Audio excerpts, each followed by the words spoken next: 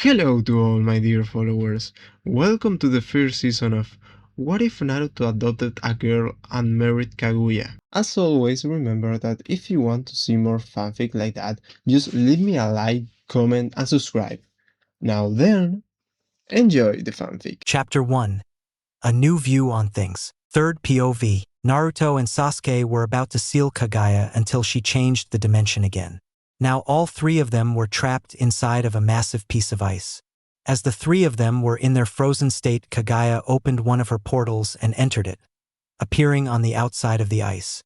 When Kaguya exited the ice, Sasuke was charging up the chakra inside his left eye and released his jutsu. Inferno style. Flame control, Sasuke said in his head as he released his jutsu and broke the ice. After the ice broke, Naruto and Sasuke escaped and faced Kaguya once again. Mother, we need to separate these two so that they won't be able to seal you, and they will be easier to deal with, Black Zetsu said from inside Kaguya's sleeve. Yes, that should work. You will deal with the one with Indra's chakra, and I'll take care of the one with Ashura's chakra, Kaguya said. Kaguya opened a portal, and before she entered it, Black Zetsu slid from her sleeves to face Sasuke. Once she entered the portal, she reopened it right behind Naruto. Naruto, behind you, Sasuke shouted as he turned around and saw Kaguya coming from the portal. Naruto immediately turned around but was too late. Kaguya grabbed a hold of him and pulled him into the portal. Naruto's POV. I was looking right at Kaguya when she entered another one of her portals and disappeared. Damn it, where did she go now? I asked, cursing in my head. As I was trying to find her, Sasuke suddenly yelled out to me, Naruto, behind you! I heard Sasuke yell at me. I immediately turned around to see who was behind me, and I saw that it was Kaguya. What the? I said in my head, and before I could do anything to stop her, she grabbed me and pulled me into whatever damn dimension she was in. Inside Kaguya's castle in a different dimension. Naruto's POV. Almost as soon as Kaguya pulled me into the portal, I appeared on the other side almost as quickly. I quickly got up to analyze the area I was in. It was some sort of castle. The room I was in was huge and mostly empty. As I was looking around, I saw Kaguya materialize out of a portal right in front of me. I started to charge up a Rasengan, but I stopped when Kaguya put her hands up, indicating a ceasefire. What? I said, confused. Third POV. What? Naruto said in a confused tone as he saw Kaguya made no move to attack him. Your eyes? They remind me of my son Hagoromo's, full of caring and happiness, Kaguya said in a saddened tone. It was a mistake, Kaguya said in a clearly regret-filled tone. What do you mean? Naruto said as he cautiously got closer to the goddess of chakra. It was a mistake to listen to the Shinju tree, Kaguya said as she started to cry. Naruto was shocked to see this and immediately moved in front of Kaguya and hugged her. Kaguya froze from Naruto's touch but slowly returned the gesture. She could feel a warm aura radiating from Naruto that comforted her, and she started to cry into his chest. Naruto was shocked at his own actions. He didn't know why, but when he felt Kaguya get upset, he knew he had to comfort her. Naruto just stood there with the crying Kaguya and started to slow pat her hair in an attempt to calm her. Kaguya felt this and loved it. She buried herself closer to Naruto's chest, feeling warm in his embrace. Slowly she calmed down and broke away from Naruto and sat down on a couch-looking thing, and Naruto sat next to her. Kaguya then, after a bit, started to talk. I guess I should tell you my reasoning for all this, Kaguya said with sadness lingering in her voice. Only if you what to Kaguya, Naruto said while placing his hand on Kaguya's shoulder and giving it a reassuring squeeze. Kaguya looked at Naruto with a thankful glance and started to talk. When I had my children Hagoromo and Himura, all I wanted was for them to stay with me and depend on me and never leave me, but as they grew up they started to grow distant from me, and when they were adults Hagoromo started a family and had 2 sons and Himura started to travel the world, and it saddened me as they grew further from me.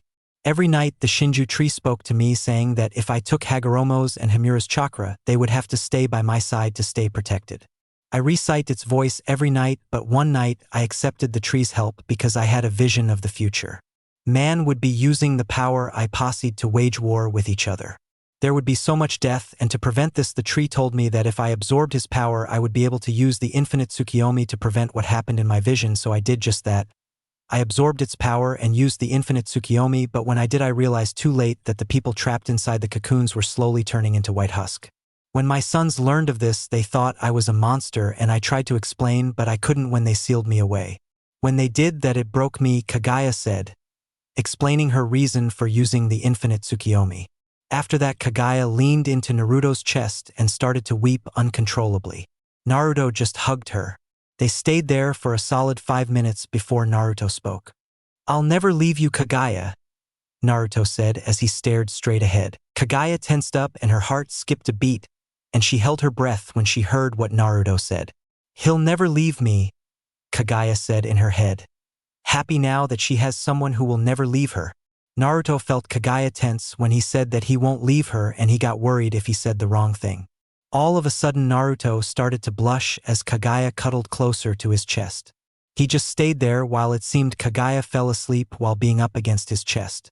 He didn't know at the time what the feeling that was rising up in his chest was, but he knew he would find out later. Sasuke's POV. After I saw Naruto get pulled into the portal by KAGUYA, I saw a black goo thing on the ground in front of me. The puddle then started to shape itself into a person.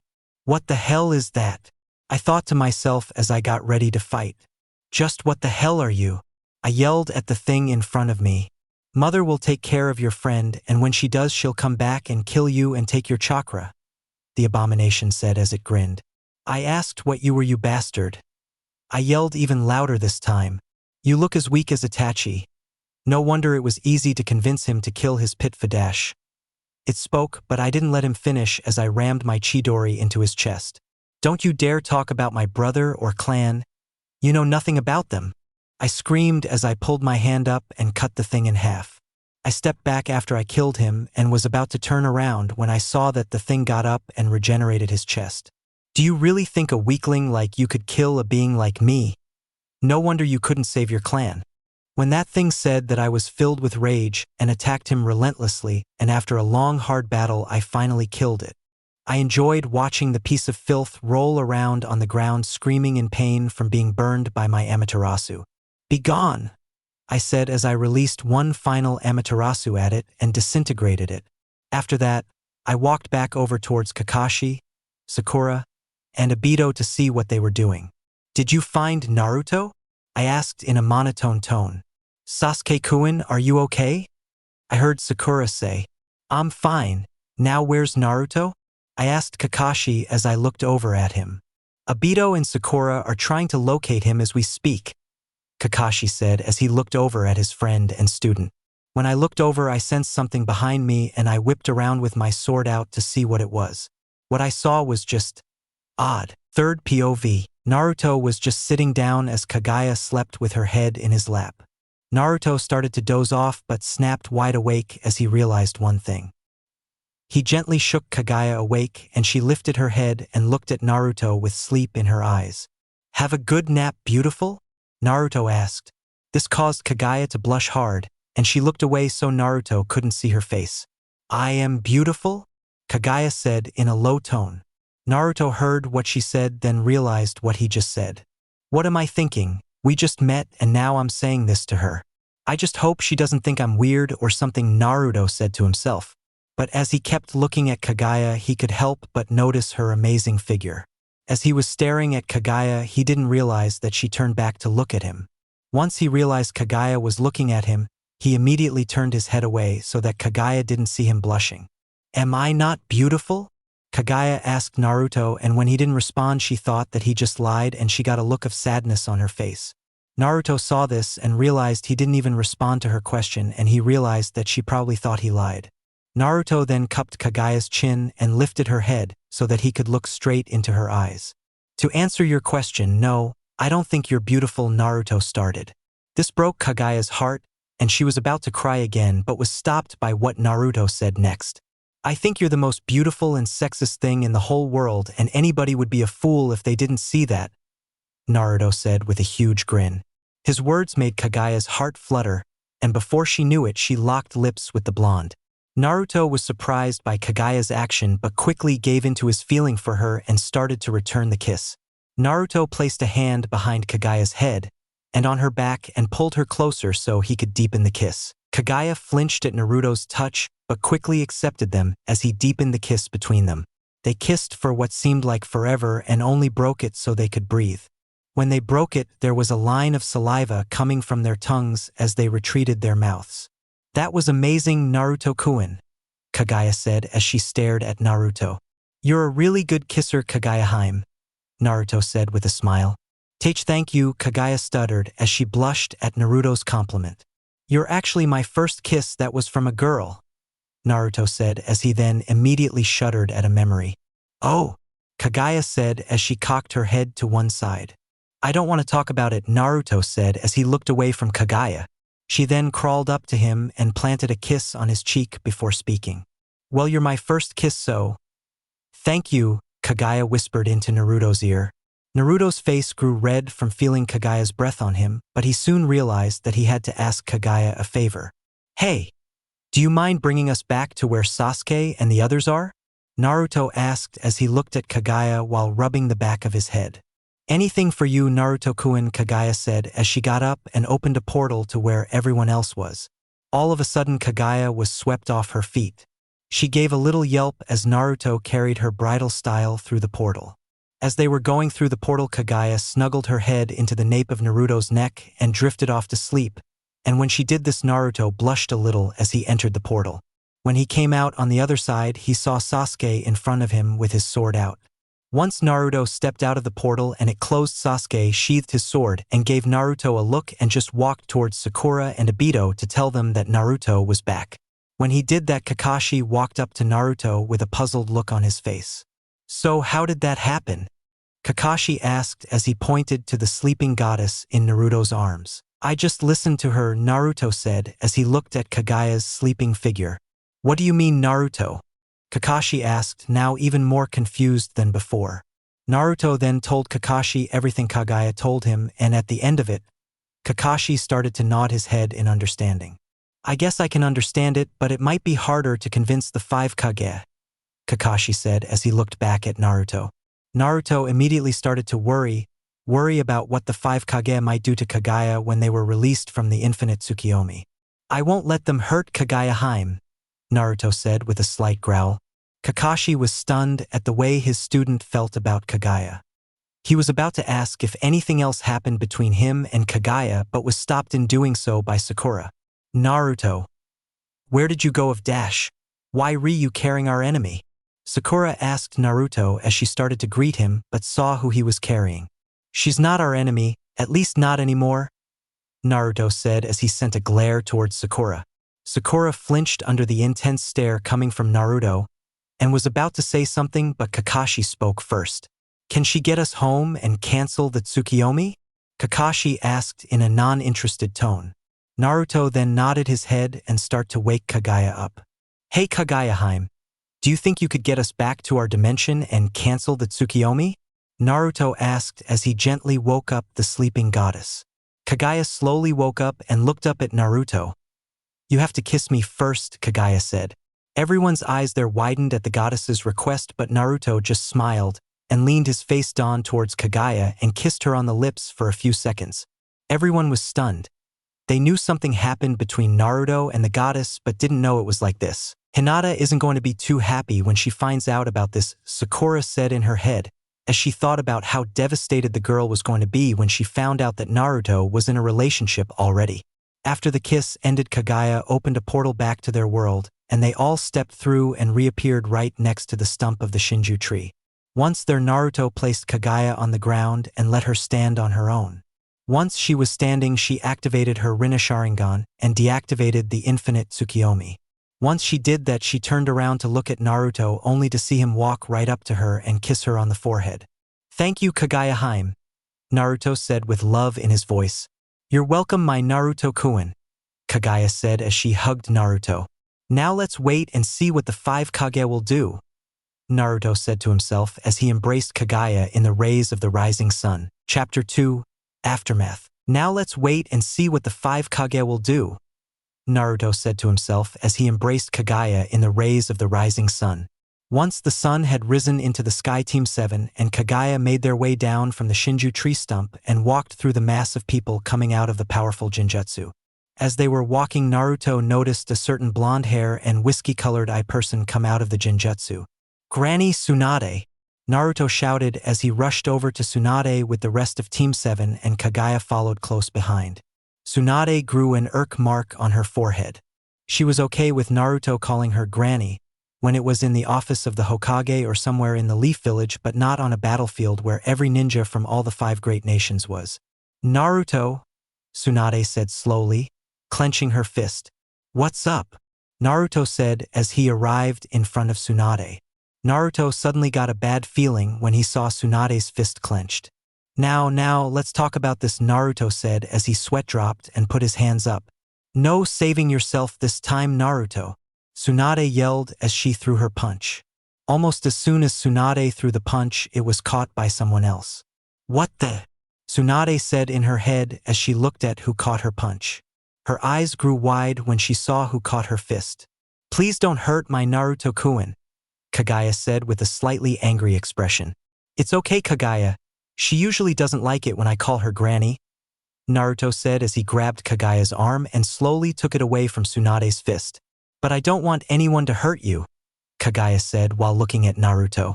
Yes, I know that's why I love you, Naruto said as he placed a kiss on Kaguya's forehead. Tsunade just stood there, stunned and confused, and also curious. Naruto, who's this? Tsunade said as she regained her composure.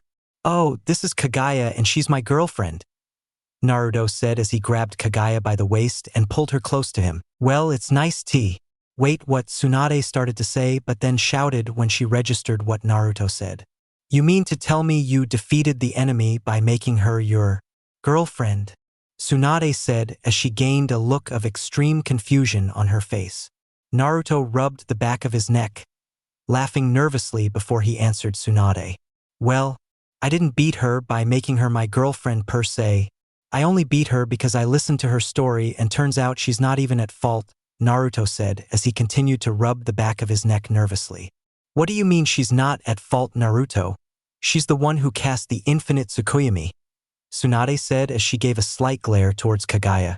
She's not, Naruto shouted, shocking everyone. It was Madara Uchiha who cast the Tsukuyomi, not Kaguya, Naruto said angrily. Kaguya went towards Naruto and hugged him. It's okay, Naruto, Kaguya said, but Naruto whipped his head around and his voice instantly softened. It's not okay, Kaguya-hime. She thinks it's your fault, but it's not, Naruto said towards Kaguya as he cupped her cheek in his left hand. Everyone was once again stunned. But this time it was at Naruto's quick change in attitude. Well, you better explain it to me, Naruto, or we'll have to do something about Kaguya, Tsunade said as she crossed her arms. Naruto instantly got in front of Kaguya in a protective way. Now one will harm her, Naruto said in Kurama's demonic-sounding voice. Kaguya placed a hand on Naruto's shoulder and he looked back at her. I'll tell my side of the story, and then once I do, my proper punishment will be chosen for my actions, Kaguya said as Naruto looked into her eyes and finally let her speak. Lady Tsunade, I will tell my side of the story, and after I do, you can decide proper punishment, Kaguya said as she bowed respectively towards Tsunade. Tsunade was a little taken aback by Kaguya's politeness but quickly regained her composure. Speak, Tsunade said in a demanding tone. Once Kaguya gained permission from Tsunade, she once again began to tell her the same story that she told Naruto when they first met. In the end, Tsunade had tears threatening to fall from her eyes. She wiped them away before placing a hand on the chakra goddess's shoulder. I know what it's like to have ones you love leave you. My little brother Nawaki and my first lover Dan died. I felt so alone, but when I met Naruto, he reminded me so much of my little brother and lover in their dream of becoming Hokage that I felt like I wasn't alone anymore. I then became Hokage and I gained so many more friends and I was never alone again, and it was all thanks to Naruto, Tsunade said as Kaguya looked up at her with tears in her eyes. Now you've heard my story. What is my punishment? Kaguya said as she looked at the ground awaiting her punishment. If I were the one giving out the punishment, I wouldn't, but since we're in a shinobi alliance, the other Kage will have to put a vote on whether to punish Kaguya or not, Tsunade said as she lifted her head to look at Naruto. Then we'll just have to make them see reason, believe it, Naruto said as he pumped his fist into the air. Team 7, Tsunade, and Kaguya smiled at his enthusiasm despite their current situation. Time skip. 1 month later. Naruto's POV. It's been a month since the end of the Fourth Great Shinobi World War. Granny is still the Hokage. Surprisingly, but she did say that she wouldn't step down until the situation with Kaguya was done and dealt with. She spoke to the other Kages once they were freed from the Genjutsu and told them Kaguya's story, and they all decide to wait until all the villages were at full capacity to speak again about what to do with Kaguya. In the meantime, I and Kaguya have been together for a whole month. Halfway through our relationship, I noticed that whenever I was with Kaguya, walking through the streets, Hinata would run the other way when she saw us. At the time, I didn't know why she was doing that, so one night I went to the Hyuga compound to talk to her. Once I was at the front gate, I knocked on the large wooden door and waited for someone to answer. Once the door opened, I recognized my friend Niji. "Hey Niji," I said, happy to see my friend again. "Hello Naruto," Niji said in a slightly happy tone. "Do you mind if I talk to Hinata about something?" I asked. He opened the door back up and took me to where Hinata's room was. "She's inside," Niji said. I thanked Niji and I entered Hinata's room to Hinata crying. When I entered the room, I saw Hinata look up at me and then quickly place her hands on her face as she started to cry. "Hinata, what's wrong?" I asked, wondering why she was crying. She just looked back up at me and then placed her head back into her hands. I walked over to her bed and sat down next to her and I asked again, "Hinata, what's wrong?" She then looked at me with a mix of sadness and anger. "Why Naruto, why did you choose that woman? Was my love for you not good enough?" she yelled. I was confused for a second until it hit me, Hinata had feelings for me? That's why she ran away when she saw me and Kaguya. I couldn't say anything. I was too stunned. "Answer me, why was it not strong enough?" Hinata raised her voice as she quiet sobbing. I'm sorry Hinata, I didn't realize I was hurting you so much," I said as I looked down at the floor. Hinata stopped and just stared at me. I couldn't see her doing it, but I felt it. I looked up at her and just hugged her and she hesitantly hugged me back. "I can't love you Hinata, I'm sorry, but there is someone who I know that loves you," I said as I pulled away from the hug. Hinata looked at me and wiped away a few tears before asking, "Who is it?" Hinata stuttered. "It's Kiba," I said. I saw Hinata's eyes grow wide before talking again. "Kiba, but he's in a relationship already," I heard Hinata say as she looked at me in shock. "He told me that he was saying that because he knew you liked me and wanted you to be happy," I said as I placed a hand on Hinata's shoulder. "Go to him. Tell him that you know about his crush on you and be happy," I said as I looked at Hinata and gave her my famous closed-eye, toothy grins. Hinata just looked at me before hugging me. "I wished that we could be together, but we're not. But as long as you're happy, I'm happy," Hinata said as she hugged me and I hugged back. "Are we still friends?" I asked a little bit hesitantly. "We are Naruto, will always be friends," Hinata said to me as she pulled away from the hug. "Thanks, Hinata," I said. "Now don't keep your girlfriend waiting," Hinata said with a genuine smile as she got off the bed. "I won't," I said as I teleported out of the room. "Thank you, Naruto. Thank you for helping me," Hinata said when Naruto left. I high-shined back into my apartment in the living room, and when I did, I heard Kaguya give a little yelp. I turned around and saw her in the kitchen, preparing what I assumed was supper. "Hey Kaguya-chan, want you making?" I asked as looked over her shoulder curiously to see what she was making. "I'm making your favorite Naruto-kun, ramen," Kaguya said, and I instantly started drooling. The first time Kaguya made ramen, it tasted like Ichiraku's, and I even dare to say it tasted better than theirs. I love it when you make ramen, Kaguya-chan," I said as I wrapped my hands around her waist. "But what's the special occasion?" I asked. Kaguya turned around while still in my grasp. "Can't I just make something special for the one I love?" Kaguya said as she wrapped her arms around my neck. "Not without a reason," I said as stared Kaguya's eyes. "Well, if you must know, it's our 1-month anniversary," Kaguya said as she also looked into my eyes. "You didn't forget, did you?" Kaguya said as she cutely tilted her head. I remembered immediately that what Kaguya said was true. "What? I totally didn't forget," I said nervously. "You forgot, didn't you?" Kaguya said as she moved her head to the other side. "No, I didn't." "Okay, maybe," I said. Instead of yelling at me, Kaguya just got on her toes and kissed me on the lips. "It's okay," Kaguya started to say, I would actually be worried if you remembered something. I heard Kaguya say with a mischievous grin on her beautiful face. Hey! I said as Kaguya started to giggle at my reaction. After that, I left Kaguya so that she could finish preparing dinner. I waited in the living room reading a book that Kakashi gave me after we came back to the leaf from the battlefield. I might have to try some of these things later when I and Kaguya get more comfortable. I thought to myself, what are you reading? Kaguya said from behind me. I leapt into the air and threw the book back into the bookshelf and turned toward her. You scared me, Kaguya-chan, I said as I calmed down a bit. Sorry, just wanted to let you know that dinner's ready, Kaguya said as she turned to sit down at the table. Oh, and don't think I don't know what you're reading, Naruto-kun. I have the Byakugan, remember? Kaguya said in a matter-of-fact tone. I froze when she said that and hoped she wouldn't beat me up for reading that. Just don't read that in public like your sensei, Kaguya said when she sat down at the table. Yes, ma'am, I said in a mock salute. We sat down and ate our dinner, and once we finished I got our dishes and washed them for the both of us. After that, we went to bed because it was getting late and I had a big day tomorrow because Tsunade asked me to instruct the academy students in taijutsu for a month.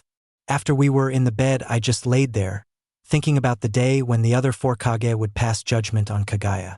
I was hoping they wouldn't do anything harsh, but if they tried to have her executed, I will challenge all the Kage to match and fight them and force them to not execute her. As I was thinking about this, Kaguya laid her head onto my chest, and when I looked at her I realized she was also awake. Can you not sleep either, Kaguya-chan? I asked Kaguya and she looked up at me. I was just thinking, what will happen if the other Kage decides that I should die for what I did? She said in a worried tone. I cupped her cheek as I spoke. They won't execute you for something you had no control over. The Shinju tree forced you to do it, and if they don't see that, then I'll fight every single one of them to make them believe you, I said confidently. You're my hero, Naruto-kun, Kaguya said as she planted a quick kiss on my cheek. After that, she laid her head back down on my chest and I thought that she went back to sleep, but she spoke to me again. Naruto, have you ever thought about kids? Kaguya said nonchalantly. What do you mean kids? I said as a blush appeared on my face. Kaguya then looked up at me again and said, have you ever thought about having any? I'm just wondering. I then got into deep thought and then answered her. Honestly, yes. Yes, I have thought about having kids and a wife to start a family with. Why do you ask? I said as I looked at Kaguya. When she saw that I was looking at her, she blushed a little and turned away. And maybe in the future we could have kids.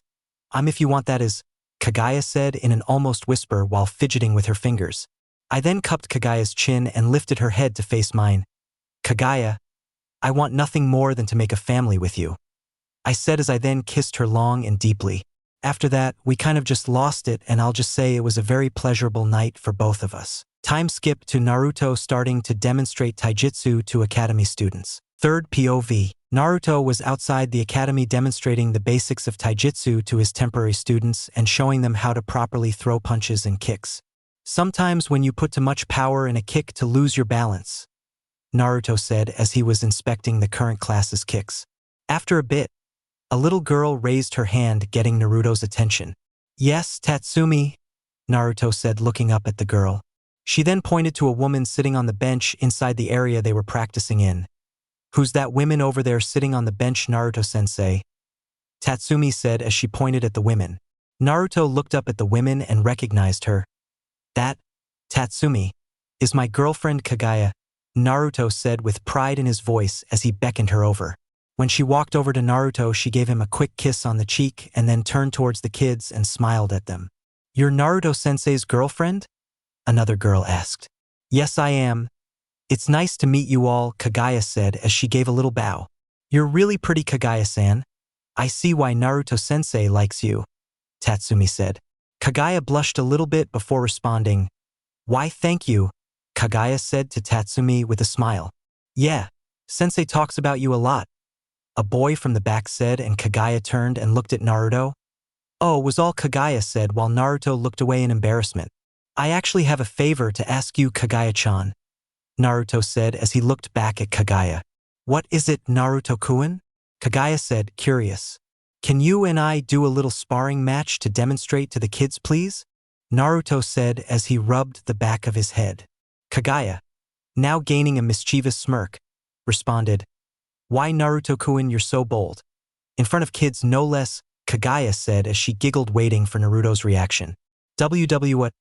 Not that I meant a taijutsu sparring match, Naruto said, all flustered and embarrassed. I know. I'll do the sparring match with you, Kaguya said as she went to one side of the fighting arena and Naruto went to the other. Still embarrassed but quickly regained his composure. Ready, Kaguya? Naruto shouted across the arena. Ready, Kaguya shouted back, activating her Byakugan in the processes. Alright, ready in 3, 2, 1, go, Naruto shouted, and the two of them launched into a taijutsu battle. As they battled, the students were in awe at how fast their sensei was going and how elegantly their sensei's girlfriend was moving. As the fight went on, Naruto had to activate his Karama Chakra cloak, and this made the students' eyes grew wider than possible. They knew their sensei had lots of power, but not this kind of power. Quickly turned into a blur of punches and kicks and went so fast the students couldn't follow it. As Naruto threw a punch, Kaguya bent over in pain and spewed bile. Naruto immediately stopped the fight and grabbed Kaguya before she could fall. Kaguya, what's wrong? Naruto asked in a panicked voice. I don't know. This has never happened to me before, Kaguya said as she clenched her stomach. Naruto then quickly dismissed his students, and before he took Kaguya to the hospital he was stopped by Tatsumi. Is she going to be all right, sensei? Tatsumi asked in a very worried voice. She's going to be fine. Don't worry, Naruto said as he pumped chakra into his feet and launched himself towards the hospital. I soon arrived at the hospital and busted through the door. Somebody, help me, Naruto shouted. Nurses ran towards Naruto and directed him towards an empty room. Once Naruto placed Kaguya on the bed, he decided to get Tsunade and he left almost immediately. Tsunade was battling the worst enemy she has ever faced. Paperwork. I can't wait until I pass the hat to the next Kage, Tsunade said as she sighed when she signed another paper. All of a sudden Naruto busted through the door so fast that the door almost came off the hinges. Tsunade, Kaguya's really sick. I need your help quick. Please, Naruto begged Tsunade. Tsunade immediately got up, disregarding the paperwork, and ran to the hospital along with Naruto. Once she arrived in the room Kaguya was awake and seemed okay. Naruto, you said she's really sick. She seems fine, Tsunade said as she angrily glared at Naruto. But she threw up earlier when we were doing a demonstrative spar at the academy, and she said she's never been sick before, Naruto said in a panicked tone still. Tsunade gave a sigh of annoyance as she went over to Kaguya to see what was wrong with her. Almost as soon as Tsunade placed her hand on Kaguya's forehead, she pulled her hand quickly and looked back at Naruto with an expression that confused Naruto. She was smiling at Naruto. What's wrong, Granny? Naruto said after he calmed down a bit. Tsunade looked back at Kaguya and got a nod from the chakra goddess, and Tsunade looked back at Naruto with an even bigger smile. Naruto Shi's Chapter 3, Start of a New Family. Flashback starts. Tsunade, Kaguya's really sick. I need your help quick. Please, Naruto begged Tsunade. Tsunade immediately got up, disregarding the paperwork, and ran to the hospital along with Naruto. Once she arrived in the room Kaguya was awake and seemed okay. Naruto, you said she's really sick. She seems fine, Tsunade said as she angrily glared at Naruto. But she threw up earlier when we were doing a demonstrative spar at the academy, and she said she's never been sick before, Naruto said in a panicked tone still. Tsunade gave a sigh of annoyance as she went over to Kaguya to see what was wrong with her.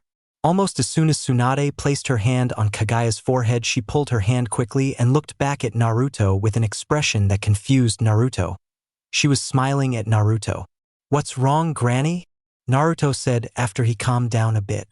Tsunade looked back at Kaguya and got a nod from the chakra goddess, and Tsunade looked back at Naruto with an even bigger smile. Naruto Shi's Flashback ends. Naruto, she's pregnant, Tsunade said with a big smile.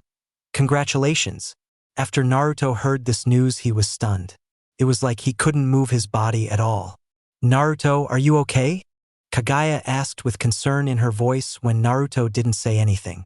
Naruto then looked at Kaguya with no expression at first, but when he looked at her for a bit longer, he started to get the biggest grin he had ever gotten. I'm going to be a father, you know, Naruto said in a regular tone. And I'm going to be a mother, Kaguya said with excitement because she was having a child with the person she loved the most. I'm going to be a father, you know, Naruto shouted, his voice filled with excitement as he ran towards Kaguya and gave her a hug.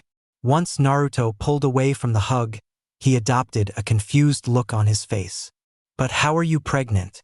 We only did it once, Naruto said as he scratched the back of his head in confusion. Tsunade was shocked to hear this and thought that it was impossible that this could happen. When did you guys do it? Tsunade asked and regretted asking such a private question but was trying to get to the bottom of this.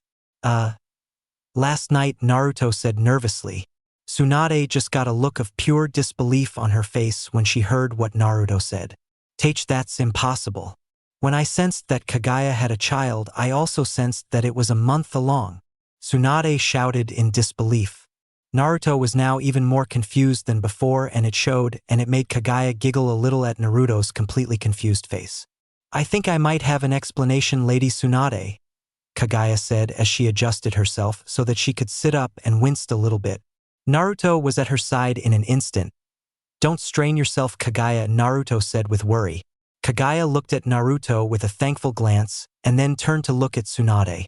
Since I'm an Otsutsuki, my gestational period is shorter than a human's but by only 2 months. But since I have the 10 tails still, its chakra is accelerating the baby's development at an unknown rate, Kaguya said. Tsunade looked down with her hand on her chin in a thinking posture after hearing what Kaguya said. Suddenly Tsunade's head shot up. There is a way to slow the process down back to your original gestational period, Tsunade said. How do we do that, Granny? Naruto asked as he held Kaguya's hand. Whenever a female Jinchuriki is pregnant, the chakra from the tailed beast accelerates the gestational period. There are records of what my grandmother Mito and your mother Kushina had to do when they were pregnant. Just let me get the records real quick, Tsunade said as she rushed out of the room to head to the records room of the hospital.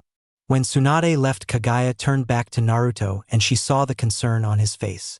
Why are you concerned, Naruto? Kaguya asked. I just don't want anything bad to happen to you or the baby, Naruto said as he looked at Kaguya with a loving stare. Kaguya cupped Naruto's cheek and brought herself up to him and gave him a quick kiss on the lips. Don't worry, Naruto, everything is going to be fine, Kaguya said as she reassured Naruto. Soon after, Tsunade came back with a scroll and a grin and she handed the scroll to Naruto.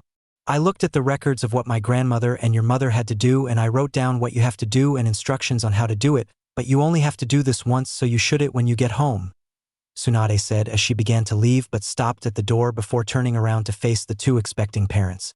I'm really happy for you too, Tsunade said as she walked out of the room. I guess you can go, Naruto said. I guess I can, Kaguya said as she got off the bed and grabbed Naruto's hand and started to walk out of the hospital and down the street. Naruto was thinking about what he should do about a baby as they were walking. What am I going to do? I don't know how to be a parent. I have no clue whatsoever, Naruto said in his head as they continued to walk down the street. As they were walking, Kaguya's stomach grumbled. Naruto looked at Kaguya, who blushed in embarrassment, but Naruto just smiled. You hungry, Kaguya? Naruto asked. I have a craving for ramen right now, Kaguya said as she looked up at Naruto, whose face grew bright as he held Kaguya's hand tighter and started to run to a Chiraku. When they arrived at the ramen stand, Naruto saw his old teammate Sakura and her friend Ino eating there. As he held the flap open for Kaguya to enter, Sakura turned around and greeted both of them. Hey, Kaguya. Hey, Naruto, how you been? Sakura asked as Naruto entered and sat down. We've been doing pretty good, how about you? Naruto responded as he ordered both Naruto and Kaguya's usuals. Ever since the end of the war, I've been working in the hospital a lot more, Sakura said as she ate some ramen before asking. That reminds me, why were you and Kaguya in the hospital? Sakura said as she turned to look at the two. This piqued Ino's interest and looked over at Naruto and Kaguya, waiting for their answer. Kaguya threw up earlier and she said she was never sick before, so I rushed her to the hospital, Naruto said as he dug into the ramen he just got. Kaguya was staying silent through the entire thing and scarfed down her bowl like she hasn't eaten in days. This surprised Sakura and Ino because they never have seen her eat like that before. Are you okay, Kaguya? Sakura asked as she placed a hand on her shoulder but immediately retracted it and stared. You're pregnant, Sakura said in a borderline shout. Ino just stared while Naruto froze in place. Kaguya just looked at Sakura with a smile. Why yes I am, Kaguya said with a smile. Sakura and Ino started to squeal with happiness and talk to Kaguya about babies. By the time they finished their talking it was late, so they said their goodbyes and parted ways. As they were walking back to Naruto's house, Naruto started to speak up. Now it's only a matter of time before the whole of Konoha knows, Naruto said with his hands holding the back of his head. I don't mind it, Naruto, Kaguya said. Naruto looked at Kaguya and thought about what a great mother she was going to make when he heard a noise in the alleyways. He stopped immediately and pulled out a kunai and got in front of Kaguya protectively. Kaguya looked at Naruto with a worried expression. What's wrong? Kaguya asked as she stood behind Naruto. There was a noise coming from the alleyway. I'm going to check it out, Naruto said as he started to head towards the alleyway where he heard the noise. As he got closer, he started to hear something he didn't expect. Crying. He got closer to the source. He saw who was making the noise. Tatsumi? Naruto asked. Tatsumi immediately looked up from her position on the ground. And Naruto-sensei, Tatsumi said, and tried to get up, but fell back down in a cry of pain. Naruto immediately went to her side and was now fully concerned and worried about his student. Tatsumi, what's wrong? Tell me, Naruto said as he held her. And my parents, she started as she began to cry again. They beat me, Tatsumi said as she cried. Naruto started to feel rage bubble up inside of himself and felt another feeling rise up as well. It was more like an instinct to protect. Naruto picked Tatsumi up and she winced in pain as he moved out of the alleyway. When Kaguya saw Naruto exit the alleyway, her eyes grew in surprise as he came out holding a crying girl she recognized. Isn't that your student Tatsumi? Kaguya asked as Naruto walked up to Kaguya. Naruto nodded his head in agreement when he arrived in front of Kaguya. Can you use your healing jutsu and heal her, please? Naruto asked. Kaguya nodded and placed her hand on Tatsumi as a green glow started to come from Kaguya's hand and healed Tatsumi. Once that was finished, Naruto spoke to Tatsumi again. Hey Tatsumi, are you okay now? Naruto asked as he looked at his student. Tatsumi opened her eyes and looked at her sensei and then at her sensei's girlfriend. I'm okay. I feel great, Tatsumi said. They then heard shouting coming from in front of them and they looked up to see two people yelling. Tatsumi, where are you? A man said as a woman shouted the same thing. When Tatsumi saw the two people that Naruto and Kaguya assumed to be her parents, she jumped out of Naruto's arms and ran behind Kaguya to hide. As the two people made their way down to the three, Tatsumi started to whimper from fear. Naruto heard this and got pissed. A parent should never make their own child fear them, nor should they beat their child, but that's what Tatsumi's so-called parents did. When the man and women arrived in front of Kaguya and Naruto, they saw Tatsumi hiding behind Kaguya. Thanks for finding her. She's been a little trouble today, the man said as he extended his hand out to grab Tatsumi. Naruto grabbed the man's wrist and stopped him from grabbing Tatsumi as Kaguya moved protectively in front of her. What the hell do you think you're doing? The man asked with anger in his voice.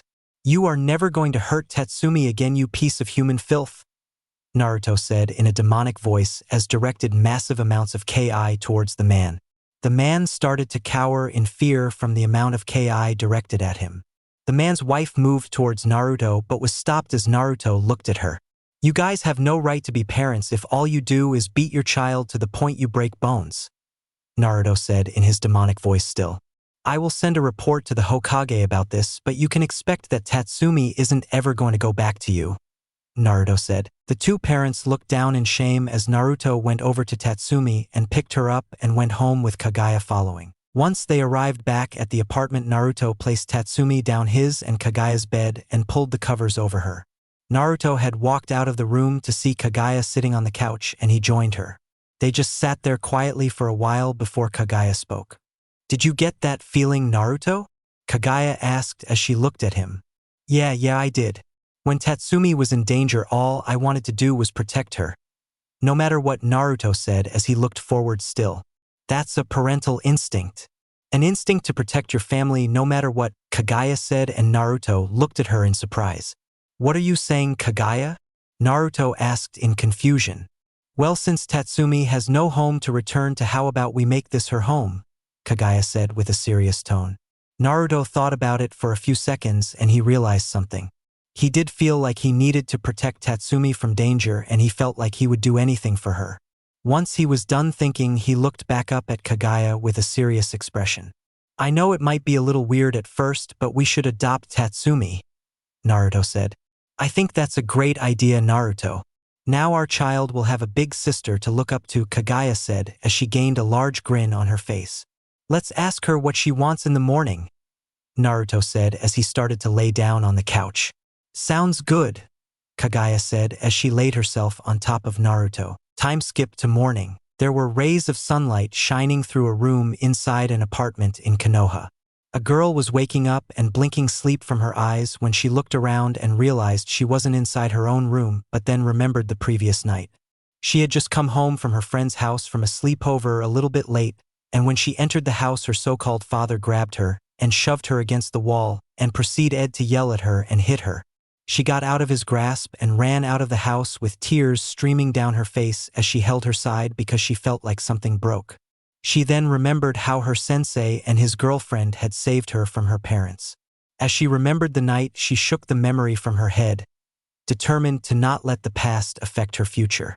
So she got out of the bed and noticed she was in the nightwear that she had in her bag from when she went to her friend's house to have a sleepover. She just shrugged it off and went to open the door and was greeted with a smell that to her smelled like heaven. She saw her sensei sitting at the small table reading the newspaper and taking sips from his coffee, and she saw her sensei's girlfriend making a breakfast that consisted of eggs, bacon, sausage, and pancakes. She walked out of the room and greeted them. Good morning, Naruto-sensei, Kaguya-san, Tatsumi said as she bowed in respect. Naruto looked up from his paper and gained a smile when he saw Tatsumi. Good morning, Tatsumi. Just refer to us as Naruto and Kaguya now, okay? Naruto said. Okay, Naruto, Tatsumi said in a cheery voice as she sat down at the table as Kaguya served the breakfast and sat down herself. Tatsumi took her first bite and loved it immediately, and her delight was shown on her face. You like my cooking, Tatsumi-chan? Kaguya asked as she saw Tatsumi eat the food. Tatsumi nodded her head vigorously as her mouth was full of food, and this made Kaguya smile widely and caused Naruto to laugh a bit. Once they finished eating and Kaguya cleared off the table, Naruto started to talk. So Tatsumi, I wanted to discuss something with you, Naruto said as he placed both his arms on the table. What is it, Naruto-sen? I mean Naruto, Tatsumi said. Both me and Kaguya talked about this last night, and I know it might be a little weird and seem too quick, but how would you like for us to adopt you? Naruto asked as looked at Tatsumi's face for a reaction. Tatsumi froze when she heard what her sensei said and started to think.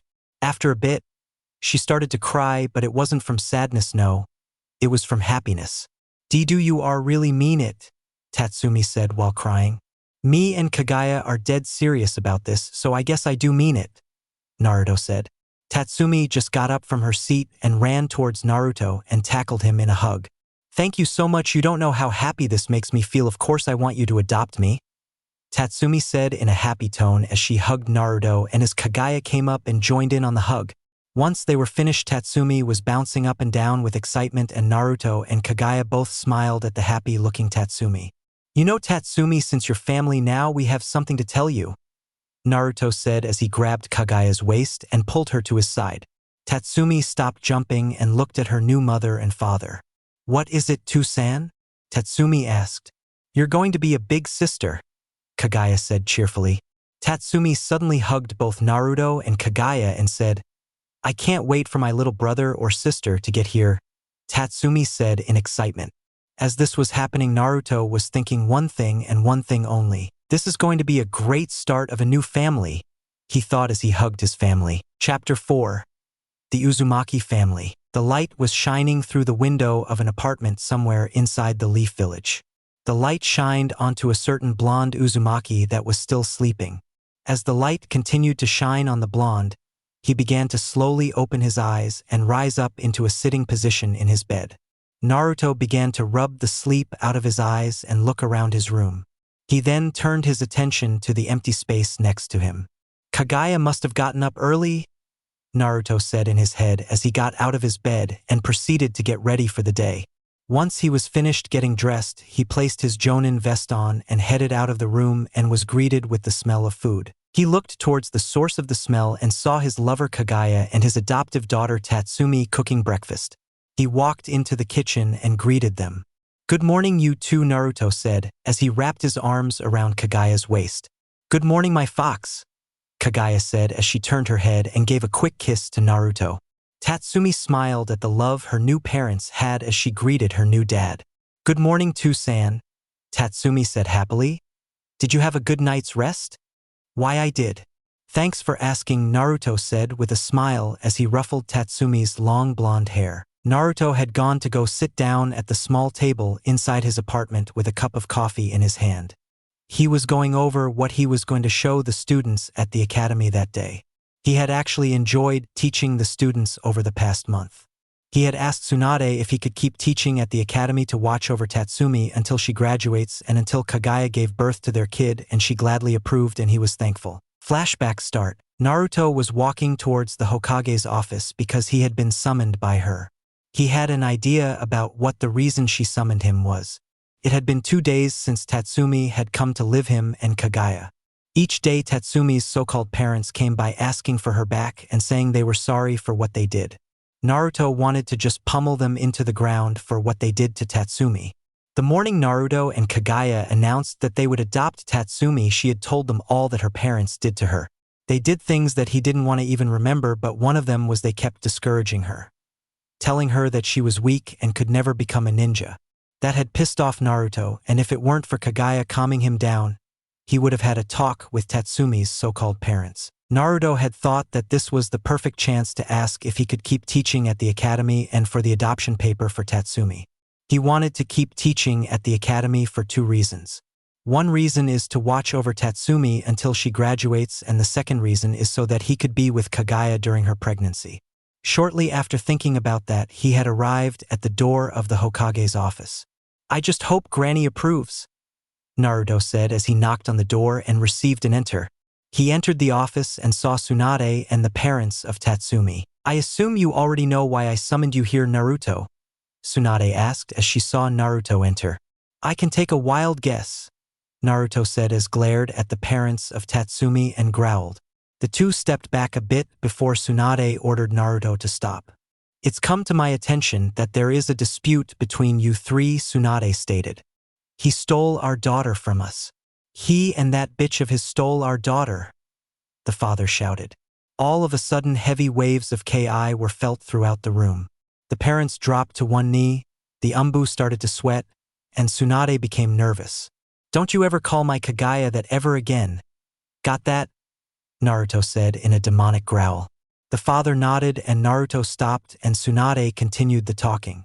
"Naruto, these people have come to me and say that you and Kaguya kidnapped their daughter. Is this true?" Tsunade said as she looked at Naruto. No, it's not true, not one bit," Naruto shouted. "Lies! You did kidnap our daughter," the mother yelled at Naruto. "Silence!" Tsunade shouted as she slammed a fist onto the table, cracking it a bit. "I've heard their side of the story and their account of the night in question, Naruto. Now I want to hear yours," Tsunade said once she calmed down. Naruto began to talk about the night in question. He talked about how he found her in an alleyway with bruises and a broken rib, and how Tatsumi said herself that her parents abused her. He didn't want to tell Tsunade what Tatsumi told him, but if it was going to protect her, then he had no choice, so he told Tsunade all of what Tatsumi said. By the end of it, Tsunade was seething with anger while the parents were completely pale white. Tsunade slowly looked at the parents before speaking. "You are a disgrace to this village," Tsunade said as she raised up from her chair. "ANBU, arrest these 2 and take them to Ibiki before bringing them to prison," Tsunade ordered as 2 ANBU came out of the shadows and arrested the 2. When they left, Tsunade sat back down and sighed. "You can go, Naruto," Tsunade said as she turned her chair so that she could look out at the village. "Actually, Granny, there's something I wanted to talk to you about," Naruto said as he sat down in one of the chairs. And what is that, Naruto? Tsunade asked as she turned her chair back around and faced Naruto. First of I would like to adopt Tatsumi, Naruto said with a firm tone. Tsunade smiled before handing Naruto the papers, and he signed them and handed them back. Now that's done, what else did you want to talk to me about? Tsunade asked as she filed the adoption papers and gave Naruto a copy. I wanted to continue teaching at the academy until KAGUYA gives birth and Tatsumi graduates, Naruto said with a firm tone. Tsunade smiled a large smile before responding. You seem to have grown attached to Tatsumi, Tsunade said. Naruto gave a small laugh. Yeah, I guess I have. Ever since that night 2 days ago, I had this feeling like I had to protect Tatsumi no matter what. KAGUYA told me it was a parent's instinct. I can tell you're going to be a great father, Naruto, Tsunade said. Thanks, Granny, but what about me and the academy? Naruto asked. I grant you permission. You'll be paid as a teacher as well, and I'll also call this a B-rank mission, Tsunade said. Thank you so much, Tsunade, Naruto shouted in excitement. Tsunade held her hand up to shut Naruto up before she continued. I have one more surprise for you, Naruto, Tsunade said. What is it? Naruto asked as he cocked his head in confusion. Naruto Uzumaki, I Tsunade send you the 5th Hokage, hereby promote you to the rank of elite jonin of the village hidden in the leaves, Tsunade stated in an official tone with a slight smile as she handed Naruto a jonin vest and the elite jonin certificate. Naruto had tears well up in his eyes as he took his new vest and certificate. He placed them on the chair next to him and hugged Tsunade. Thank you so much, Granny. I won't let you down, I swear, Naruto said as he hugged Tsunade and she hugged back. As Naruto pulled away from the hug, Tsunade said one last thing. In the future, I might make you a jonin sensei when I hand the hat over to you, Tsunade said with a smile. Naruto just hugged her again before he left to return home and give KAGUYA and Tatsumi the good news. He arrived back at his apartment quickly and entered. I'm home, Naruto said as he took off his shoes. After he did that, he was tackled in a hug from Tatsumi. I missed you too, San, Tatsumi said as she hugged Naruto. I missed you to Tatsumi, Naruto said as he ruffled Tatsumi's hair and got up. Where's Mom at? Naruto asked. She went into your bedroom to take a nap, Tatsumi said happily. Thank you, Tatsumi. Can you go and wait for us on the couch? I have something to tell you both, Naruto said. Okay, Tatsumi said happily and ran to the couch while Naruto entered his bedroom. When Naruto entered the room, he saw KAGUYA stir and sit up. How was your nap, KAGUYA-hime? Naruto asked as he sat on the bed next to KAGUYA. It was good, Naruto-kun. How was your meeting with the Hokage? KAGUYA said with sleepiness in her voice. I'll tell you in the living room, Naruto responded as he grabbed KAGUYA's hand and led her to the couch in the living room and sat her down next to Tatsumi. Okay, Naruto, what is it that you have to tell us? KAGUYA asked. First, I'll show you this, Naruto said as he took out the copy of the adoption papers and placed it on the table. Tatsumi was the first one to pick it up and look at it, and as she was reading it, she started to tear up. Is this are real? Tatsumi asked as tears slowly fell down her face. Naruto nodded a yes and launched herself at Naruto and gave him a bone-crushing hug. KAGUYA picked the paper up and read it. She was happy that Tatsumi was officially their child. She placed the paper down and went to save Naruto from Tatsumi's bone-crushing hug. Once she did, Naruto gained his breath back before continuing. While I was there, Tsunade had promoted me to elite jonin, Naruto said, showing them his certificate and vest. I also requested that I stay at the academy teaching until you give birth, Naruto said, looking at KAGUYA. And until you graduate? Naruto said, looking at Tatsumi. Both KAGUYA and Tatsumi gave Naruto congratulations on his promotion. I guess I should start training you, Tatsumi, so that you can be an awesome ninja like me, Naruto said while pointing at himself. You're awesome, Tatsumi said in an innocent and teasing tone. KAGUYA started to laugh while Naruto chased Tatsumi around the house. Flashback end. Hey San, what are you doing? Tatsumi asked as she placed the food on the table. Going over what I'm going to teach you at your classmates today, Naruto answered, taking a sip of coffee. Tatsumi wanted to ask more but decided she'll find out later during class. When they had finished eating, Kaguya took the dishes while Naruto and Tatsumi said goodbye and headed towards the academy. As they were walking, Naruto recognized two people.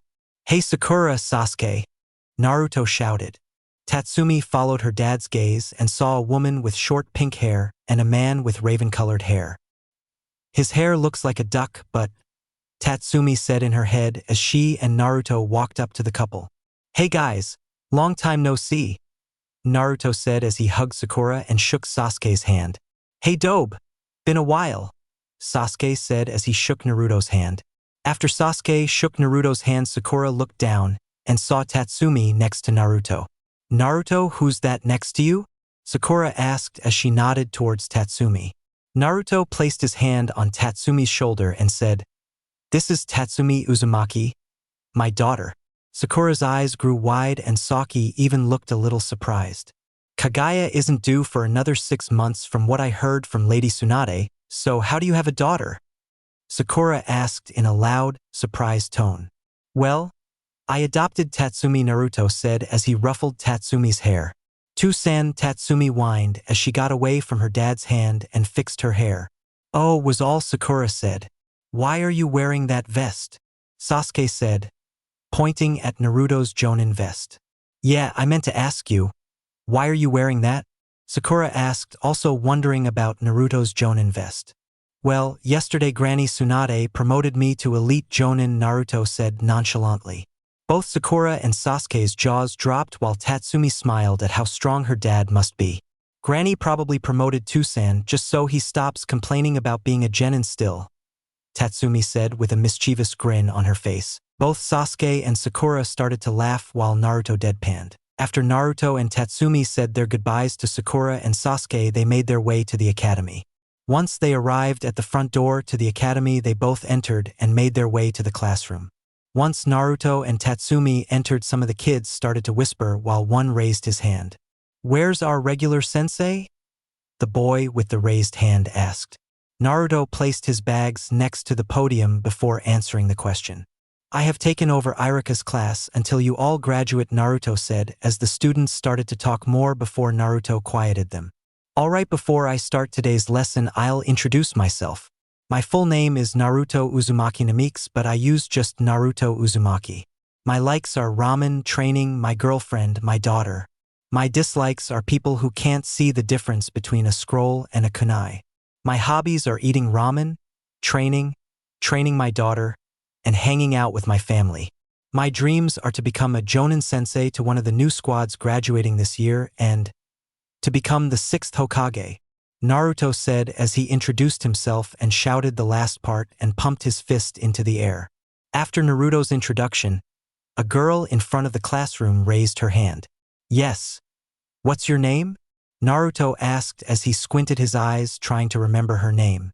"My name is Mei Yanaka, Naruto-sensei," the girl named Mei answered. "Yes, Mei, what's your question?" Naruto asked. "Who's your daughter and what rank are you?" Mei asked. "Well, to answer your question about my rank, I'm an elite Jonin," Naruto said as all of the kids in the room except for Tatsumi gasped in surprise. "And to answer your question about who my daughter is, her name is Dash," Naruto said as he motioned Tatsumi to stand up, and she did. "Tatsumi Uzumaki Namikaze, but she goes by Tatsumi Uzumaki just like me," Naruto said with a prideful expression on his face. "Eh." All the kids in the class said as Tatsumi gave everyone a closed-eye smile. "Alright, let's begin today's lesson," Naruto said as he turned towards the board and started the class. /N. Thanks for reading this chapter. Published Sunday, June 7th, 2029, 27 a.m. Chapter 5. 2 New Lives Begin. It had been about 5.5 months since Naruto had taken over teaching Irika's class. He had enjoyed every moment he had in the classroom. Throughout the 5.5 months, Tatsumi's skills had improved greatly. It helped that Naruto trained her after school and that she learned things fast. The other thing that grew was Kaguya's stomach. Most of the days Kaguya just rested on the couch or went to sleep on the bed that both she and Naruto shared. As time went on, Naruto thought about how he was even going to raise a baby but was always reminded that he had both Kaguya and Tatsumi to help him. Naruto was currently in the classroom handing out a quiz to his students. With each test, he handed to a student. He received a groan of displeasure. Naruto laughed to himself when this happened because it had reminded him of when he was in the academy. Naruto had reached the last desk in the classroom. The desk contained his daughter Tatsumi, her friend Mei Yanaka, and another one of her friends named Aiko Hyuga. The trio were very close friends, and each of them would do anything for the other. Naruto handed them the test but didn't receive groans of displeasure but just smiles. This didn't shock him because out of all of his students these three were his best ones. Once he finished handing out the test, he made his way back to the podium and started to speak. "Alright, what I passed out is a test that you can expect on the Chūnin Exams," Naruto said as he looked over his students. "We're basically going to do a mock Chūnin exam today because I want to see where you guys need help," Naruto said.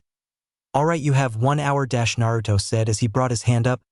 "Begin," Naruto finished as he brought his hand down to indicate the start of the test. Naruto went towards his desk and chair and sat down and pulled out a book and waited for his students to finish. Once 5 minutes had passed, 3 students walked up to Naruto's desk. Naruto looked up from his book and saw Tatsumi and her 2 friends.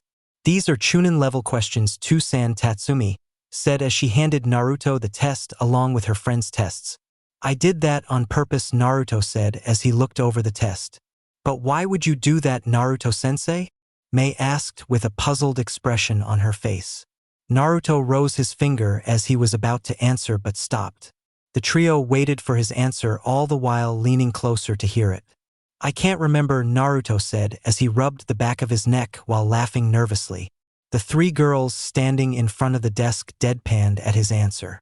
"You're terrible, Sensei/Tsunade," the 3 girls said in unison. Once Naruto recovered and Tatsumi and her friends went back to their seat, he looked over the test.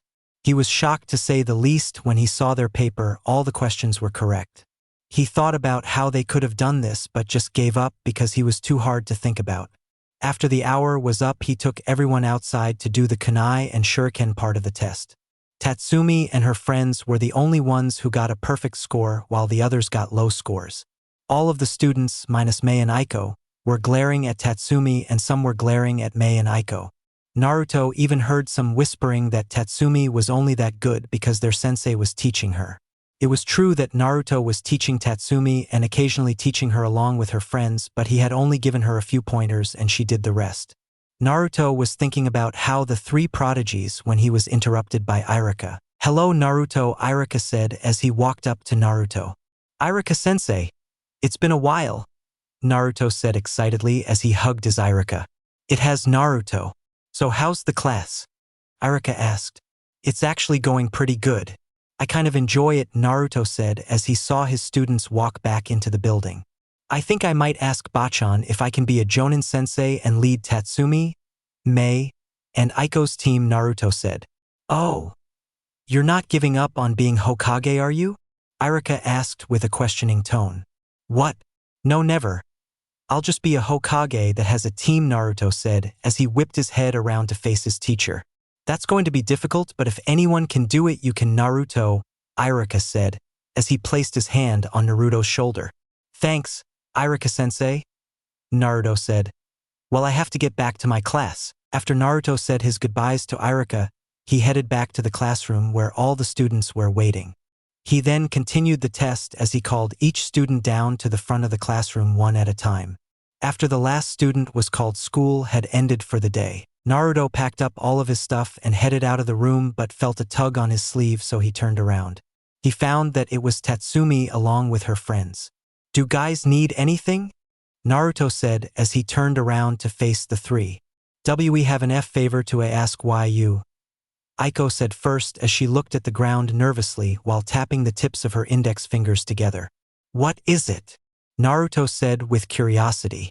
"We were wondering if you could ask Bachan if we could be on the same team with you as our sensei," Tatsumi said confidently while looking at Naruto's eyes with an unwavering stare. Naruto wasn't shocked by this request, he was just surprised they asked so soon. "I'll see what I can do." "Believe it," Naruto said as he gave the trio a toothy grin and a thumbs up. "Thank you so much, Tsunade," Tatsumi said in happiness.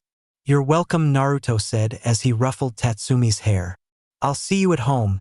Don't be late for dinner. You know what happened the last time I was late for dinner?" Naruto said as he shuddered at the memory before vanishing in a yellow flash. What did he mean by that, Tatsumi-chan? Aiko asked in a bit of a whisper. Yeah, what did Naruto-sensei mean? Mei also asked. Tatsumi shuddered at the memory as she explained what happened the last time Naruto was late for dinner. She explained by saying that 2 weeks ago that her father Naruto had come home late because he was training and because of that he missed supper. She explained that when her mother Kaguya saw him, she sent him through one of her dimensional portals, and after he came out he looked as pale as snow. She said that Naruto never told her what happened but guessed that it was pretty bad, so she decided not to be late for anything ever again or face the wrath of an angry Kaguya. Hey, I have an idea! Tatsumi shouted after she turned around to face her friends. What is Sumi? Mei asked. Let's go train, Tatsumi said with her arms open. I think you are the only person that can get this excited over training, Mei said. It's not a bad thing to get excited over training, Mei, Tatsumi said as she deadpanned. I think training sounds wonderful, Sumi-chan, Aiko said. Thanks, Aiko.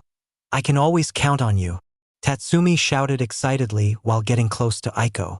Aiko turned her face away, hoping that Tatsumi didn't see the small blush appear on her face. Mei saw Aiko's little blush donned a mischievous grin.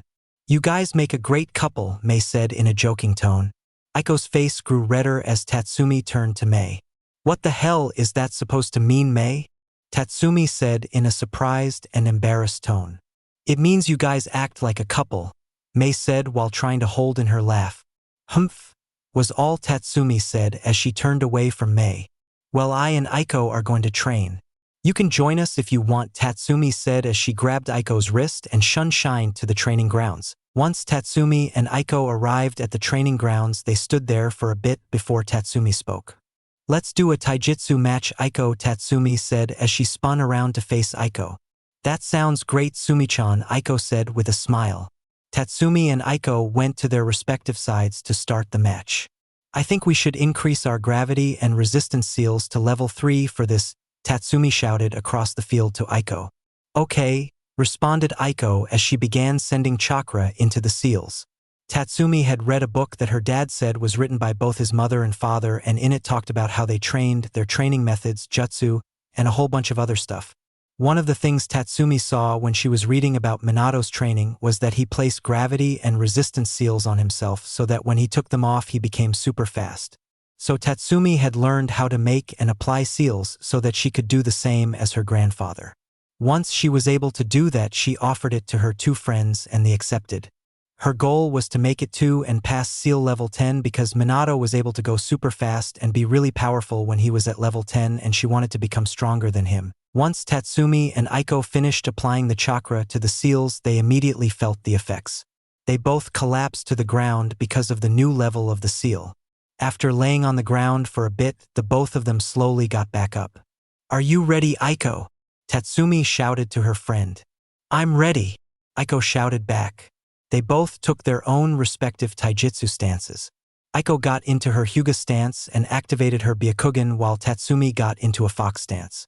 The fox stance was something Naruto had shown her when he demonstrated his taijutsu to her a few weeks ago. He told Tatsumi that Kurama taught him that so that when he goes into his chakra mode, he can use that taijutsu style to make greater use of that mode. Tatsumi learned the style because she thought that it was both cool to see and basically unpredictable to the enemy. After a few moments of quietness, Tatsumi and Aiko launched at each other. They threw slow punches and kicks at each other, and they were easily able to block each other's strikes. But as they sparred, they got used to the new seal level and their speed steadily increased. Aiko was aiming for one of Tatsumi's chakra points on her leg, so that she wouldn't be able to that leg, but as she threw her strike, Tatsumi pulled the leg back and threw a punch straight into Aiko's gut. Aiko flew back and hit a tree hard and got the breath knocked out of her. But as Tatsumi was going in for the final strike, Aiko dodged last second and jabbed at Tatsumi's arm, disabling it. Nothing can get past you and your Byakugan, Tatsumi said as she jumped back away from Aiko. Nothing can, Aiko said as she launched at Tatsumi, intending to finish the fight. What Aiko didn't expect is Tatsumi sidestepped and quickly hit Aiko's neck, knocking her unconscious. After a few hours had passed, Aiko slowly started to open her eyes. Once she did, she realized that Tatsumi was staring right at her. Aiko gave a yelp of surprise before turning her head away from Tatsumi with a slight blush. "You okay, Aiko?" Tatsumi asked. "Why, yes, I'm fine," Aiko responded as she stared at the ground.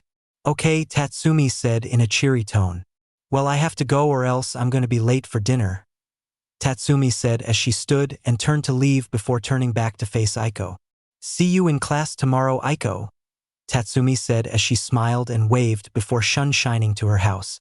"See you tomorrow, Sumi-chan," Aiko said in a whisper before standing up and heading back to the Hyuga compound. Time skip.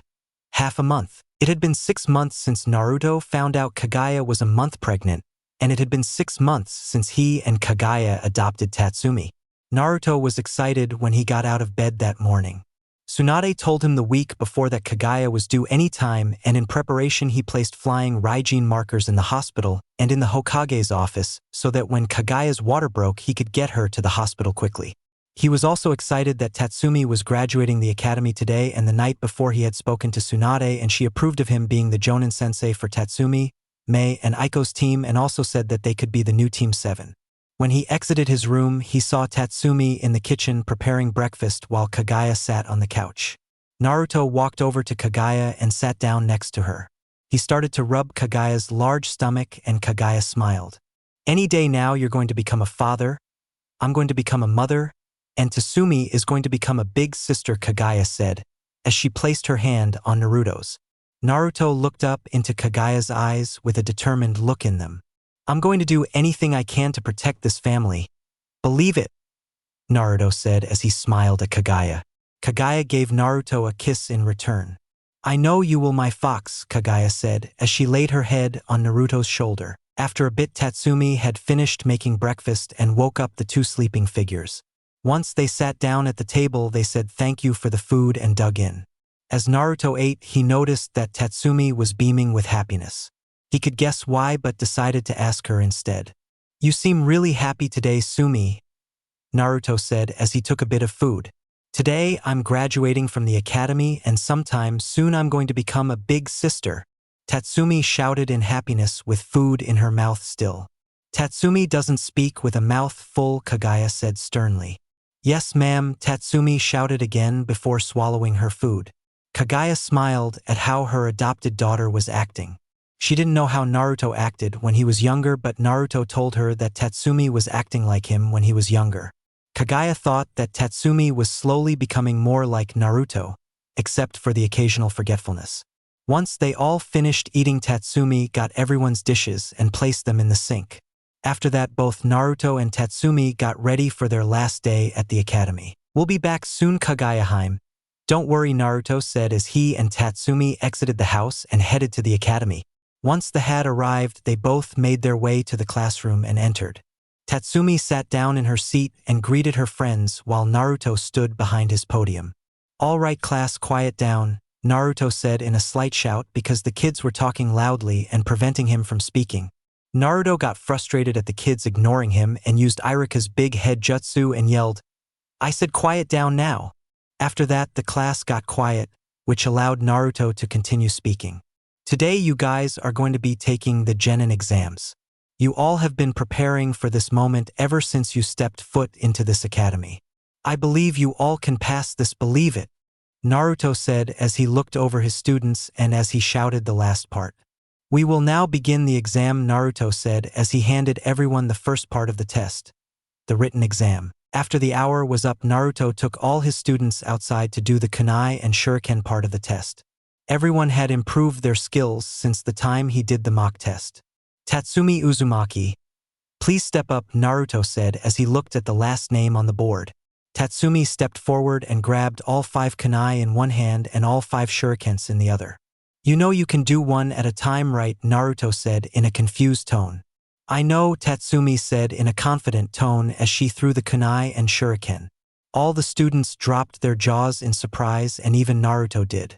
All kunai and shuriken had hit the dead center of each target with deadly precision. Naruto looked at Tatsumi with surprise as she turned to him with a large grin plastered on her face. "She must have been training a whole lot for this," Naruto said in his head. After Tatsumi finished, Naruto brought all of the students back into the classroom to do the final part of the exam. Once Naruto had gone through all his students, he was faced with a grinning Tatsumi. Alright, I need you to do the substitution jutsu, transformation jutsu, clone jutsu, and finally a jutsu of your choice if you want, Naruto said as he looked at Tatsumi. Begin when ready, Naruto said as he nodded to Tatsumi. Alright, substitution jutsu, Tatsumi shouted as she substituted with Naruto. Naruto was surprised that she was able to substitute with a person at this level. After substituting with Naruto again, Tatsumi continued. Transformation jutsu, Tatsumi shouted as smoke suddenly surrounded her. After the smoke cleared, Tatsumi sat there in her transformation of Kurama. Naruto stuttered in surprise. How? Naruto questioned as he checked the transformation for errors but found none.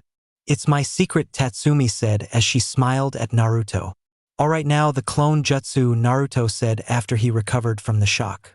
Tatsumi moved her fingers together, performed a jutsu Naruto knew all too well. Shadow clone jutsu, Aiko shouted as 20 more versions of her appeared. That's amazing, Tatsumi. Now do a jutsu of your choosing, Naruto said with a hint of proudness in his voice. Any jutsu? Tatsumi questioned. Any, Naruto responded. Tatsumi smirked as she held out her hand. Chakra started to form in her hand and spin. Naruto couldn't hold back a gasp of surprise. Rasengan, Tatsumi shouted as she plunged the jutsu into the wall, destroying it. After Naruto recovered from the shock, he told Tatsumi she passed the exam and told her to grab a headband. Tatsumi chose a black-colored headband and tied it around her head. After a bit of waiting, Naruto re-entered the classroom and told the students that they would meet their Jonin senseis after a lunch break. After he dismissed the class, he headed to Ichiraku for some lunch. He entered the stand and saw his old team plus Kakashi. Oh, hey guys. Didn't know you'd be here, Naruto said as he sat down. Hello, Naruto. How's did the exams go? Sakura asked. Naruto then began to explain and talk about the exam. He soon got to the part about Tatsumi's performance in the exam. And when I asked her to do the transformation, she transformed into a perfect version of Kurama, Naruto said as he ate his third bowl of ramen. Everyone there looked at Naruto shocked. That's not it. When I asked her to do a jutsu of her own choosing, she did the Rasengan, Naruto said. This caused Kaguya to spit his food out in shock. Did you show here the jutsu? Sasuke asked as he looked at the mess Kakashi made. No, I didn't, Naruto said. Kakashi turned to Naruto after he cleaned up his mess and spoke. She might be a prodigy then, Kakashi said. She might be, Naruto said as stared into his ramen. Sakura attempted to change the subject by asking Naruto. So are you going to become a Jonin sensei, Naruto? Naruto nodded his head in agreement before answering. Yeah, I am. I'm going to be the team leader for Tatsumi Uzumaki, Mayonaka, and Aiko Hyuga. I never thought I see the day that Naruto would have his own team, Kakashi said. Well, believe it, sensei, Naruto said. After talking with his old team some more, he paid for his food and headed back to the classroom. He appeared in the classroom in a yellow flash, scaring a few students. Alright, from now on you guys are officially genin of the Hidden Leaf Village. Your journey as a ninja has only just begun, and you will face hardships, but with your team you can pull through. I am now going to announce your teams, Naruto announced. Skip teams 1 to 6. Team 7 will have Tatsumi Uzumaki, Mayonaka, and Aiko Hyuga. Your Jonin sensei will be Naruto Uzumaki Namikaze, Naruto announced. He could tell that Tatsumi, May, and Aiko were happy that their request was granted, and was silently fist-bumping each other in excitement. After Naruto had finished calling all the other teams, the Jonin senseis took their respective teams and left the room. Once Naruto and the newly formed Team 7 were left, Naruto began to speak. You guys ready to become the strongest team ever? Naruto shouted in excitement. Yeah! Team 7 shouted in unison. Before Naruto could continue, someone busted through the doors panting. Nah! Naruto, Sakura said, panting. Naruto quickly got to her side. What's wrong, Sakura? Where's your team? Naruto asked. They're on the roof, but I'm not here to talk about them, Sakura said as she regained her oxygen. Then what is it? Naruto said with worry creeping into his voice. Kaguya. She's in labor, Sakura said. Naruto froze for a second before turning to his team. You three come here, Naruto mentioned. Where's Ka-san at? Tatsumi asked Sakura as she walked up to Naruto with her team. She's at the hospital right now. Lady Tsunade brought her there, Sakura answered quickly. Both Naruto and Tatsumi breathed a sigh of relief before Naruto spoke. All right, everyone holds on, Naruto said as everyone grabbed a piece of cloths. WH. May asked but was interrupted as Naruto teleported them to the hospital room Kaguya was in. Naruto rushed to Kaguya's side while Sakura went next to Tsunade and Team 7 stood back. Sakura. Oh, thank goodness, I need your help, Tsunade said with a sigh of relief. Tsunade directed Sakura to where she needed her before she turned to Naruto. I need you to maintain Kaguya's seal, Tsunade ordered, and Naruto immediately placed his hands over Kaguya's seal and began to fix the already weakened seal. It had been a long 3 hours since Kaguya had entered labor. At the end of the 3rd hour, Kaguya had finally given birth. Congratulations, Naruto. Kaguya, it's a girl, Tsunade said with a happy tone. Tsunade handed Kaguya the baby and Naruto and Kaguya took a look at their baby girl. She has the same snow-white hair as Kaguya and the same face shape as Naruto. But what surprised them was that the baby had the Byakugan in her left eye and the Rinnegan in the right eye. But that didn't matter to Kaguya and Naruto. What should we name her? Kaguya asked as she looked at her baby with love. How about Kiko? It means snow, Naruto said as he gazed at his kid. It's perfect, Kaguya said. Naruto motioned his team forward and they walked to Kaguya's side. Here's the newest member of our family, Naruto said as Tatsumi, Mei, and Aiko looked at the baby with stars in their eyes. Would you like to hold your sister Tatsumi? Kaguya asked. Tatsumi nodded furiously, and right as Kaguya was going to hand Kiko to Tatsumi, Shizune busted through the doors. Lady Tsunade, we have a problem, Shizune said in a panicked voice. What is it, Shizune? Tsunade asked. It's the other 4 Kage. They're here with their decision, Shizune said. A sense of dread fell onto the brand new family as they wondered what the 4 Kage's decision about Kaguya was. Chapter 6. The 4 Kage's decision. Lady Tsunade, we have a problem, Shizune said in a panicked voice. What is it, Shizune? Tsunade asked. It's the other 4 Kage. They're here with their decision, Shizune said. Tsunade was seething with rage when she heard that the other Kage were there. First off, they didn't even send an advance notice to her, and second, they couldn't have come at a worse time. Tsunade turned around to face the family and was met with dread-filled faces coming from Naruto and Kaguya. Tatsumi noticed the faces her mother and father were making, so she decided to ask them. To-san, Ka-san, what's wrong? Tatsumi asked as she held her baby sister. Naruto and Kaguya looked at each other for a moment before Naruto turned to Tatsumi and got down on one knee. You don't have to worry about anything, Tatsumi, Naruto said with a fake smile as he placed a hand on Tatsumi's shoulders and gave a reassuring squeeze. Okay, I trust you, Tatsumi said, not fully convinced by the fake smile Naruto gave her. Tsunade ordered that they all stay in the hospital room, but Naruto insisted on going with Tsunade. Naruto, you have to stay with your family right now, Tsunade said as she opened the door. Naruto stepped towards Tsunade in an act of defiance.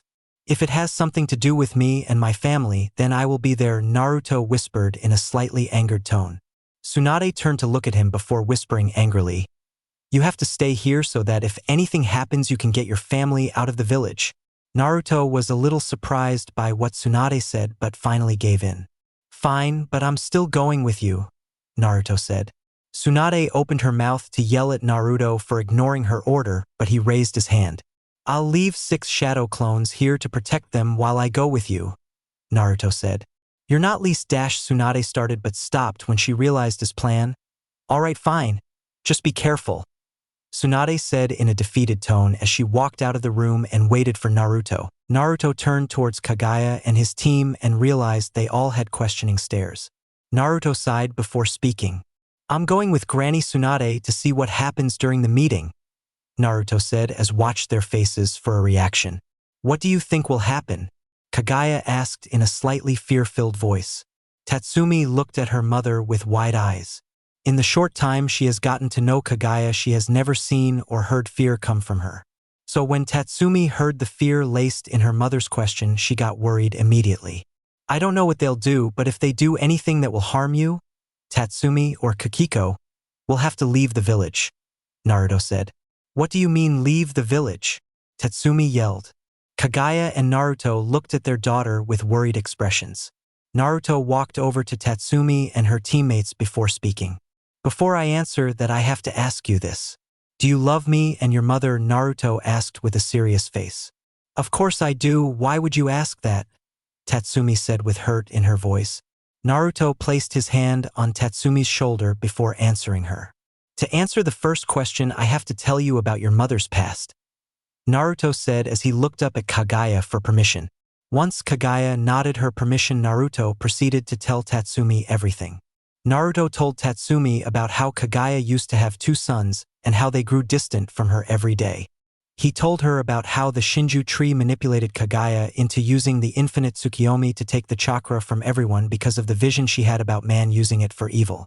Naruto also told Tatsumi the part where Kaguya's sons sealed her away before she could explain herself. Once Naruto was finished telling Tatsumi Kaguya's backstory, Tatsumi had tears falling down her face.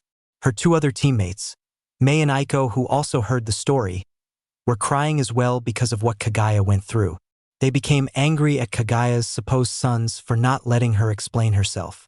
Tatsumi handed Kiko to Naruto before turning to Kaguya and embracing her in a hug. I'm so sorry, Ka-san, Tatsumi said as she hiccuped because of her crying. Kaguya hugged her first daughter back before pulling herself away. So do you still love me? Kaguya asked, worried about Tatsumi's answer. Of course I still love you.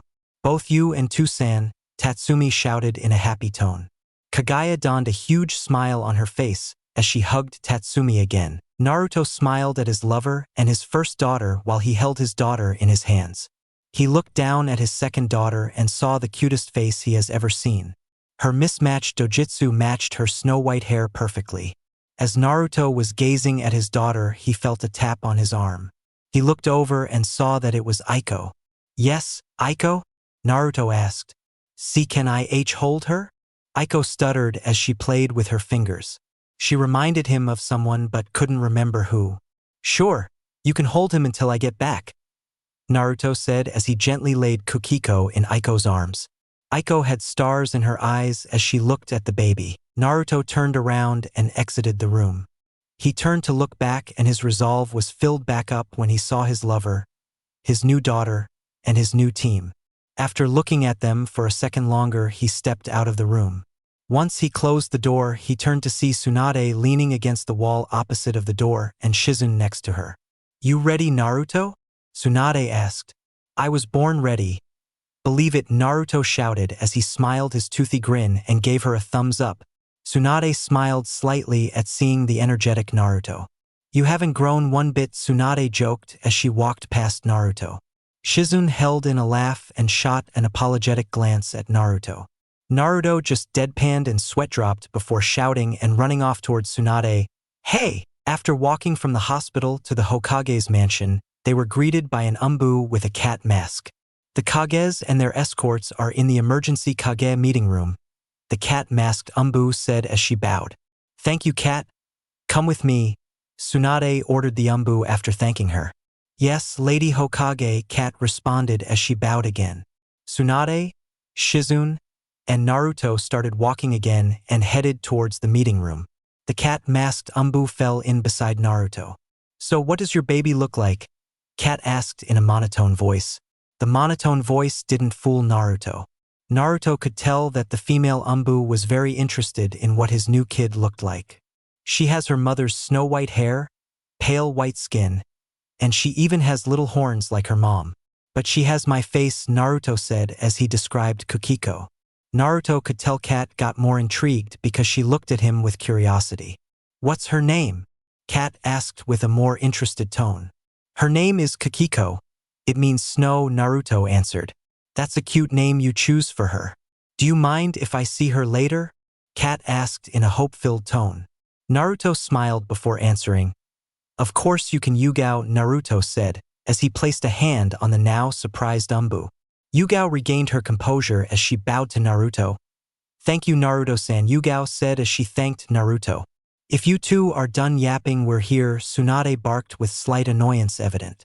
Sorry, Naruto apologized as he rubbed his neck nervously. Tsunade kicked the doors open and surprised the people waiting inside.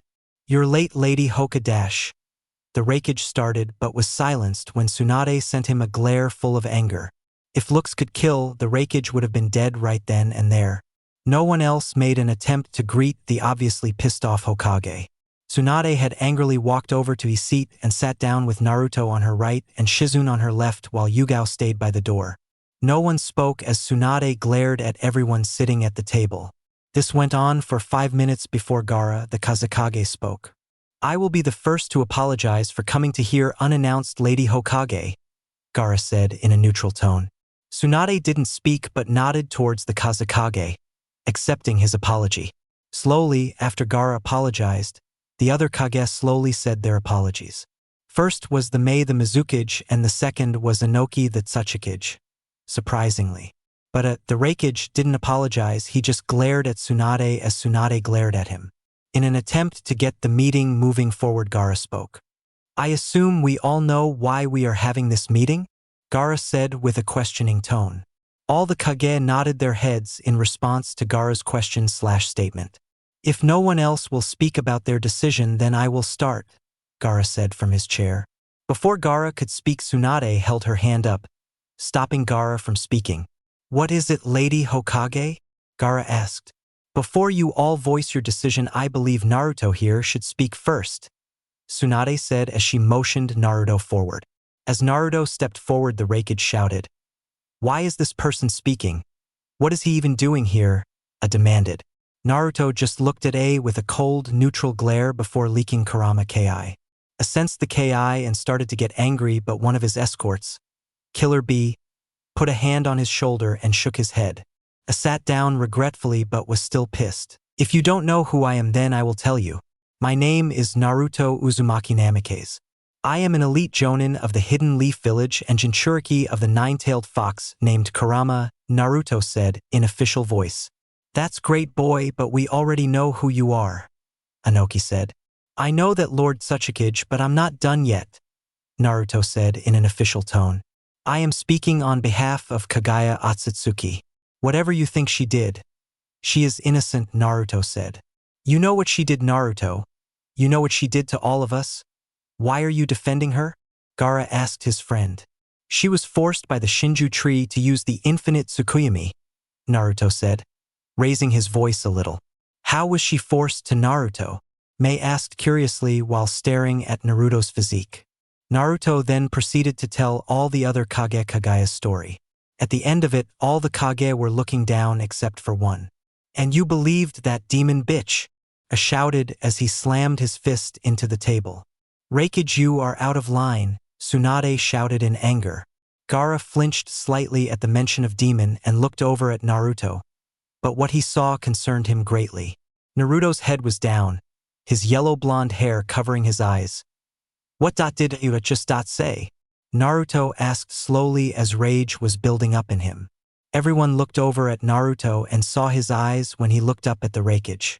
His eyes changed from deep blue to crimson red with a black slit down the middle. I asked you, what did you just say? Naruto asked again, rage now evident in his voice. You heard me? The Raikage said as he glared back at Naruto. Naruto was about to launch at the Raikage and kill him, but Tsunade put her hand in front of him and told him to calm down. Naruto calmed down and apologized to everyone. Why do you care so much about her, Naruto? Gaara asked curiously. Gaara knew his friend would never react like that without a reason. That's why he asked. Because I love her, Naruto said with confidence. This piece of news had shocked the Kage. It even shocked the Raikage a little bit. There's something else, isn't there? Mei asked. Naruto looked over at Tsunade for permission and she nodded. Yes, there is something else. My love Kaguya has given birth to our first child, Naruto said with pride. The mood at the table changed to a happier one as everyone they uttered their congratulations, except for the Raikage. After the congratulations were finished, Tsunade spoke up. Okay, we have all heard the testimony from Naruto in Kaguya's defense. What are your decisions now? Tsunade asked. My decision has changed. I say that Kaguya should not be punished. Plus, she has a child to care for now, and it would be cruel to take a mother away from their child, Mei said. Tsunade nodded at Mei.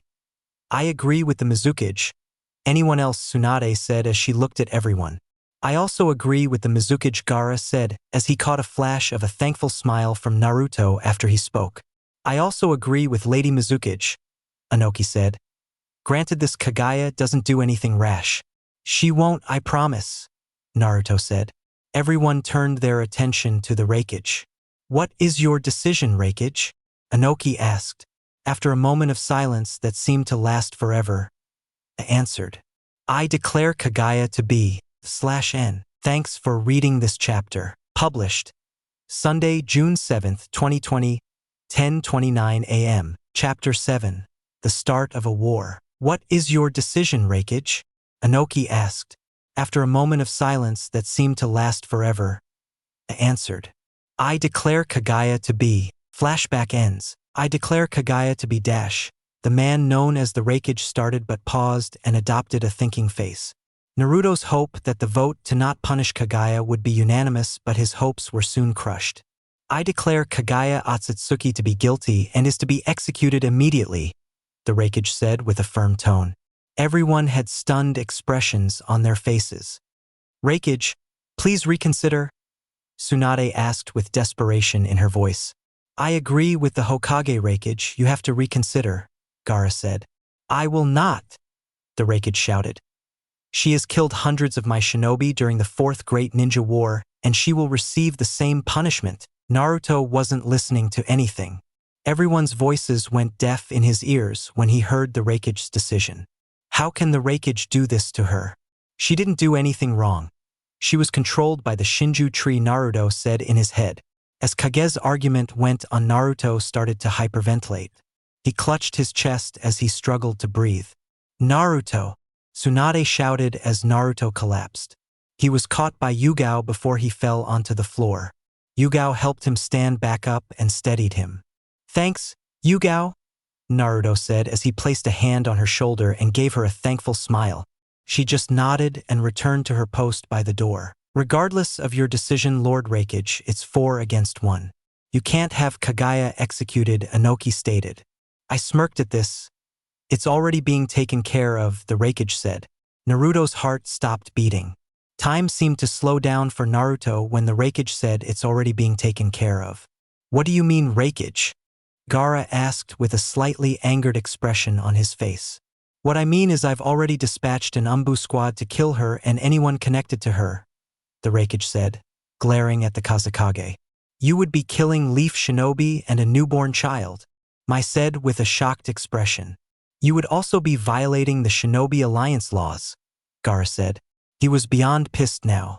Gaara was Naruto's friend and Gaara considered him family. The Raikage was going to basically kill members of his family. If you actually issued this, you will have declared war on the Hidden Leaf, Tsunade said with a rapidly deteriorating calm demeanor. If that's what it takes to kill that thing, then so be it, the Raikage shouted. The Raikage and his guards then shunshined out of the room. Tsunade immediately turned towards Naruto. Naruto looked at Tsunade's face and without saying anything, Naruto vanished in a flash of orange to the hospital. Tsunade turned towards the remaining Kage. What do you say about this? Tsunade asked as she eyed each Kage. The hidden sand village is with you, Tsunade, Gaara said as he stood up. Tsunade glanced at Inoki and Mai, waiting for their answer. I'm sorry, Tsunade. I want to help, but most of our Jonin and Chūnin were lost during the war. The hidden mist can't help, Mai said with sadness. She wanted to help, but her village's safety had to come first. It's okay, Mai, Inoki? Tsunade asked as she glanced at the Tsuchikage. I'm afraid it's the same for us to Lady Hokage, Inoki said.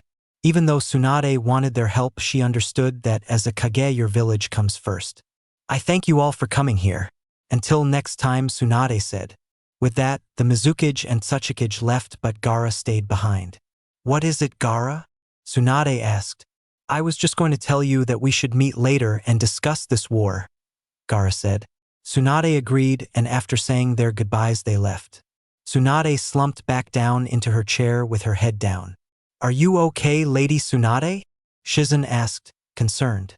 I just hope that Naruto made it in time, Tsunade said with worry edged in her voice. At the hospital room just after Naruto left to attend the meeting, Aiko was still holding Kiko when Naruto left.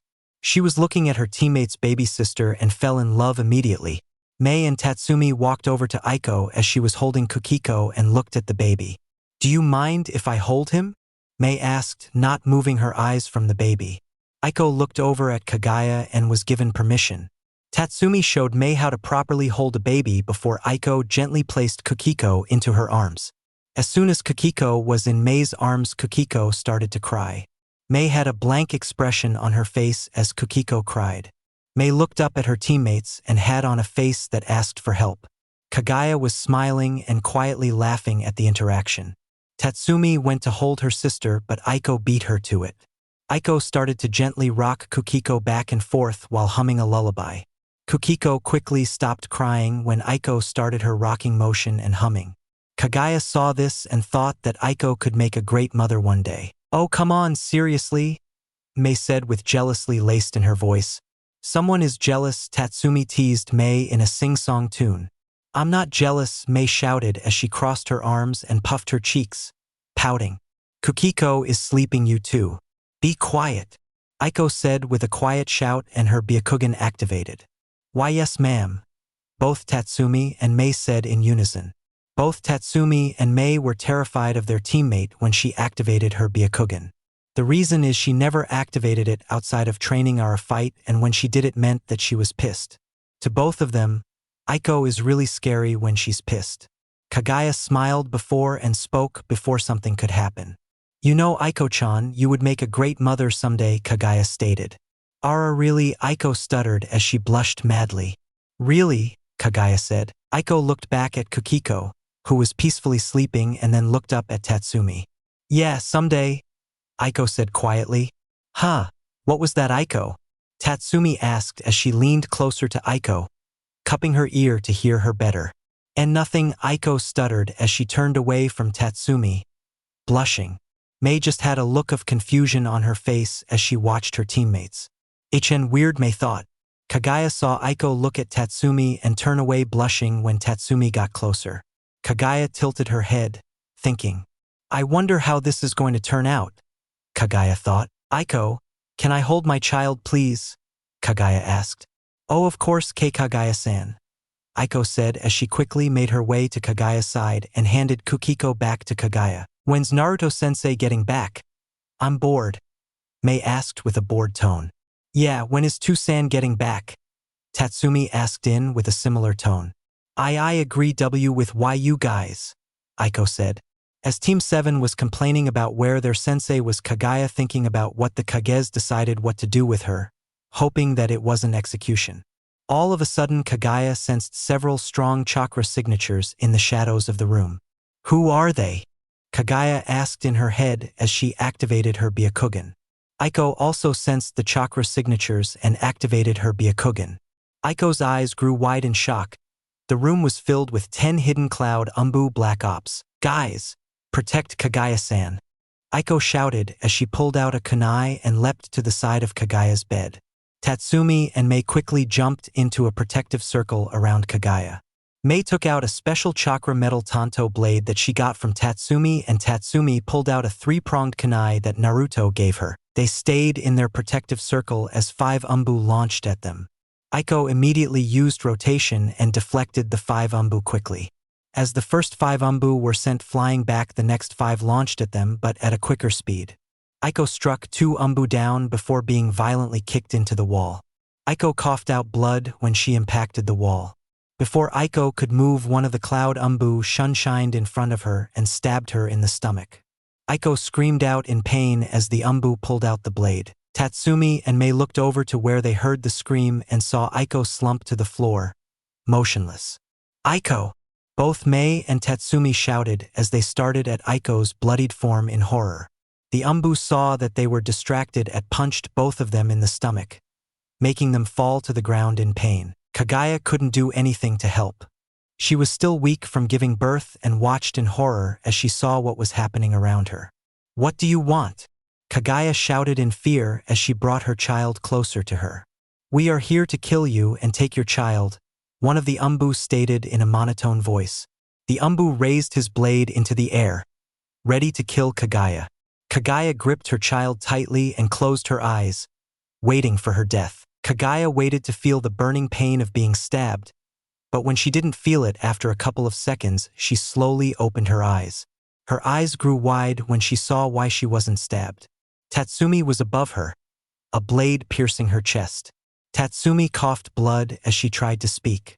"Thanks for cough everything cough Ka-san. I cough love you, cough Tusan, and cough Kiko," Tatsumi said before she closed her eyes and slumped down on top of Kaguya. Kaguya had tears flowing freely now. She looked at the Umbu with such anger, but the Umbu just smirked. He was about to kill her but was stopped by a multiple tri-pronged kunai being lodged into his skull. The last Umbu suffered the same fate as Naruto shoved a Rasengan into his chest. Naruto turned to look at Kaguya and saw her crying.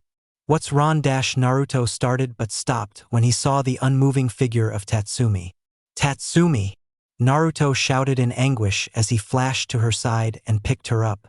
Naruto held Tatsumi's figure as he screamed in rage and sadness. He sent some of Kurama's chakra into her in the hope that it would heal her. As Naruto was doing this, Mei woke up and stared in horror at Tatsumi. "Is she dead?" Mei asked. She looked at both Naruto and Kaguya but didn't receive an answer. She then rushed to Aiko's side and started to perform medical ninjutsu on her. She silently thanked Naruto for forcing them to learn medical ninjutsu from Tsunade as she healed Aiko's stab wound. After Mei finally healed Aiko's wound, Kiko started to open her eyes. What happened?" Aiko asked as she turned her head slowly towards Mei. "It's Sumi," Mei said as she finally let the tears fall freely. Aiko's eye grew wide as she turned her head to look at Tatsumi. Her breath was caught in her throat when she saw Tatsumi's figure. "No!" Aiko said in her head as she started to cry. Chapter 8: Training for War. Naruto turned to look at Kaguya and saw her crying. "What's wrong?" Naruto started but stopped when he saw the unmoving figure of Tatsumi. "Tatsumi!" Naruto shouted in anguish as he flashed to her side and picked her up. Naruto held Tatsumi's figure as he screamed in rage and sadness. He sent some of Kurama's chakra into her in the hope that it would heal her. As Naruto was doing this, Mei woke up and stared in horror at Tatsumi. "Is she dead?" Mei asked. She looked at both Naruto and Kaguya but didn't receive an answer. She then rushed to Aiko's side and started to perform medical ninjutsu on her. She silently thanked Naruto for forcing them to learn medical ninjutsu from Tsunade as she healed Aiko's stab wound. After Mei finally healed Aiko's wound, Kiko started to open her eyes. What happened?" Aiko asked as she turned her head slowly towards Mei. "It's Sumi," Mei said as she finally let the tears fall freely. Aiko's eye grew wide as she turned her head to look at Tatsumi. Her breath was caught in her throat when she saw Tatsumi's figure. "No!" Aiko said in her head as she started to cry. Flashback ends. Everyone in the room was crying. They had just lost a daughter, friend, and teammate. As Aiko was crying, she decided to activate her Byakugan to see if Tatsumi was truly dead. When she activated her Byakugan and looked at Tatsumi, Aiko gasped in shock. "Sumi-chan is alive!" Aiko shouted as she stopped her crying. Mei, Kaguya, and Naruto turned to look at her with a surprised look on their faces. Kaguya decided to take a look and see for herself. When she activated her Byakugan, she gasped in surprise as she started to cry again. Not from sadness, but from happiness. "What the hell is going on?" Naruto shouted as he looked at Aiko, then Kaguya, then back at Tatsumi. Before anyone could answer, Naruto felt a hand reach up to his cheek and touch it. Naruto whipped his head and looked down. "It's going to take a lot more than a sword through my chest to kill me too, San," Tatsumi said weakly. Naruto gripped her hand and smiled a huge smile at her. "That's my girl, always being super strong and stubborn," Naruto said teasingly. Tatsumi puffed out her cheeks and pouted. Everyone in the room was relieved that she hadn't died. Tatsumi tried to move but winced and let a hiss from the pain. "Don't move. Save your strength," Naruto said sternly. After a minute or two passed by, Tsunade kicked the doors open and entered the room. She was immediately followed by Shizune and Yugao. Tsunade ran over to Naruto and Tatsumi when she saw Tatsumi's condition. Immediately, Tsunade placed a hand on Tatsumi as she closed her eyes and focused. When she did that, the mark on her forehead started to grow across her body and grow on top of Tatsumi's body. Shizune and Yugao had picked up Mei and Aiko carefully and were standing by Naruto as Tsunade was healing Tatsumi. Tatsumi had blacked out from exhaustion, and after Tsunade finished, she stood up. She checked over Mei, Aiko, Kaguya, and Kiko. She turned to Naruto with a serious expression. "We need to move all 4 of them to a secure wing so that they can rest up," Tsunade said. Naruto had a puzzled expression on his face. He was about to ask Tsunade something when she cut him off. "Yes, Naruto, all 4 of them are completely healed from all of their wounds.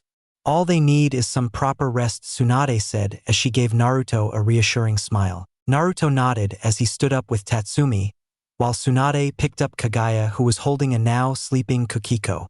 They made their way to a secure hospital room with 4 beds and placed Mei, Aiko, Tatsumi, and Kaguya on their own.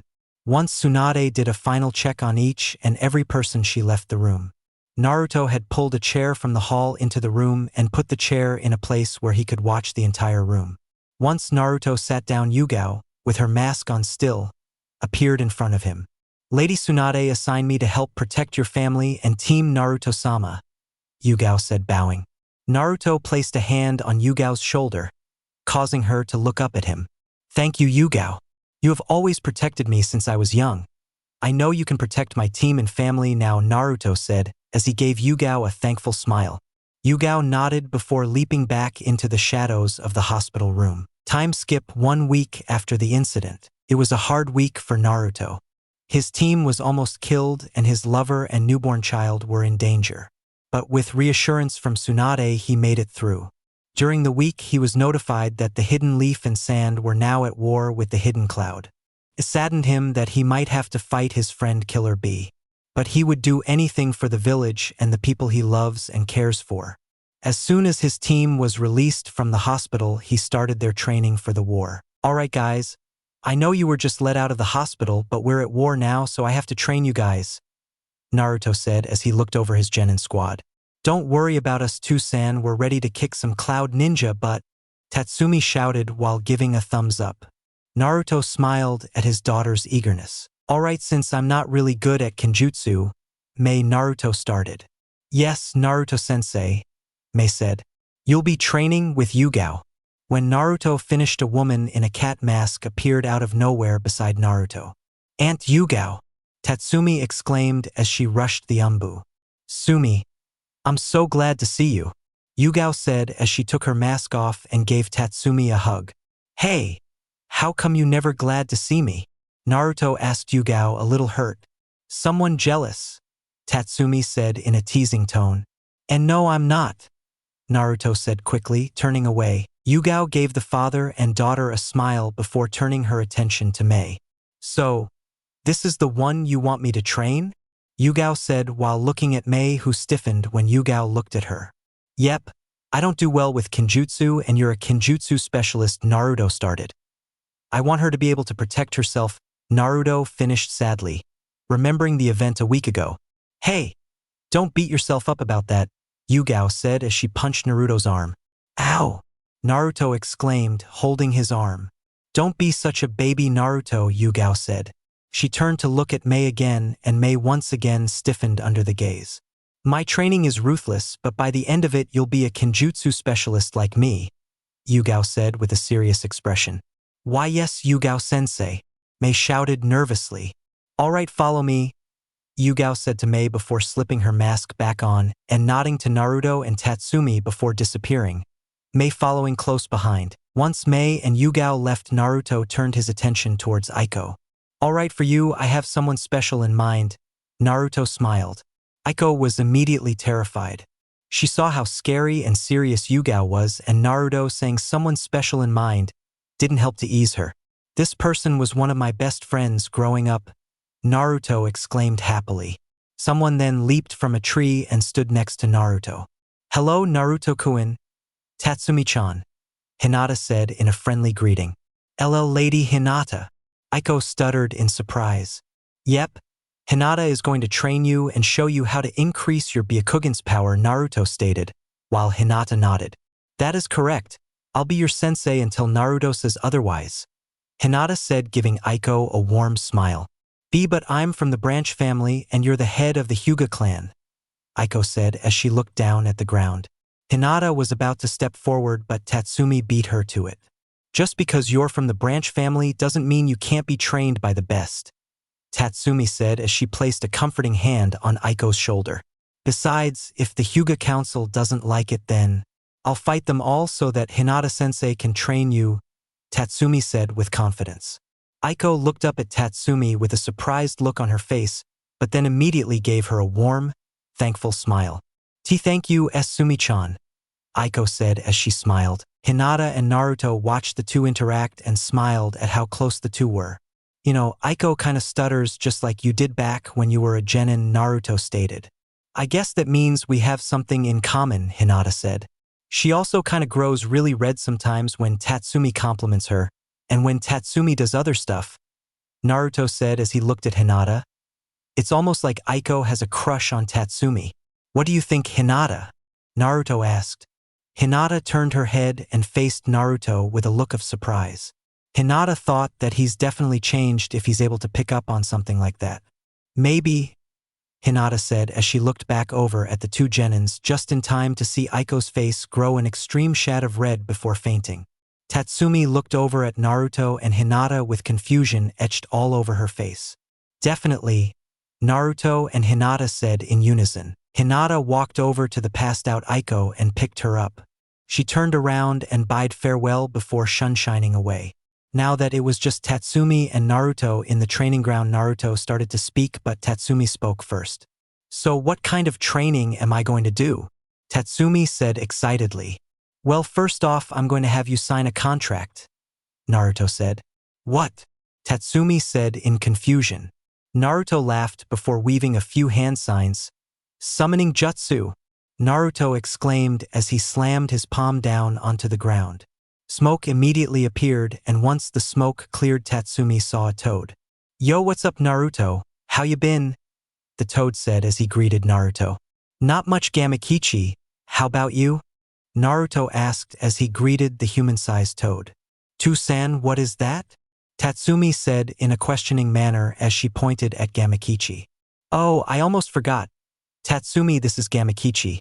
Gamakichi, this Tatsumi, my daughter, Naruto said as he introduced Tatsumi to the toad. Yo, Gamakichi greeted. Hello. My name is Tatsumi Uzumaki, Tatsumi said as she held out her hand in a fist bump. Gamakichi gave a grunt of amusement before fist-bumping Tatsumi. After that, he turned to Naruto. I don't see a battle going on, Naruto. What do you need me for? Gamakichi asked. Well, I was wondering if Tatsumi could sign the toad's summon contract and learn senjutsu, Naruto said as he scratched the back of the neck. Tatsumi immediately light up at the fact that she might be able to summon frogs and learn senjutsu. Naruto told her stories about senjutsu and how it basically increased your physical abilities and jutsu's power by 10. Sure, why not, Gamakichi? Tatsumi screamed in happiness when Gamakichi agreed with Naruto. Alright, thanks, Gamakichi, Naruto said as Gamakichi puffed into smoke and left behind a large scroll. Naruto gestured Tatsumi over, and as she walked over, Naruto opened the scroll up and revealed several names already signed on the scroll. Who are these people? Tatsumi questioned as she saw read the names on the scroll. Well, this one is my father, Minato Namikaze, Naruto said as he pointed out one of the names. Aji-chan was the fourth Hokage, shouted in surprise. Naruto nodded in amusement before pointing at another signature.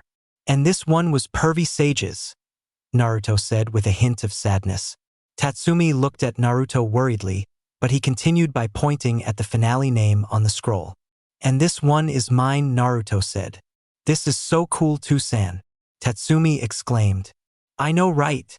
Naruto said while giving Tatsumi a wide smile. Naruto told Tatsumi what to do to sign the scroll, so after Tatsumi cut her thumb and signed the contract, it puffed away. Now try the summoning jutsu, Naruto instructed. Tatsumi nodded and did the necessary hand signs and slammed her hands down. A large cloud of smoke appeared, and after the smoke cleared, a short toad in cloak appeared. "Naruto, my boy, did you summon me?" the toad asked. "I didn't summon you. Geezer Sage, my daughter did," Naruto said, gesturing towards Tatsumi.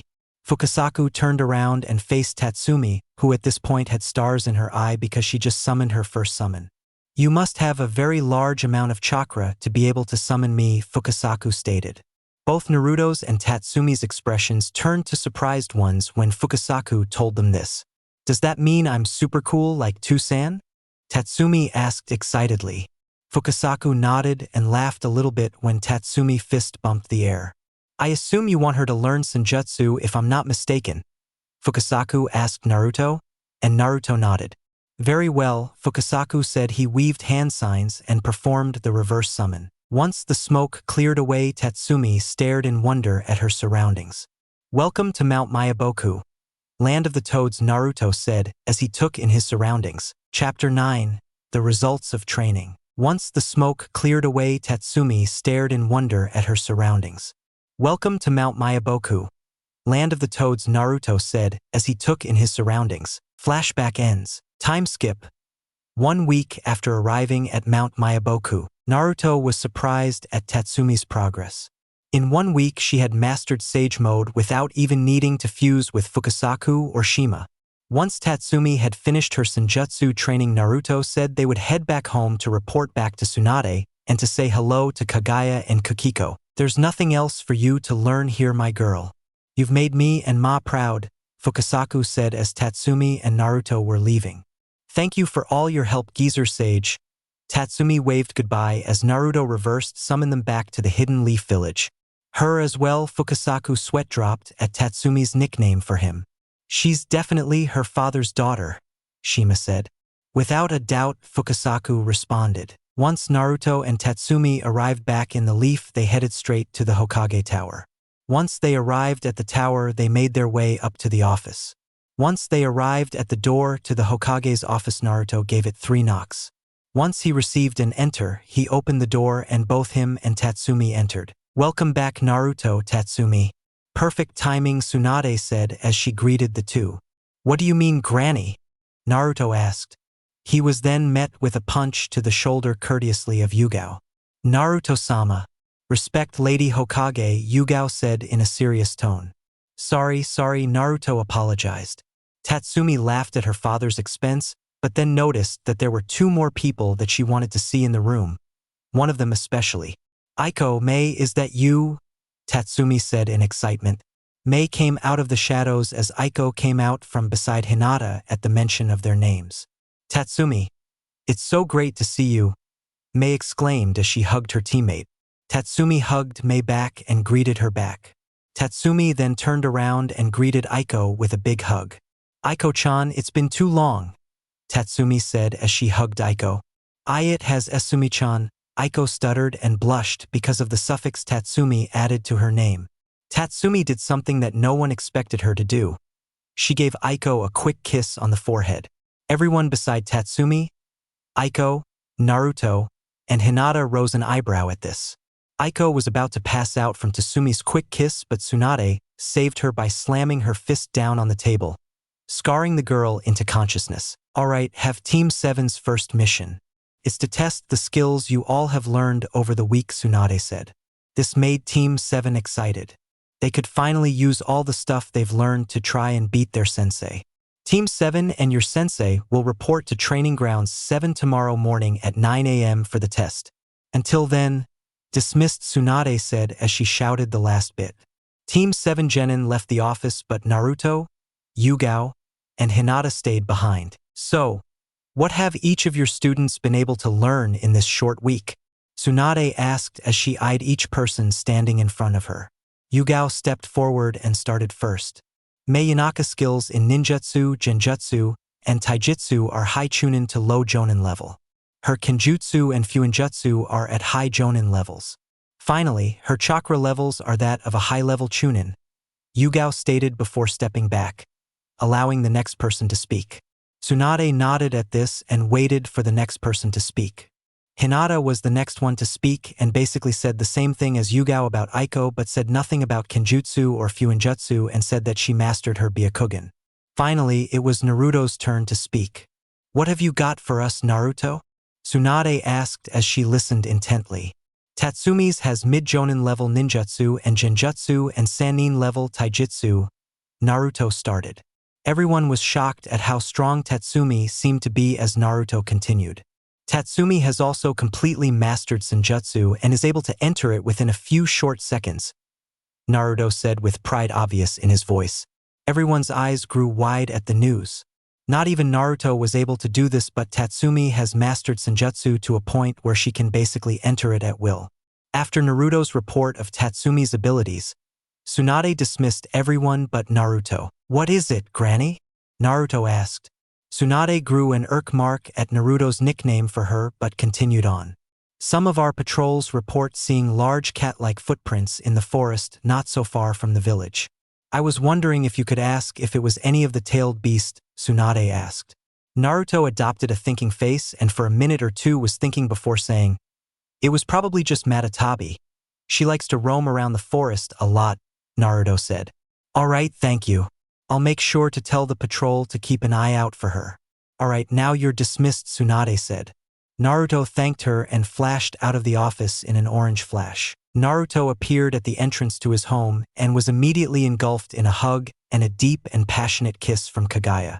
"Well, hello to you to KAGUYA Heim," Naruto said with a large, playful grin. "Hello, my fox. It's been too long," KAGUYA said in as she gave Naruto another quick kiss on the lips before breaking the hug and walking back to the kitchen. "It's only been a week, KAGUYA," Naruto said as he walked towards the kitchen. Once Naruto arrived in the kitchen, he smelled something wonderful. "What is that delicious smell, KAGUYA Heim?" Naruto said as he sniffed the air. "It's my specialty ramen," KAGUYA exclaimed happily. "You're the best, KAGUYA Heim," Naruto exclaimed as he gave KAGUYA a kiss on the cheek. Before they could take it any further, they heard the door to the house open and close. "Tusan, Kasen, I'm home," Tatsumi shouted into the house. In the kitchen, Naruto shouted back. Tatsumi came running into the kitchen and gave KAGUYA a big hug before asking, "How's Kiko been?" Tatsumi asked curiously. "She's been a little angel, but she missed her big sister," KAGUYA said as she broke away from the hug and returned to her cooking.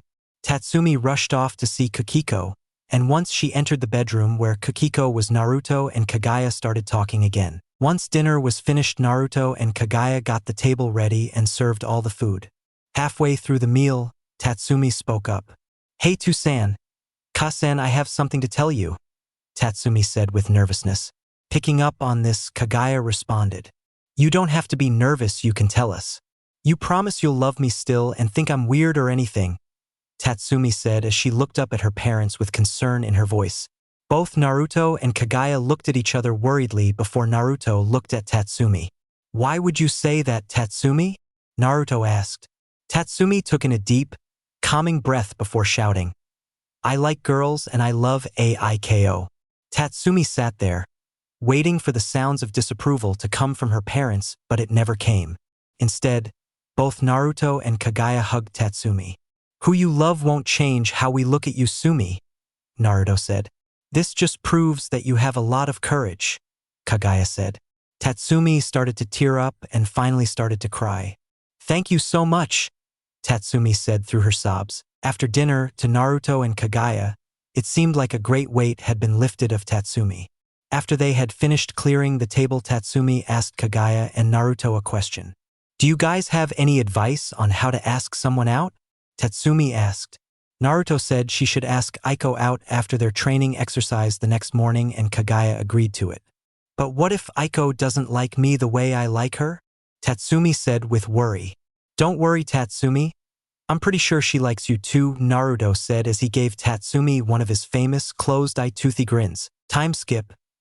8 a.m. at Training Grounds 7. Tatsumi decided to get to the training grounds early so she could take a little nap before the test. Tatsumi was laying against a tree staring up into the sky, watching the clouds. Just before she was about to doze off, someone called her name. "Sumi-chan, I didn't think you would be here this early," Aiko said as she walked up to Tatsumi. I thought that if I got here early I could take a little nap before the test, Tatsumi explained. Oh, well, sorry for interrupting you. I'll go somewhere else, Aiko said. Aiko turned around, a little disappointed, and was about to walk off but stopped when Tatsumi called to her. Wait, Aiko-chan, Tatsumi shouted, getting up quickly and grabbing Aiko's wrist. Sit with me. Aiko blushed like crazy at the thought of being close to Tatsumi so she could form any words. She only nodded her head in agreement. Tatsumi leads her to the tree she was sitting at before and sat her down while setting herself next to her. They sat under the tree in silence for a little bit, watching the clouds go by. I might as well go for it now and tell her how I feel, Tatsumi thought. As they were sitting there, Tatsumi decided to put her plan into motion. She started by laying her head down in Aiko's lap. Tatsumi could feel Aiko tense up, but it quickly went away as Aiko started to stroke her head. Tatsumi enjoyed what Aiko was doing and almost fell asleep, but she woke herself up quickly, remembering her plan. No time like the present, Tatsumi thought as she raised herself from Aiko's lap. Aiko, there's something I have to tell you, Tatsumi said, grabbing Aiko's hands.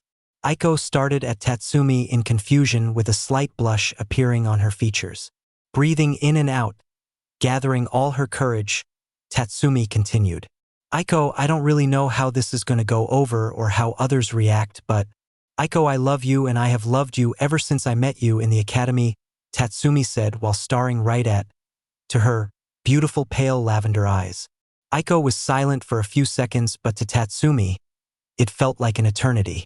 Aiko-chan, Tatsumi said worriedly. What did you say? Aiko asked in a stutter. I said I love you. Tatsumi started to repeat what she said earlier, but was interrupted by lips locking with hers. Tatsumi's eyes grew wide with surprise as Aiko broke away from the kiss. I love you, Tatsumi-chan, Aiko said with a warm closed-eye smile. Both Tatsumi and Aiko laid there for the remainder of the time until 9 a.m. arrived. During the time they fell asleep because they woke up to laughter. They both slowly opened their eyes to see Mei giggling and Naruto just smiling. Once it registered who they were, Aiko and Tatsumi jumped up immediately. How long were you standing there? Aiko said in a nervous stutter. Not that long, Naruto answered. Mei stepped forward and placed a hand on both Aiko and Tatsumi's shoulder. Finally, Mei started but leaned in closer to whisper into their ear. Did you guys kiss? Mei whispered. Both Aiko and Tatsumi's faces grew bright red when Mei whispered that to them. Mei saw their blushing faces and that was all the answers she needed. All right, Naruto started, clapping his hands together, getting their attention. Let's start this test, Naruto said as he leads his team to the training ground center. Naruto took out a small clock and placed it on a stump. This clock is set to go off at noon, Naruto said as he took out 3 bells.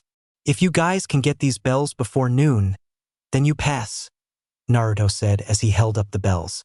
You'll only get them if you come at me with the intent to kill, so please do make it fun, Naruto said with a smirk. All 3 genin got ready. Mei taking her new chakra metal made ninjato blade, Tatsumi taking out a tri-pronged kunai, and Aiko activating her Byakugan and settling into a stance. Alright, 3, 2, go! Naruto shouted as his genin launched at him. Chapter 10. Team 7 adds a member. Alright, Naruto started, clapping his hands together, getting their attention. Let's start this test, Naruto said as he leads his team to the training ground center. Naruto took out a small clock and placed it on a stump. This clock is set to go off at noon, Naruto said as he took out 3 bells. If you guys can get these bells before noon, then you pass, Naruto said as he held up the bells. You'll only get them if you come at me with the intent to kill, so please do make it fun, Naruto said with a smirk. All 3 genin got ready. Mei taking her new chakra metal made ninjato blade, Tatsumi taking out a tri-pronged kunai, and Aiko activating her Byakugan and settling into a stance. Alright, 3, 2, go! Naruto shouted as his genin launched at him. Flashback ends. Naruto flashed away from his team's attack before it made contact and disappeared from their view. Aiko, use your Byakugan and search for him, Tatsumi said. On it, Byakugan. Aiko said as she started to scan the surrounding area for their sensei.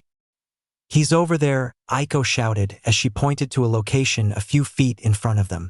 I got this wind-style air bullet, Tatsumi shouted as she weaved hand signs at blinding speeds and shot air bullets from her mouth. They ripped through the trees, rapidly making their way to Naruto. But Aiko saw that as soon as it hit the turned into smoke. Shadow clone, Aiko shouted. Everyone got into a protective circle to cover all their angle, just in case. Hey guys, cover me for a bit, Tatsumi said as she sat down on the ground in a meditative position. What is she doing? Mei asked as she scanned the trees, gripping her blade tightly. I don't know, but it has to be good, Aiko said. As soon as Aiko finished, 10 Narutos surrounded them and launched at them. Gentle step, twin lion fist, Aiko said as she attacked the charging Narutos. Mei just coated her blade in lightning chakra and started to cut down the Narutos. What they didn't see coming is the real Naruto appearing in an orange flash above Tatsumi with a Rasengan in hand. Flying Raijin, Level 2, Naruto said as he slammed a Rasengan down. Sumi, Aiko shouted as she struck down the last shadow clone. As Naruto landed, he saw a wooden log replace Tatsumi. Oh no, Naruto said in his head as he quickly dodged a punch from Tatsumi. Sumi, you're okay, Aiko said happily as both she and Mei got beside Tatsumi. Yeah, I am. You guys good? Tatsumi asked, not taking her eyes off Naruto. Yeah, Mei replied. Alright, good, Tatsumi said, stepping forward. I have a jutsu that I want to try and I think that it will let us beat him, Tatsumi said confidently. Sure, go for it, Mei said. Tatsumi held out her hand and a Rasengan started to form. But as the Rasengan formed, it started to grow 4 shurikens like blades made of wind. Tatsumi threw the new jutsu at Naruto, but it had dissipated halfway. Sumi-chan, what happened? Aiko questioned. Just wait for it, Tatsumi said. As Tatsumi threw the jutsu, Naruto charged at her. But almost as soon as he started running, he was impacted by a great force. It took Naruto a second to realize what it was, but by then it was too late as he was engulfed in the jutsu's explosion. Mei and Aiko started at Tatsumi in awe. What kind of jutsu was that? Mei questioned. Tatsumi turned around to face her teammates, showing them the orange around her eyes and the change of her pupil to that of a frog. I developed it. I call it sage art. Vanishing Rasen Shuriken, Tatsumi said with a wide smirk. Mei and Aiko continued to stare at Tatsumi in awe, but their faces soon turned to ones that had a look of fear. What? Tatsumi said. Aiko shakily pointed behind her and Tatsumi slowly turned around. Tatsumi jumped in fear. Naruto was standing right behind her with his eye color turning red and his pupils turned to slits. T2-san? Tatsumi questioned with a fear-filled tone. Naruto stood there for a second before his eyes turned to normal and he smiled at them. You guys pass, Naruto said with a closed-eye smile. It took a second for them to process the information before they tackled their sensei in a group hug. Thank you, Naruto-sensei /2-san, Team 7 shouted in happiness. As everyone was about to leave, Tatsumi quickly grabbed Aiko's hand. Aiko turned to look at Tatsumi. What is it, Sumi-chan? Aiko asked, tilting her head. I was wondering if you wanted to go get some ramen tomorrow for lunch, Tatsumi asked while nervously scratching her neck with her free hand. Like a date? Aiko questioned. Yeah. Like a date, Tatsumi said. Sure, I love to, Aiko responded with a smile. Thanks. Meet me at Ichiraku at noon, Tatsumi said before running off to Naruto. As Naruto and Tatsumi were walking home in silence, Tatsumi looked up at Naruto and asked, Who is that other chakra inside you, Tusan? Tatsumi asked. Naruto thought about how to respond for a minute before he did. Well, first off, do you know what a Jinchuriki is? Naruto asked and Tatsumi nodded her head. Well, I'm the Jinchuriki host for the 9-tailed fox named Kurama and your mother is the Jinchuriki host for the 10 tails, Naruto explained. Tatsumi stared in awe at Naruto before asking, Can I meet Kurama? Tatsumi pleaded. Well, Naruto dragged out before looking at Tatsumi. Tatsumi had on her puppy dog eyes and she knew Naruto couldn't say no to that. Sure, why not? I have to meet with all the other tailed beasts anyways, so I guess you can meet them all, Naruto said. Tatsumi beamed in excitement at the prospect of meeting the powerful creatures known as tailed beast. When they got home, Naruto sat down in the living room in a meditating position and told Tatsumi to do the same. All right, to bring you into the tailed beast psyche plane, I'll have to give you a little bit of Kurama's chakra, Naruto explained as he held out his hand in a fist bump. All right, Tatsumi said as she fist bumped Naruto. As soon as she did, she felt a rush of warm chakra fill her. Wow, Kurama's chakra feels warm, Tatsumi exclaimed in surprise. Naruto then, after that, told her to close her eyes and focus. As soon as she closed her eyes and focused on Kurama's chakra, she appeared in a black void, with the only thing it was the floor. Where am I? Tatsumi questioned. You're in the tailed beast psyche plane, a deep, demonic-sounding voice said from behind her. Tatsumi whipped around and was faced with a massive fox with 9 tails. You must be Kurama, my dad's best friend, Tatsumi said, holding her excitement in. Although he won't admit such, he is, Naruto said from behind Tatsumi. Shut the hell up, Kurama said in an annoyed tone. Tatsumi gave Naruto a puzzled look, but Naruto just shrugged. It didn't take long for all the other tailed beasts to show up. Once they were all there, Naruto started. Hello everyone. It's good to see you all safe, Naruto said happily. It's good to see you to Naruto-san, a massive tailed beast that looked like a cat with black and blue flaming fur and mismatched yellow and green eyes. Tatsumi stared at the massive creature with stars in her eyes. The giant cat noticed Tatsumi staring and looked directly at her with interest. Naruto-san, who is this with you? The cat asked. Soon all the tailed beast eyes were on the girl who now was hiding behind Naruto, trying to hide from all the stares. This dash Naruto started as he pushed Tatsumi in front of him. Is my daughter. When did you have a kid? A dolphin horse asked. Well, I adopted Tatsumi, but she is my daughter, Naruto said. Tatsumi looked up at her father with love and hugged him. Thanks, Tsunade, Tatsumi said as she hugged Naruto. You're welcome, Sumi, Naruto said as he hugged her and broke the hug. After that, Naruto turned his attention to all the tailed beast. Well, I just wanted to make sure you guys were safe and to also tell you that there's a war going on between the cloud and leaf and the sand as our allies, Naruto stated. Well, thanks for your concern, Naruto, a giant slug said. As each tailed beast left the plane, the cat asked Naruto to stay back. What is it, Matatabi? Naruto asked curiously. Matatabi stares at Tatsumi, who was also staring back at the beast. Well, Naruto-san, I know this might seem odd and out of place for a tailed beast, but I have a favor to ask, Matatabi asked. What is it? Naruto asked curiously. Matatabi turned to Tatsumi before answering Naruto. Well, with your permission, Naruto-san, and if Tatsumi-san is willing, I would like for her to become my Jinchuriki. Chapter 11. Tatsumi, the new Two Tails Jinchuriki of Konoha. Flashback starts. Well, with your permission, Naruto-san, and if Tatsumi-san is willing, I would like for her to become my Jinchuriki. Flashback ends. Naruto had a shocked expression on his face when he heard Matatabi's request. He looked over at Tatsumi and saw she had the same reaction, with the exception that her mouth was open as well. Matatabi just tilted her head, waiting for their response.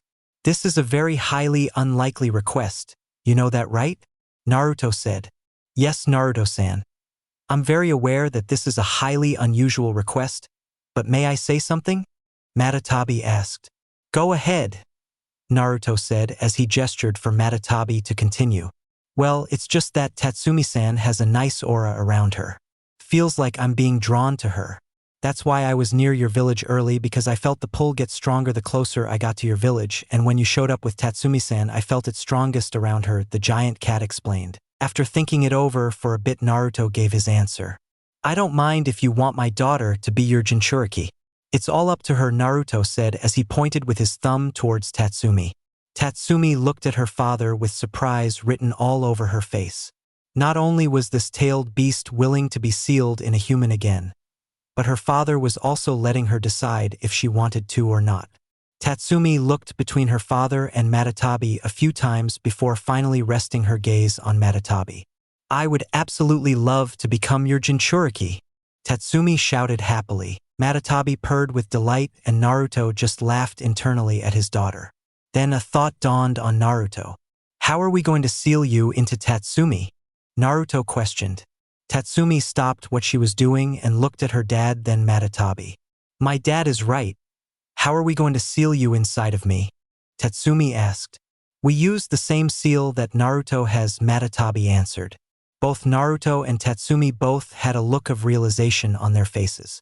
That's perfect, Matatabi. Where should we meet you? Naruto asked.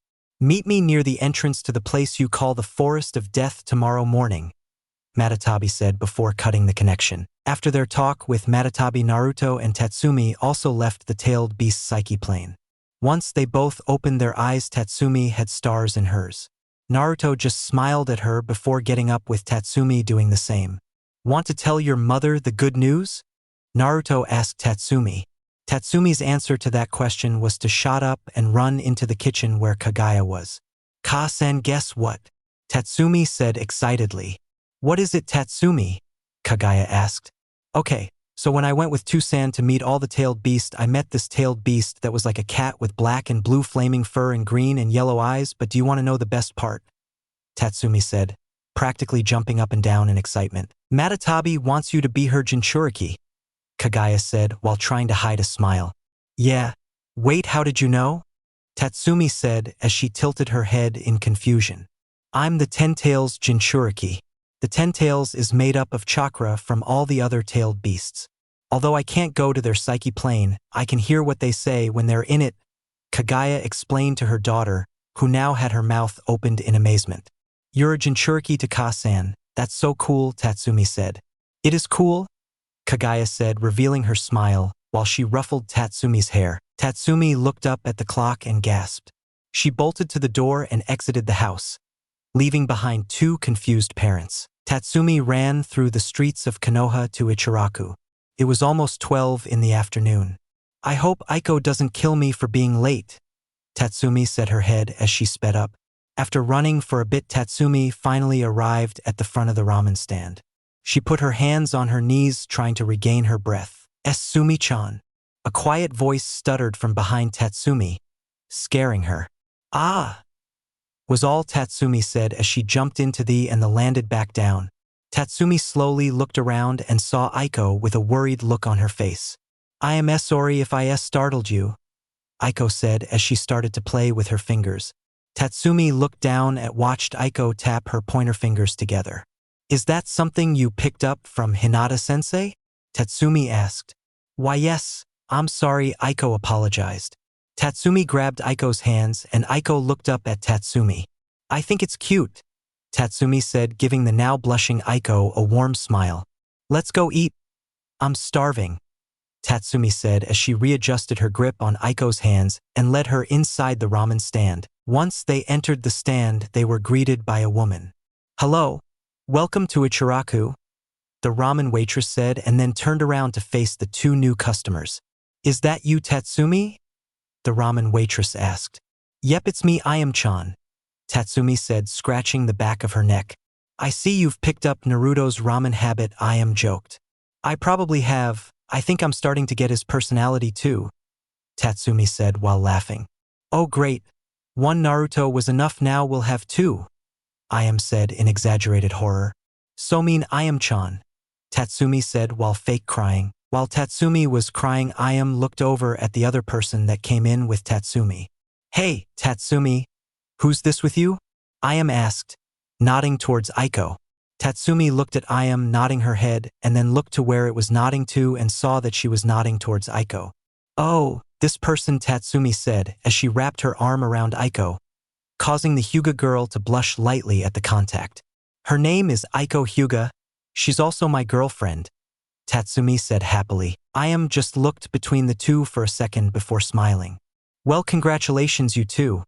I hope you have a long relationship, Ayam said, congratulating the both of them. We're actually on a date right now, so can we have 2 extra large miso ramen with extra pork? Tatsumi said as she ordered their food. Ayam nodded and went to cooking their meal. While Ayam was making the ramen, Tatsumi started a conversation with Aiko. Hey Aiko-chan. I have some really good news to tell you, Tatsumi said excitedly. What is it, Sumi-chan? Aiko asked after taking a sip of tea she had ordered after they had arrived. I'm going to become the Two-Tails Jinchuriki, Tatsumi said. Aiko's pale lavender eye widened when she heard what Tatsumi said. Turning to her, she asked, "How is that going to happen?" Aiko asked out of pure curiosity. Tatsumi then proceeded to tell Aiko Naruto's plan to use the 8 trigrams seal to seal Matatabi inside of her. After Tatsumi's explanation, their food arrived. "Thanks for the food," Tatsumi said loudly while placing her hands together before digging into the food. Aiko did the same as Tatsumi but just quieter. Ayam watched Tatsumi eat and interact with each other. They act exactly like Naruto and Hinata, Ayam mused. "Hey Tatsumi," Ayam said, calling the blonde. Tatsumi looked up from her bowl with a noodle hanging from her mouth. Aiko grabbed the noodle from Tatsumi's mouth and ate it. "Aiko-chan, that was my noodle," Tatsumi said, pouting. "Too bad, Sumi-chan. You're not getting it, Bidesh," Aiko was saying, but was interrupted by Tatsumi smashing her lips against hers. "How cute," Ayam squealed. The kiss lasted for a few seconds before Tatsumi pulled away with a noodle in her mouth. "That's a dirty move, Sumi-chan," Aiko pouted. Tatsumi slurped the noodle into her mouth. "You look really cute when you pout," Tatsumi pointed out. Aiko blushed at Tatsumi's compliment. "Weren't you asking me something earlier, Ayam-chan?" Tatsumi asked while turning to face Ayam. "Yeah, I was going to ask you if Kaguya gave a healthy birth," Ayam asked. "Ka-san gave birth to my baby sister Kiko. She looks exactly like Ka-san but has 2-san's face shape," Tatsumi said as she put her pointer finger on her chin, as if she was thinking while she answered. "Kiko is a really cute name. When are you bringing her around here?" Ayam asked. "If it were up to me, as soon as she could eat solid food," Tatsumi said. "Well, I'll let you two get back to your date," Ayam said while she went to attend to another guest that just entered. Aiko and Tatsumi talked about day-to-day stuff and laughed at each other's jokes while they ate. After they finished their meal, Tatsumi paid, and the two of them left the stand and walked to the local park and chose a spot facing out to the lake. Aiko and Tatsumi just laid there staring out at the lake, watching the reflection of the now setting sun. "Today was a blast," Tatsumi said. "Today was very pleasant. Thank you, Sumi-chan," Aiko said, thanking Tatsumi. Tatsumi grabbed Aiko's chin and turned her head to face her. "This was a really good date, Aiko-chan," Tatsumi said as she locked her lips with Aiko. Aiko closed her eyes and leaned into the kiss. They pulled away from each other so that they could regain their breath. "That was amazing, Aiko-chan," Tatsumi said. Thank you, Sumi-chan," Aiko said, stuttering and while blushing. Suddenly, there was a loud cough coming from Tatsumi's right and Aiko's left. They whipped their heads and saw a Naruto with a gaping mouth and a smiling Kaguya. "NN Naruto-sensei," Aiko shouted in embarrassment. "How long have you guys been there?" Tatsumi said slowly in embarrassment at being caught kissing. "When you guys were about 3/4 of the way kissing," Naruto said after finally closing his mouth. "Don't worry, you two. We're not upset," Kaguya said, reassuring the two genin while getting down and sitting on her legs. "Welcome to the family, Aiko-chan," Kaguya said while hugging Aiko. "Yeah. Welcome to the family, Aiko," Naruto said, following Kaguya's lead. "Hey, don't leave me out of a group hug, you guys," Tatsumi said while joining the group hug. After they broke apart, Tatsumi said she was going to walk Aiko home. After a few minutes, Tatsumi returned to the house.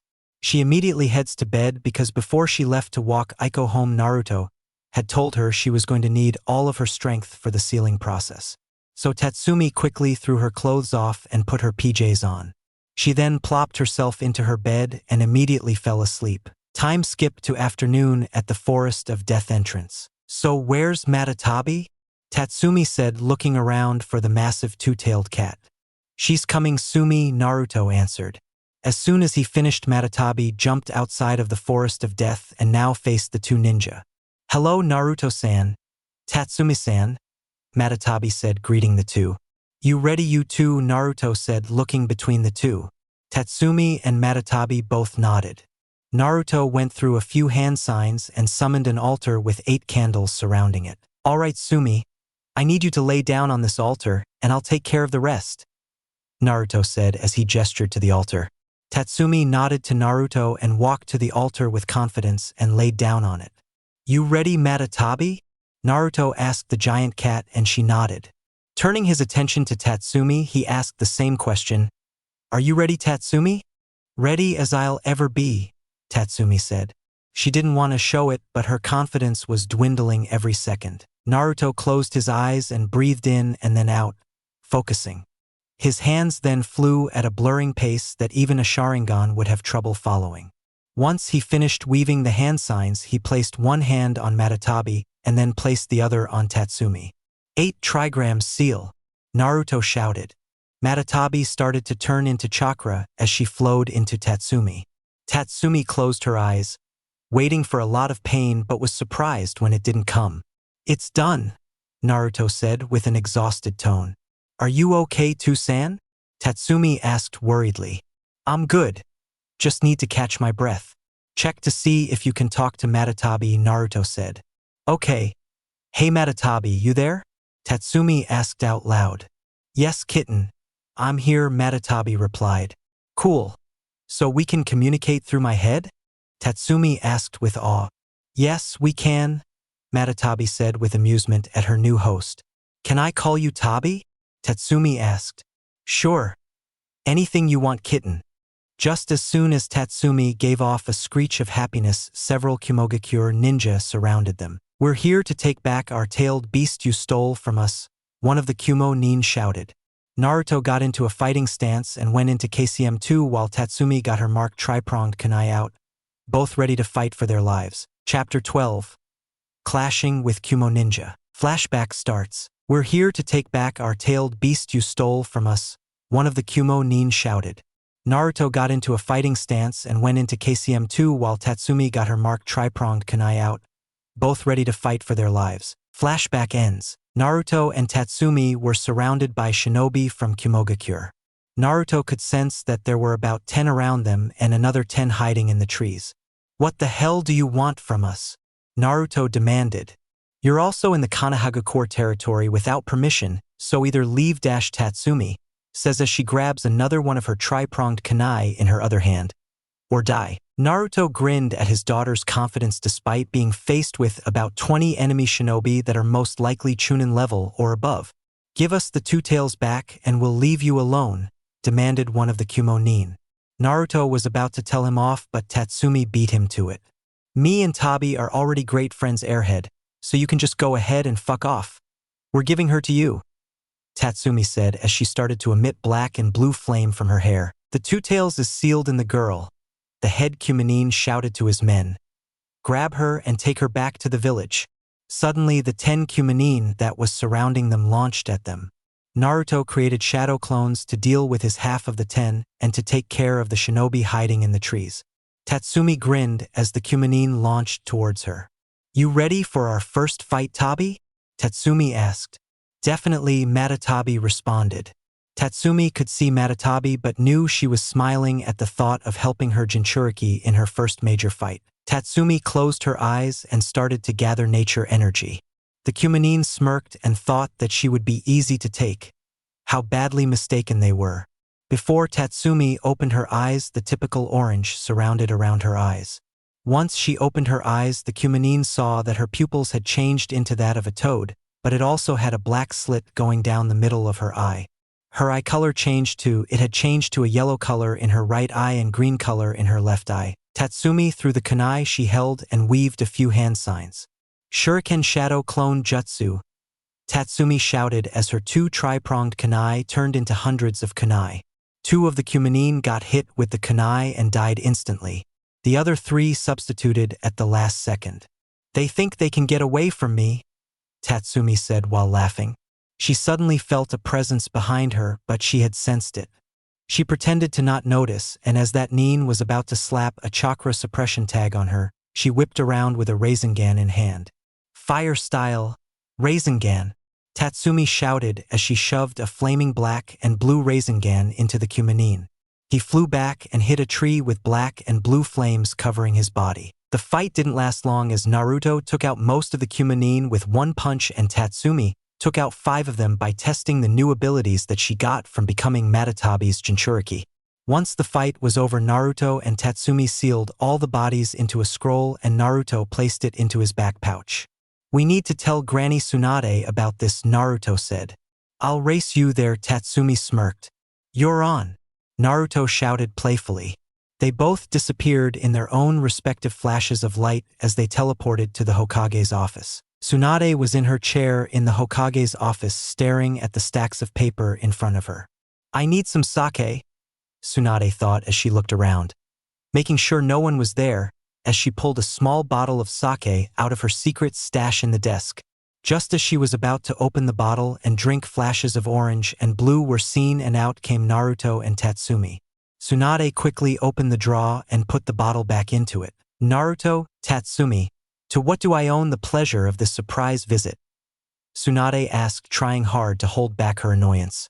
Granny, we have something to tell you, Naruto said in his loud tone. Don't call me Granny brat, Tsunade said with an irk mark on her forehead. But Granny, something happened, Tatsumi said, copying her father's name for the Hokage. Tsunade snapped her head over to Tatsumi and glared at her. You too, Tsunade snapped back. We were attacked by Chūnin just outside the Forest of Death, Naruto said. Tsunade had a look of rage all over her face. Not at Naruto or Tatsumi but at Kumogakure. They must think we're weak if they sent some off their shinobi in to attack you too, Tsunade said with anger in her voice. But why were you by the Forest of Death? Tsunade asked. Tatsumi looked at Naruto for permission and Naruto gave it by nodding his head. Well, you know those big cat paw prints you told Tsunade about, Tatsumi said, and Tsunade nodded in acknowledgement. Well, those paw prints belong to Matatabi, the two-tailed beast, Tatsumi said. She watched Tsunade's eyes grow wide with surprise. Did you encounter this, Matatabi? Tsunade asked, raising an eyebrow. Yes, we did, Tatsumi said as the excitement built up in her. What happened? Tsunade asked. The curiosity was getting to her. Well, I'll show you, Tatsumi said as she closed her eyes. Soon a regular kitten-sized Matatabi with her two tails poofed onto Tatsumi's shoulder. Tsunade and even Naruto looked at Tatsumi with surprise. Naruto looked at Tatsumi with surprise because she's only had Matatabi for a short time and she's able to summon a miniature version of Matatabi, while Naruto isn't able to do that with Kurama. Tsunade was surprised because of the little kitten with black and blue flaming fur and mismatched eyes sitting on Tatsumi's shoulder. Tatsumi, explain this immediately, Tsunade demanded. Tatsumi walked up and stood in front of Tsunade's desk and Matatabi jumped down onto it. Tsunade had to resist the urge to pet the small, adorable creature in front of her. To make a long story short, I'm the Jinchuriki of the Two Tails now, Tatsumi said. Is that why those Chūnin attacked you both? Tsunade asked as she eyed the creature etching itself ever closer to her. Basically, yeah, Tatsumi chirped. Tsunade was staring right into Matatabi's mismatched eyes. Tatsumi saw the struggle Tsunade was having and smiled at the aging Hokage. Do you want to pet her?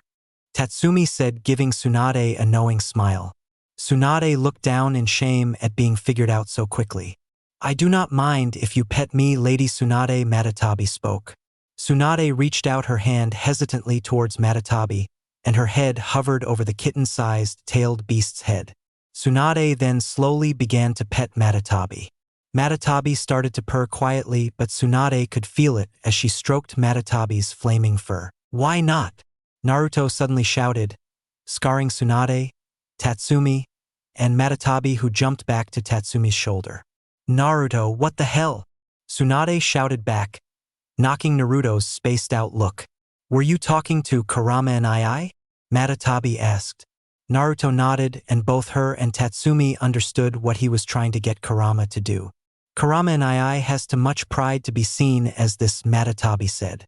Naruto looked down in disappointment but looked up quickly with a happy expression on his face. Just wait until Sakura-chan and Sasuke team see you and Matatabi, Naruto said with a grin.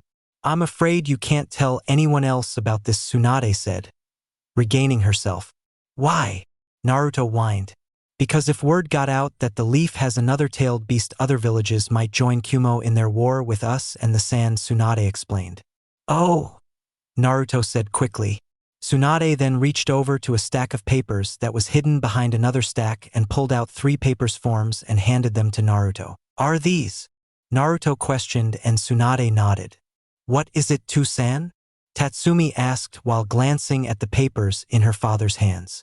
Naruto turned towards her with a smile plastered on his face. These are Chūnin exam forms, Naruto said happily. Does that mean? Tatsumi said excitedly. Yep. Team 7 is entering the Chūnin exams. Chapter 13, Chūnin exams inside the Leaf PT1. Flashback starts. Tsunade then reached over to a stack of papers that was hidden behind another stack and pulled out 3 papers forms and handed them to Naruto. Are these? Naruto questioned and Tsunade nodded. What is it, Tsunade? Tatsumi asked while glancing at the papers in her father's hands. Naruto turned towards her with a smile plastered on his face. These are Chūnin exam forms, Naruto said happily. Does that mean? Tatsumi said excitedly. Yep. Team 7 is entering the Chūnin exams. Flashback ends. Naruto and Tatsumi left the Hokage Tower with excitement still on their face. Naruto was proud of his daughter. She was strong enough to become Chūnin no doubt, and she could easily make Jonin. Naruto was also proud of his other 2 genin that was on his team.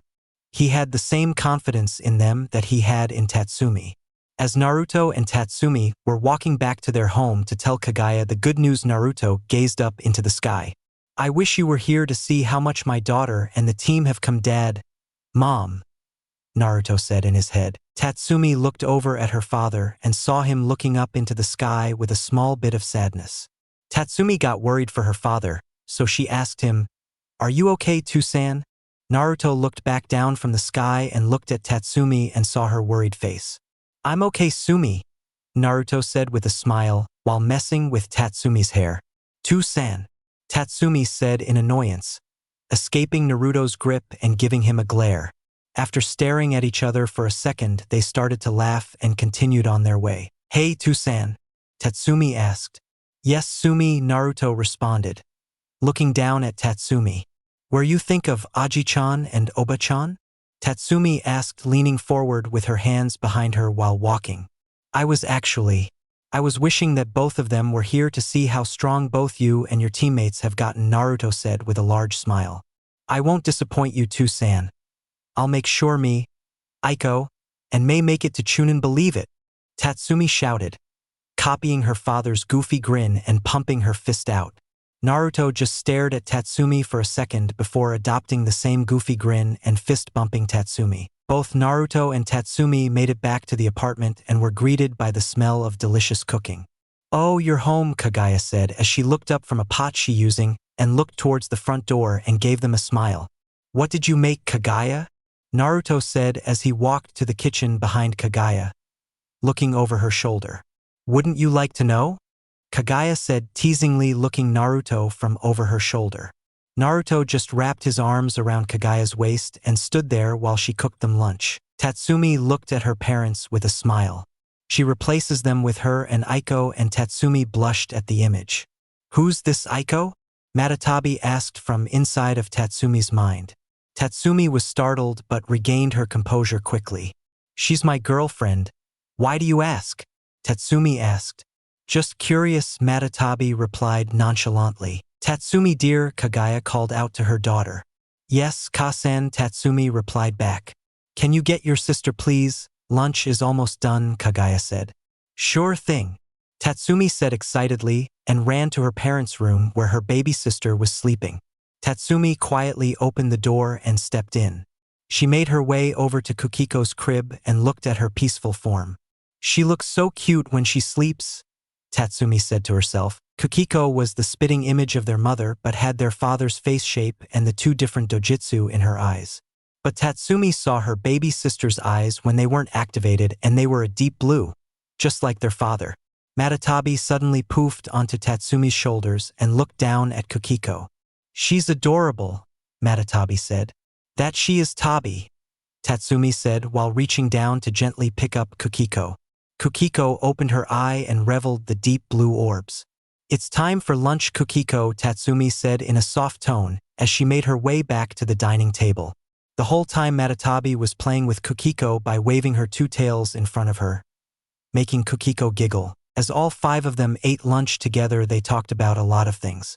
Mainly about Matatabi and the upcoming Chūnin exams and Tatsumi, Aiko, and Mei's participation in them. So how do you feel having Matatabi sealed inside you? Kaguya asked as she cleared off the table. Tatsumi looked over at Matatabi to see she was with Naruto, the both of them playing with Kiko. I feel like I've become more powerful. I'm easily able to call on her chakra whenever I need it. But the most important thing is that I feel like I gained a new friend and family member, Tatsumi said with a happy expression. Kaguya smiled at her daughter with pride. I'm happy that you said that, Tatsumi. So how are you going to train for the Chūnin Exams? Kaguya asked. Tatsumi adopted a thoughtful expression while trying to think of a way to train. Well, there's only 2 weeks until the start of the Chūnin Exams, so I guess I'll train with Tabi so I can control her power more, Tatsumi said with confidence. That sounds like a great idea, kitten. I'll even teach you a few powerful fire jutsu, Matatabi said, as she hopped onto the table and sat in front of Tatsumi. I agree with that, Tatsumi, Naruto said over his shoulder. Once Tatsumi finished helping Kaguya clear the table and wash the dishes, both her and Naruto headed out to get the other members of their team. Naruto went to get Mei while Tatsumi went to get Aiko. Tatsumi arrived at the front gates of the Hyuga compound and knocked on the large wooden gate doors. Tatsumi stood there for a bit before the door opened, revealing Hinata. Hello, Hinata-sensei, is Aiko here? Tsunade called a team meeting, Tatsumi said after she greeted the head of the Hyuga clan. I'll go get here. Please come in, have some tea, Hinata said as she gestured for Tatsumi to enter. Tatsumi nodded politely and entered the compound. Hinata leads her to a medium-sized room where there was a low table with cushions around it and a little fire next to it with a teapot on top. I'll go get Aiko if you'll wait here, Hinata said as she smiled and parted ways. Hey Tabi, want to come out and have some tea? Tatsumi asked. Sure, Matatabi said as she poofed into existence on Tatsumi's shoulder and hopped onto the ground next to Tatsumi. After waiting for a few minutes, Hinata showed up with Aiko next to her. Tatsumi noticed them entering and looked over at them with a smile on her face. Hello, Sudesh, Aiko started but stopped as her gaze looked onto Matatabi's form. So cute, Aiko squealed. Tatsumi looked at Matatabi and laughed a bit as Matatabi's sweat dropped. Hinata and Aiko made their way over to the table and took their seats across from Tatsumi and Matatabi. So what was it that Naruto wanted to talk about? Hinata asked as she poured everyone some tea. Tatsumi took a sip from her cup before answering. He wanted to say that Team 7 was going to enter the Chūnin Exams, Tatsumi explained. The Chūnin Exams? But there's a war going on, Aiko said with a confused look on her face. Hidden villages can still hold Chūnin Exams during war times, Hinata interjected. Oh, was all Aiko said as she took another sip of tea. After another silent minute passed, Hinata spoke up. Who is that next to you, Tatsumi? Hinata asked, nodding towards Matatabi. Tatsumi looked over at Matatabi, who was lapping tea from the cup Tatsumi gave her, then turned her attention back to Hinata. That's Matatabi, the Two Tails, Tatsumi answered. Does that mean what I think it does? Hinata asked and Tatsumi nodded. Yep, I'm the Two Tails Jinchuriki, Tatsumi said with a grin. Tatsumi thanked Hinata for the tea and left with Aiko and head to Training Ground 7. At some point on the walk there, Matatabi jumped onto Aiko's arms and fell asleep in them. You look like you're holding a baby, Aiko, Tatsumi said as she saw Aiko start to rock Matatabi. Who said anything about babies? Aiko said loudly with a growing blush. Calm down, Aiko-chan, Tatsumi said as she gave Aiko a quick kiss on the cheek before adopting a mischievous grin on her face. You're going to wake our baby, Tatsumi whispered in Aiko's ears teasingly. Aiko's face just grew redder but stayed silent so that she didn't wake up Matatabi. After that scene, Tatsumi and Aiko shared. The both of them arrived at the training grounds and were met with a waiting Naruto and Mei. What took you guys so long? Mei asked as they got closer. We were having tea at the Hyuga compound, Tatsumi said. Sure you were. You weren't doing anything else, Mei asked as she raised her eyebrow. Tatsumi and Aiko got what Mei was implying and their faces turned into a deep red before shouting in unison. We didn't do that. Naruto just looked between his genin with a confused look on his face. What are you guests talking about? Naruto asked. Everyone's sweat dropped at how dense Naruto was at that moment. Why did you call us here, sensei? I was in the middle of trying out a new jutsu, Mei said with an annoyed tone. Naruto's sweat dropped at Mei before he continued. I'm here to give you 3 these, Naruto said as he pulled out the Chūnin exam forms and handed them out. Mei had a look of excitement and surprise on her face while Aiko and Tatsumi didn't have any major reaction because they already knew what the meeting was about. What I wanted to tell you guys is that I've made sure that we don't have any mission this week so that you guys can train, Naruto said. But why can't you train us, Naruto-sensei? Aiko asked, tilting her head in confusion. Because I'm a proctor for one of the parts in the exam, Naruto said, answering Aiko's question. Mei raised an eyebrow. Which one, sensei? Mei asked. Naruto smiled. You'll have to wait and see, Naruto said as he got ready to leave but turned around and told them, make sure to be at the academy in room 301 at 10 a.m. in a week.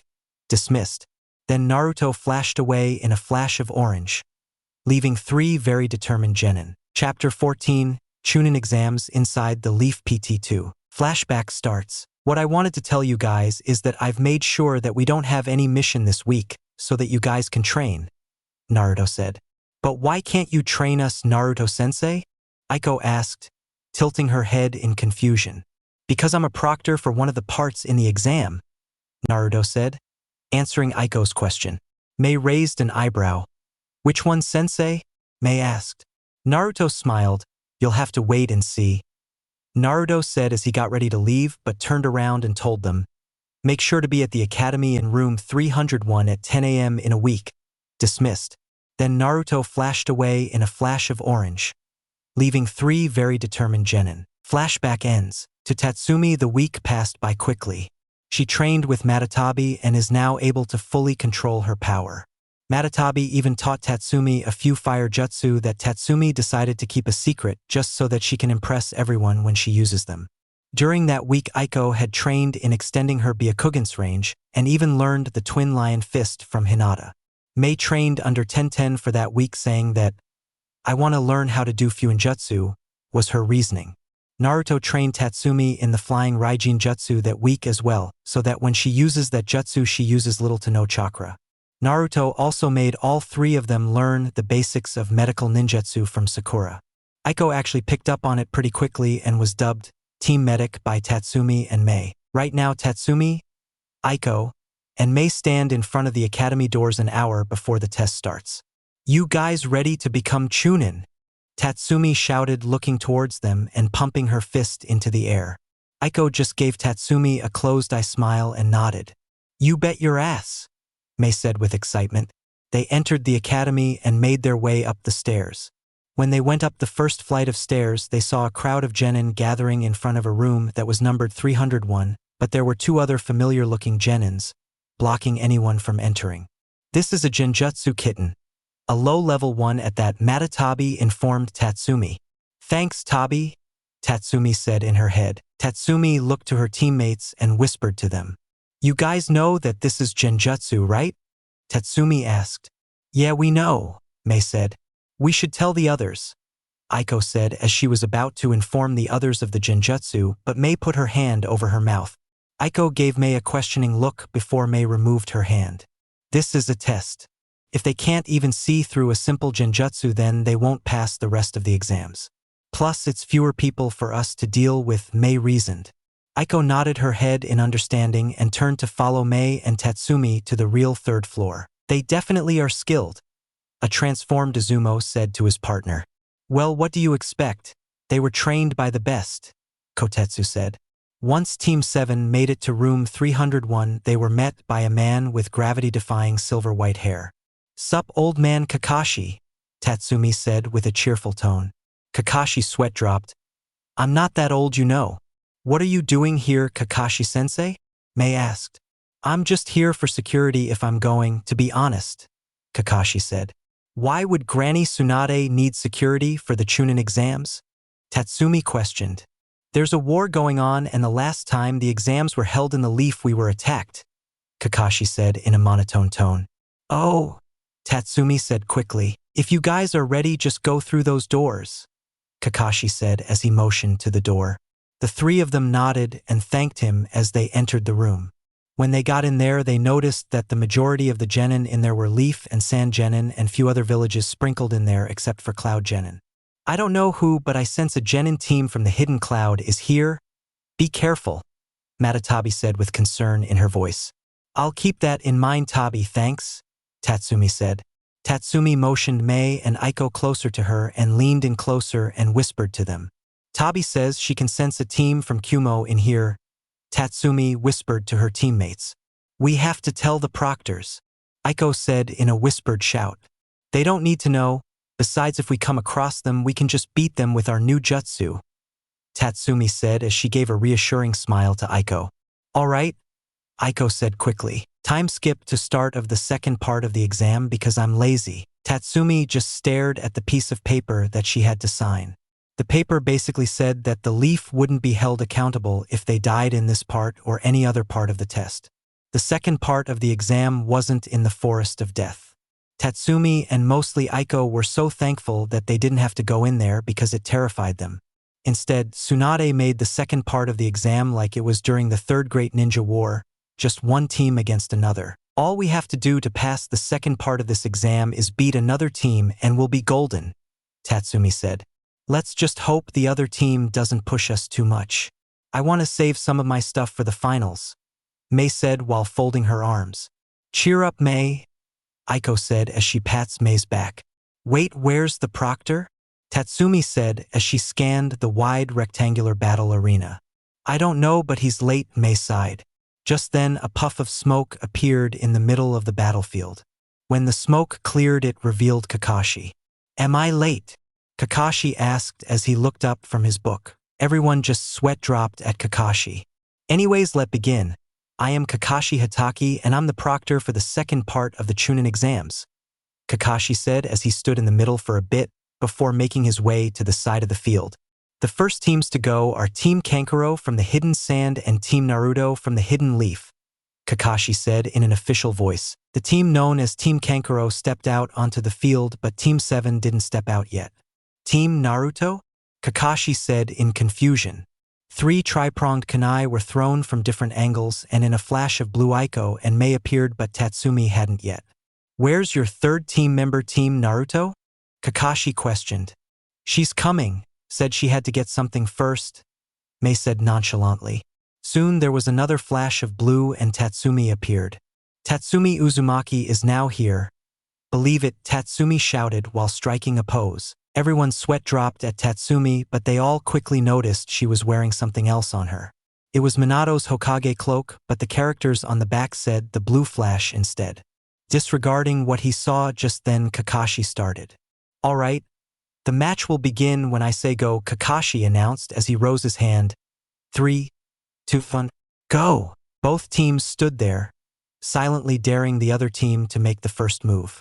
Screw this, if they're not going to attack first, then I'll finish them off quickly, one of the Sand Genin said as he launched himself towards Team 7. I'll deal with this one guy, Mei said as she unsheathed her sword and rushed at the Sand Genin. You're coming at me with a sword, the Sand Genin said mockingly as he weaved hand signs. Wind style, air bullets, the Genin shout out multiple shots of wind at Mei, who dodged all of them effortlessly. Now it's my turn, Mei said as she weaved one-handed hand signs on the grip of her sword. Her blade was now coating in lightning and chirping like 1,000 birds. Chidori blade, Mei said loudly as she flickered in front of the Sand Genin and thrust her blade into his chest. Don't gloat in the middle of a battle, Mei said as she withdrew her sword and flicked it to clean the blood off of it. You bastard! The other Sand Genin shouted in anger. They launched at Mei, but she substituted with Aiko. Aiko created a shadow clone without using any hand signs, and both her and her clone got into a similar stance. 8 trigrams, 64 palms, Aiko shouted as she activated her Byakugan and struck each and every one of the Genin's chakra points. Tatsumi now, Aiko shouted as she flickered back to stand next to her team. All right, let's do this, Tatsumi said as she held out her hand and a Rasengan formed. That's all, Kakashi said to himself. The Rasengan started to form blades out of wind, and Kakashi's eyes grew a bit. How the hell did she learn that? Kakashi said in a surprised tone. Tatsumi threw the jutsu, but it dissipated halfway. Guess she didn't really leer dash Kakashi started, but was interrupted by an explosion of chakra at the other side of the arena. Kakashi whipped his head over to where he heard the explosion and saw that the Raisin Shuriken hadn't dissipated but turned invisible. Damn, this kid is strong, Kakashi said to himself. After that, Team 7 was declared the winner of the match and the second part of the exam continued. After the final match, they were all told to go to the arena where the final part of the exam was going to take place. Once the winning teams, which consisted of Team 7 and one other sand team, arrived at the arena, they were told to wait in the middle. I wonder who the proctor for this part of this exam is, Tatsumi mused. Suddenly there was an orange flash and Naruto appeared. Congrats on making it to the final round of the exams, Naruto said as he congratulated the two remaining teams. You will now have to fight each other one-on-one, and it's more than likely that you'll have to fight a teammate, Naruto announced as he looked over the genin and locked on to Tatsumi's. He gave her a quick smile before facing all the genin. Alright, as most of you already know, I am the proctor for the third part of the Chūnin Exams. I just here to start the matches and intervene to prevent unnecessary death, Naruto said as he turned around and faced the crowd. The final round of the Chūnin Exams will now commence. Names were generated on a large screen that was just under the Kage's box. Mei's name and one of the Sand Genin's names were selected.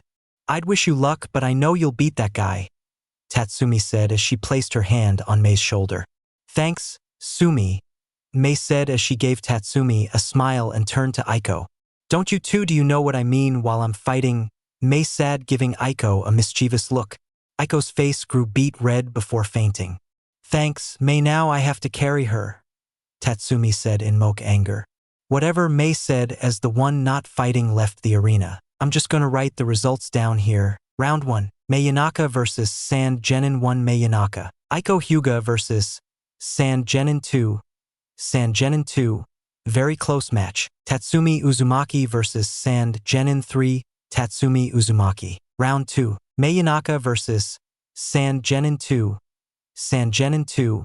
Very close match. Tatsumi Uzumaki vs winner of Mei Yanaka vs Sand Genin 2. Round 3, Tatsumi Uzumaki vs Sand Genin 2. Resuming at the start of round 3. Start of round 3. Tatsumi was now fully convinced that these weren't actual Sand Genin because they used Jonin-level jutsu.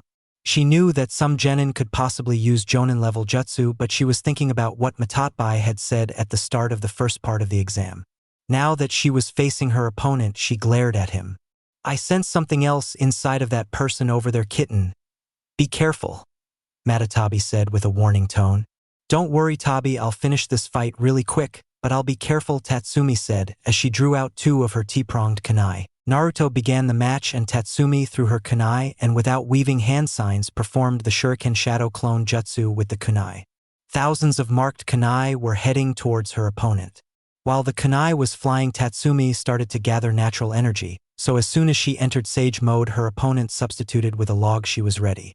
She dodged a sword slash that was meant to cut her head off her shoulders and jumped up, weaving a single hand sign.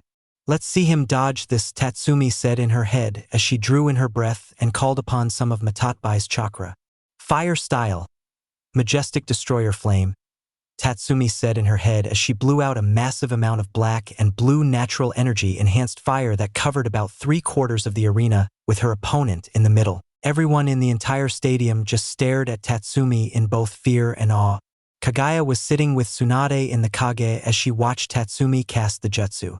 She just smiled at how powerful her daughter was while Tsunade just looked out in awe. Flashback start 1 week before the start of Chūnin Exams. I have a favor to ask of you, Kaguya, Tsunade asked.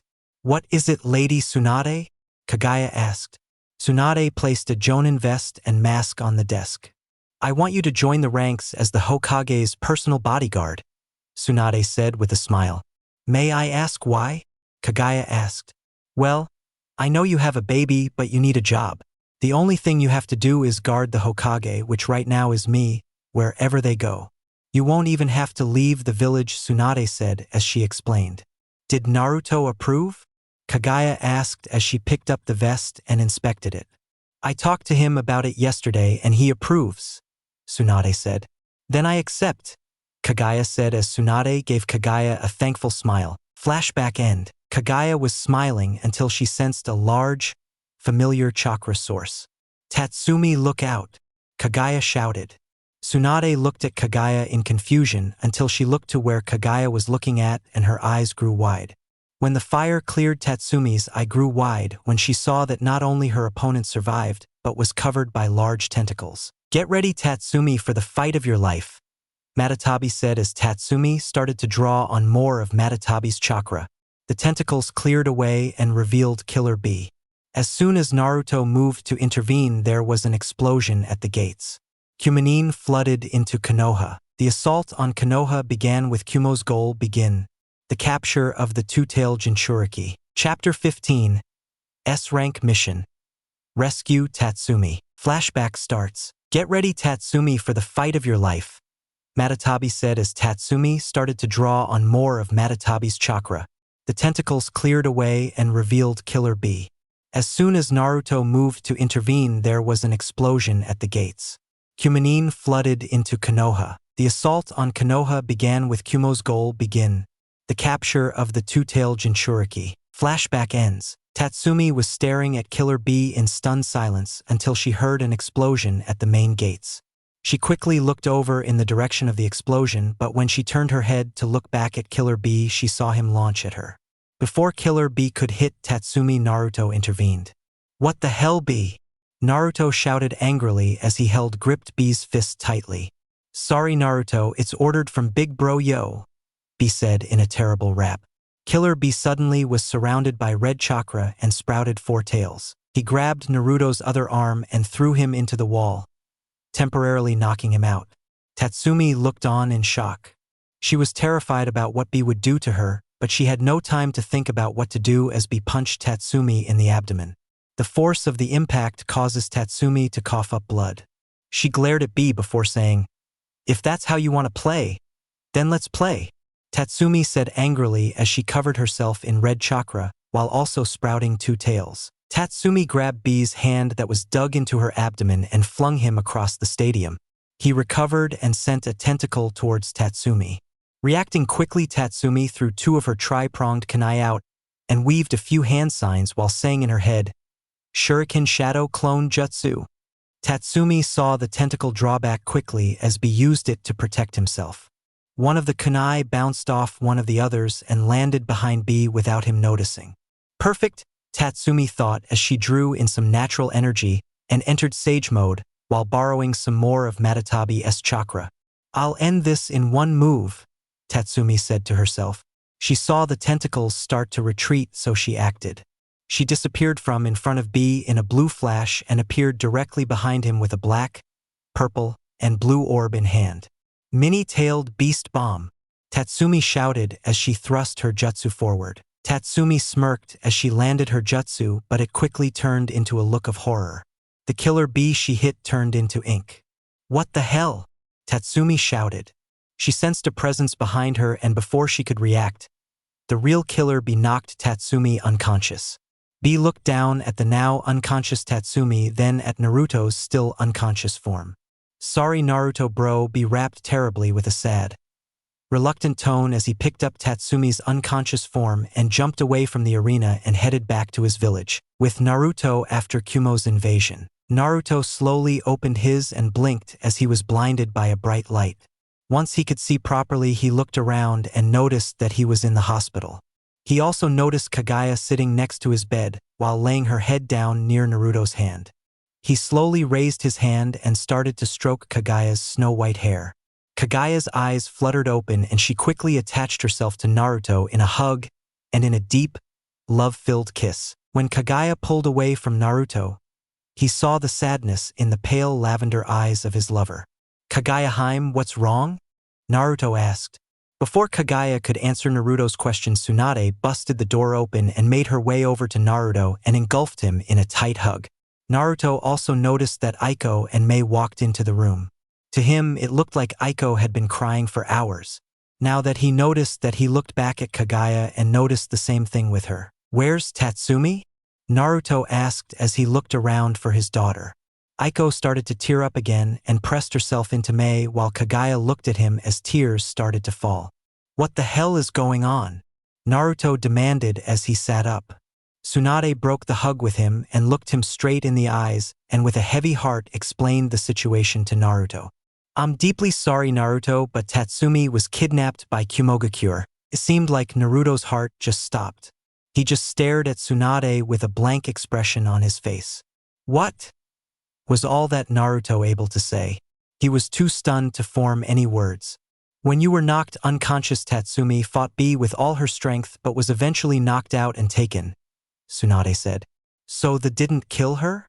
Naruto asked as he looked at Tsunade with hope-filled eyes. Yes, that does mean they didn't kill her, but they will extract the two tails as soon as possible, Tsunade said. Naruto jumped out of his hospital bed, startling everyone in the room. We know where she is. Let's go rescue her, Naruto shouted. But we can't send anyone to rescue her right now. Most of our forces were taken out during the invasion, Tsunade said in a worried tone. Naruto looked right into Tsunade's whiskey-colored with a determined look. If I'm going to become Hokage someday, then I have to protect everyone. That means I have to rescue Tatsumi, and if I have to do it alone, I will believe it, Naruto shouted determinedly as he flashed Tsunade his famous toothy grin while giving her a thumbs up. Tsunade just stared at Naruto. She saw a flash of Dan and Nawaki next to Naruto as she was reminded of their dream. Tsunade just sighed in defeat before getting a serious look on her face. I know I can't stop you, Naruto, but I'm not going to let you go alone, Tsunade said to Naruto before she turned to Aiko and Mei. I'm going to give your team their first S-rank mission. Your mission is to rescue Tatsumi Uzumaki and extract her out of the land of lightning, Tsunade said. Mei and Aiko looked up at Tsunade with shocked expressions on their faces before they turned into determined looks. We won't let you down, Lady Tsunade, Aiko said as she bowed to Tsunade. What she said, Mei said lazily. Naruto looked at his team with pride. With them, he knew that rescuing Tatsumi would be no problem. You guys leave immediately, Tsunade said. Yes, ma'am, Naruto, Aiko, and Mei said in unison. Before Naruto left the room, he walked over to Kaguya and engulfed her in a hug. Don't worry, Kaguya-hime. I'll bring back Tatsumi. When we get back, we can go out for ramen, Naruto said as he attempted to cheer Kaguya up. It must have because Kaguya laughed a little bit. You and your ramen, Naruto, Kaguya said. If you don't come back by the time dinner's ready, what will happen? Kaguya said jokingly. Naruto froze. He didn't realize that she was joking and thought she was serious. Why, yes, ma'am, Naruto said quickly. He gave Kaguya a quick but passionate kiss on the lips before he quickly made his way out of the room with his team behind him snickering at him while they followed. Tsunade turned to Kaguya and asked, Do I even want to know? Kaguya shook her head and gave Tsunade a look saying, No. No, you don't. At the village gates 5 minutes later. You guys ready for this? Naruto asked as he faced his team. We are, sensei, Aiko said as she gave him a determined look. Naruto smiled and turned around to leave but was stopped by two familiar people. You aren't going, Naruto, Hinata said. Oh yeah, Naruto said a little annoyed. At least not without us, Yugao said as she flashed him a smile. Naruto's eye smiled at both of them. Let's go then, Naruto said as he started running towards the land of lightning. With Tatsumi one day after being kidnapped. Tatsumi was chained up in dark room with no form of light except for the single candle outside of her cell. She was restrained to the wall with chains that if she tried to mold chakra they would start to burn her and also cause her agonizing pain. Tatsumi held her head down as she heard the door to her poorly lit cell open. She heard 3 people enter the cell. She didn't even look up and acknowledge them. The 2 tails will be extracted from you in a few days, the Raikage said. Don't touch Tabi at all with your filthy hands, you bastards. Tatsumi shouted in anger, but was slapped hard by the Raikage. Don't take that tone with me, girl. The Basat will be extracted from you whether you like it or not, the Raikage said as he turned and walked out of the cell. He was followed by one of the other shinobi but one stayed back. What do you want, you bastard? Tatsumi spat with venom at B. I'm sorry for doing this, B said, not rapping for once. And what the hell does your apology mean? You betrayed your friend, my father. You also betrayed 2 of Gyuki's siblings when you listened to your brother, Tatsumi said angrily. B gave Tatsumi a shocked expression. How do you know? B asked. How do I know your tailed beast's name? I met him when I met Tabi for the first time. I'm assuming Gyuki isn't speaking to you now. Am I right? Tatsumi said. B nodded his head in confirmation. It's because you betrayed him when you betrayed me and my father, and the only way to repair your relationship with him is to let me go, Tatsumi said. She could tell her words were getting to him. She could sense the internal conflict within him. B was at war with himself. Should he just follow his Reikage orders and lose a great friend, or listen to Tatsumi and gain his friend back and possibly get another on back? Tatsumi knew he came to a decision when he took out one of his swords and destroyed the chains holding Tatsumi up. Thank you, B, Tatsumi said as she rubbed her wrist. I just hope Gyuki will accept my apology, B said. Tatsumi placed a reassuring hand on B's arm. Don't worry, by helping me he's already forgiven you, Tatsumi said as she gave B a reassuring smile. Really? B asked. She's right, B, the tailed beast known as Gyuki said in both B's and Tatsumi's head, shocking Tatsumi. How come I can hear you, Gyuki? Tatsumi asked. You can hear him because I was communicating with him beforehand, Matatabi said. Tabi? Tatsumi asked.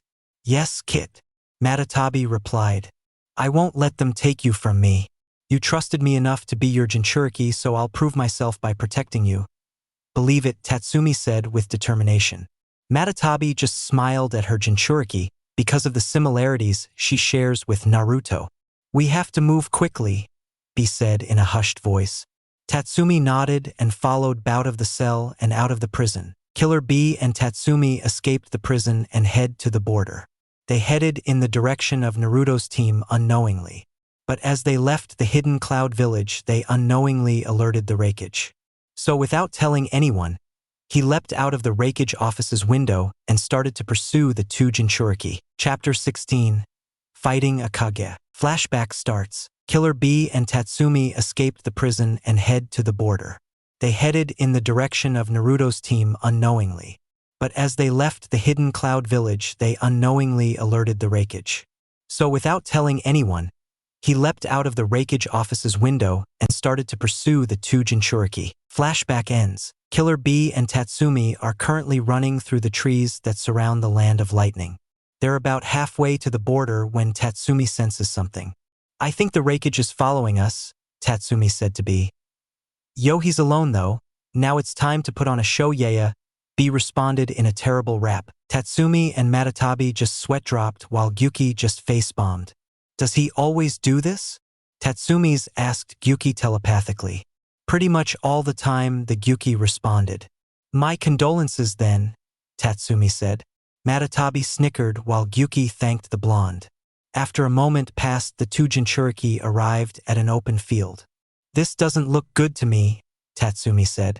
Yeah, there's no cover, Matatabi replies. Tatsumi and B went on regardless and were about halfway across the field when they were attacked. Both B and Tatsumi jumped back to avoid being hit. When they landed again, they saw the Reikage standing in front of them. B, how dare you help a prisoner escape? The Reikage shouted in anger. He did it because you have no right to take away my friend. Tatsumi shouted back at the Reikage. I'd watch my tongue if I were you, girl, the Reikage growled. Tatsumi just sent a growl right back at the Reikage while pulling out her special tri-pronged kunai. This caused the Reikage to raise an eyebrow for a split second before his face went back to a serious one. I recognize that kunai, the Reikage said. B looked at what Tatsumi was holding while Tatsumi gave the Reikage a knowing smirk. B was about to say something in a rap about the kunai Tatsumi was holding, but Gyuki told him to be quiet for once. I assume you must know what this means then, Reikage, Tatsumi said. Not even a second later, Tatsumi saw a lightning chakra cloak covered fist millimeters from her face. Tatsumi just stared at it calmly before tossing the kunai she held into the air and vanishing in a blue flash. Just like Minato, the Reikage thought as he scanned the area for marked kunai but couldn't find any. All he saw was a hand covered in red chakra and claws scratching his face and flew into a nearby tree. The Reikage quickly recovered to see that Tatsumi was covered in red chakra, with 2 tails sprouting out from the back. There were no marked kunai in the surrounding area. How did you do that? The Reikage asked. If you must really know, I've trained with the flying Raijin so much that I'm able to use the jutsu without even having to throw the special kunai. All I have to do is look and then poof. I'm there, Tatsumi said as she enjoyed the shocked expression on the Reikage's face. But no, it's time to fight, Tatsumi said as slipped into her fighting stance. The Reikage sped towards Tatsumi at blinding speeds and threw a punch at her. Tatsumi dodged to the left and sent a chakra-enhanced kick to the Reikage's side. It didn't damage him, but it was forceful enough to send him flying into the open field. Tatsumi didn't let up her assault as she flashed right in front of the Reikage and threw a series of fast kicks and punches. The Reiki was keeping up with Tatsumi, but just barely. Tatsumi broke her assault and leaped backward, a good distance away from the Reikage to catch her breath. Seeing this, the Reiki poured chakra into his feet and took off, cracking the earth that he was on top of mere seconds before. Tatsumi saw this and, with no hand signs, created about 50 shadow clones and sent them all at the incoming Reikage. While the clones were keeping the Raige busy, Tatsumi sat down and started to meditate, drawing natural energy into her. The Reikage looked over in Tatsumi's direction and became infuriated when he saw her sitting down with her eyes closed. That brat thinks she can take a nap while fighting, the Reikage screamed in his mind. He quickly finished off the shadow clones and angrily leapt towards Tatsumi, who was now standing up, but with her eyes closed still. You arrogant little brat, the Reikage shouted in anger as he thrust his fist forward. Without opening her eyes, Tatsumi caught the Reikage's fist. The Reikage's eyes grew wide when he saw the changes on Tatsumi. Her once deep blue eyes were now a yellowish color with pupils that resemble frogs along with an orange color around her eyes. Tatsumi smirked at the Reikage's shocked expression again and flashed through a few single-handed hand signs. Fire style, fireball jutsu, Tatsumi said in her head as she began to shoot a large ball of fire out of her mouth. The Reikage quickly substituted with a nearby log before the jutsu could hit him. Tatsumi let a hiss of annoyance before sending her chakra out to find the Reikage's location. Tatsumi moved her head to the left and dodged a punch from behind. She turned around to face the Reikage but was a split second too slow and was kicked in the stomach and sent flying across the field. She saved herself from crashing into a tree by creating a shadow clone that threw in the direction of the Reikage. When Tatsumi made it halfway, she stopped, causing the Reikage to raise his eyebrow in confusion. Tatsumi put her hand out and smirked as a Rasengan started to form. If she thinks that she can beat me with such a pitiful jutsu, then she's dead wrong, the Reikage said in his head before his eyes widened. Tatsumi's Rasengan started to form 4 large blades of wind that burst into black and blue flames. Sage art. Flaming Raisin Shuriken, Tatsumi shouted, purposely leaving the vanishing part out. She threw the jutsu and halfway it dissipated. A pitiful excuse for a Shino dash, the Reikage said as he was hit with Tatsumi's jutsu. The explosion from the jutsu engulfed the Reikage. Tatsumi didn't expect the jutsu to finish off the Reikage and wasn't surprised when he came out of the smoke with a few injuries but nothing major. I'm almost out of chakra. Better finish this with one last jutsu, Tatsumi said as she started to form a larger than normal Rasengan in her hand and launched at the Reikage. She was halfway to the Reikage when she sensed familiar chakra signatures. I cancelled my jutsu and turned around. When I did, my eye widened when I spotted people I thought I would never see again. Chapter 17. The Proposition and Promotion. Flashback starts. Tatsumi's Rasengan started to form 4 large blades of wind that burst into black and blue flames. Sage art. Flaming Raisin Shuriken, Tatsumi shouted, purposely leaving the vanishing part out. She threw the jutsu and halfway it dissipated. A pitiful excuse for a Shino dash, the Reikage said as he was hit with Tatsumi's jutsu. The explosion from the jutsu engulfed the Reikage. Tatsumi didn't expect the jutsu to finish off the Reikage and wasn't surprised when he came out of the smoke with a few injuries but nothing major. I'm almost out of chakra. Better finish this with one last jutsu, Tatsumi said as she started to form a larger than normal Rasengan in her hand and launched at the Reikage. She was halfway to the Reikage when she sensed familiar chakra signatures. I cancelled my jutsu and turned around. When I did, my eye widened when I spotted people I thought I would never see again. Flashback ends. Guys, Tatsumi shouted happily as she ran towards them with tears of happiness. The group that consisted of Naruto, Mei, Aiko, Yugao, and Hinata stopped when Tatsumi called them out. Naruto was about to move forward and hug Tatsumi, but Aiko beat him to it. "Sumi!" Aiko shouted as she ran to the front of the group and embraced Tatsumi in a hug. Tatsumi pulled away, but not enough to break the hug, and gave Aiko a kiss on the lips. Aiko's face grew beet red from what Tatsumi did, and it didn't help when Mei shouted, "Get a room, you love birds." That just made Aiko's face grow redder. "Don't embarrass them, Mei," Yugao said sternly. Mei started to argue with Yugao, and Tatsumi and Aiko were just chatting like a normal couple. This made both Naruto and Hinata sweat drop. Naruto coughed to get everyone's attention, and once he got it, he just simply pointed to the Raikage, who was just standing there. Everyone realized the situation they were in and immediately got into their respective fighting stances. "You want to take a chance and fight all of us now or leave with your life?" Naruto said threateningly to the Raikage as he activated his version 2 chakra cloak. Tatsumi saw the Raikage face grow angry before he angrily spoke. "How about we make a deal?" the Reiki said as he forced out every word, trying to resist the urge to just fight them. He was too proud to admit it, but he wouldn't be able to fight them all and survive. And the battle with Tatsumi earlier had drained most of his chakra and he was running on fumes. "Why would we want to make a deal with you?" Yugao shouted before she started to move forward, but was stopped by Naruto holding his arm out in front of her. He looked at Yugao and sent her a look that said, "Let's hear him out." Yugao begrudgingly sheathed her blade but didn't stop sending glares towards the Raikage. Naruto sent the same look to everyone and they all sheathed any weapons they had out or got out of any fighting stances they were in. Naruto turned his attention towards the Raikage. "What's this deal you want to make?" Naruto asked cautiously. "A prolonged war isn't good for any one of our villages, so what I propose is we have one single massive battle to end this war once and for all," the Raikage said with a serious tone. Everyone except Naruto looked at the Raikage like he was crazy. Everyone looked towards Naruto and expected him to reject the deal, but they were surprised when they saw that he was thinking about it. Naruto motioned Hinata and Yugao over to him as he walked a short ways away from his team. When Naruto knew no one else could hear them, he was about to speak, but Yugao interrupted him. "Are you seriously thinking about this, Naruto? What the hell?" Yugao whisper yelled while crossing her arms in anger. "I'm with Yugao on this, Naruto. Why are you thinking about it?" Hinata asked calmly. A complete flip from what Yugao's mood was just moments before. "Are you guys going to let me speak?" Naruto asked. Yugao just sent him an angry glare from behind her mask before making a humph sound and facing away from him but listening at the same time. Hinata just shot Naruto an apologetic glance before nodding. "All right, thanks. I was thinking about his deal and I think we should take it," Naruto said. He got silence from Hinata but got one from Yugao.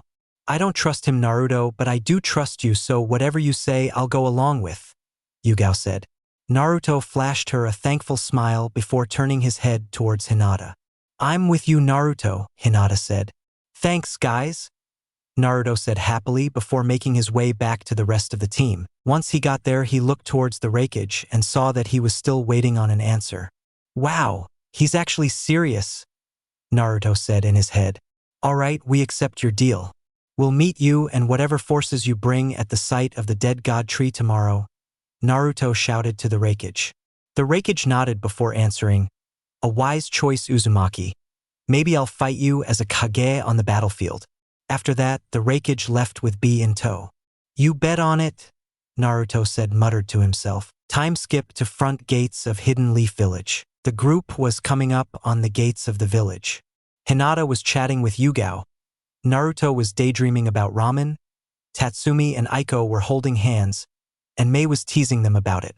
When Naruto looked towards the gate, he saw Tsunade with KAGUYA standing next to her while she was holding Kiko. A wide grin made its way onto Naruto's face when he saw KAGUYA and his second child. He disappeared in a flash and reappeared in front of KAGUYA and Kiko smiling. "Did you get Tatsumi?" KAGUYA asked with a worried tone. Naruto just gestured towards the group, who by now arrived next to them. Tatsumi rushed up to KAGUYA while still holding Aiko's hand. "I missed you so much, Ka-san," Tatsumi shouted as she let go of Aiko's hands and carefully threw her arms around KAGUYA. Kaguya smiled and leaned down and kissed Tatsumi's forehead. I missed you to my little kitten, Kaguya said. Tatsumi blushed a little bit at her mother's nickname for her before her eyes landed on Kiko. Can I hold her? Tatsumi asked eagerly.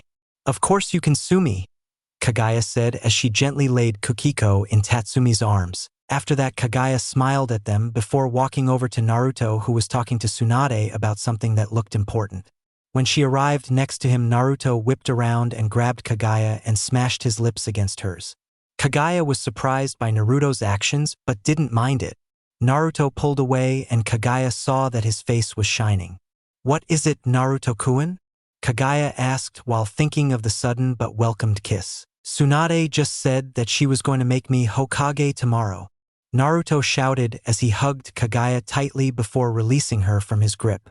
That's amazing to hear, Naruto, Kaguya said with almost as much enthusiasm as Naruto. Naruto was happy because of that, of course, but he was happy because tonight was the night he was going to propose to Kaguya. Time skipped to the night on top of the Hokage monument. Naruto was laying down next to Kaguya on top of his father's Hokage stone face monument. This was a place that was extremely special to him, and he thought that this was the perfect place to propose to Kaguya.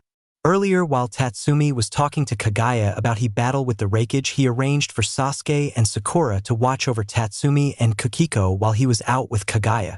He looked over at Kaguya and was amazed by her beauty. She was glowing from the moonlight shining down to her. To Naruto, she looked like the most beautiful thing that ever existed. He took in a deep breath to calm his nerves. Then he stood up and motioned Kaguya to do the same. Is something wrong, Naruto-kun? Kaguya asked as she looked at Naruto. Naruto took in another breath and started. The first time I met you, Kaguya, was when we were fighting each other during the Fourth Great Ninja War, and I knew nothing about you, Naruto said. What are you talking about, Naruto-kun? Kaguya asked in a worried tone. Naruto gently gripped Kaguya's hands and knelt down onto the ground and continued. But then I got to know you, and as time went on, I started to love you more and more, Naruto said as he reached into his pocket. What are you doing? Kaguya asked as Naruto pulled out a small box and opened it, revealing a diamond ring. Kaguya Otsutsuki, will you marry me? Naruto asked. Kaguya stayed silent for a few minutes and Naruto grew worried about being rejected, but his worries were washed away when he felt Kaguya give him a deep kiss. Yes, Naruto. Yes, I'll marry you, Kaguya said when she pulled away from Naruto's lips. Naruto's face grew bright as he took the ring out of the box and placed it on Kaguya's ring finger. Now Naruto had another reason to beat the Raikage. He was going to beat the Raikage as another Kage, and now he was going to beat him to protect his wife and family. Chapter 18. The Final Battle and Full-Tailed Beast Transformations PT1. Flashback starts. Kaguya stayed silent for a few minutes and Naruto grew worried about being rejected, but his worries were washed away when he felt Kaguya give him a deep kiss. Yes, Naruto. Yes, I'll marry you, Kaguya said when she pulled away from Naruto's lips. Naruto's face grew bright as he took the ring out of the box and placed it on Kaguya's ring finger. Now Naruto had another reason to beat the Raikage. He was going to beat the Raikage as another Kage, and now he was going to beat him to protect his wife and family. Flashback ends. By the time Naruto and Kaguya decided to head home, it was pretty late.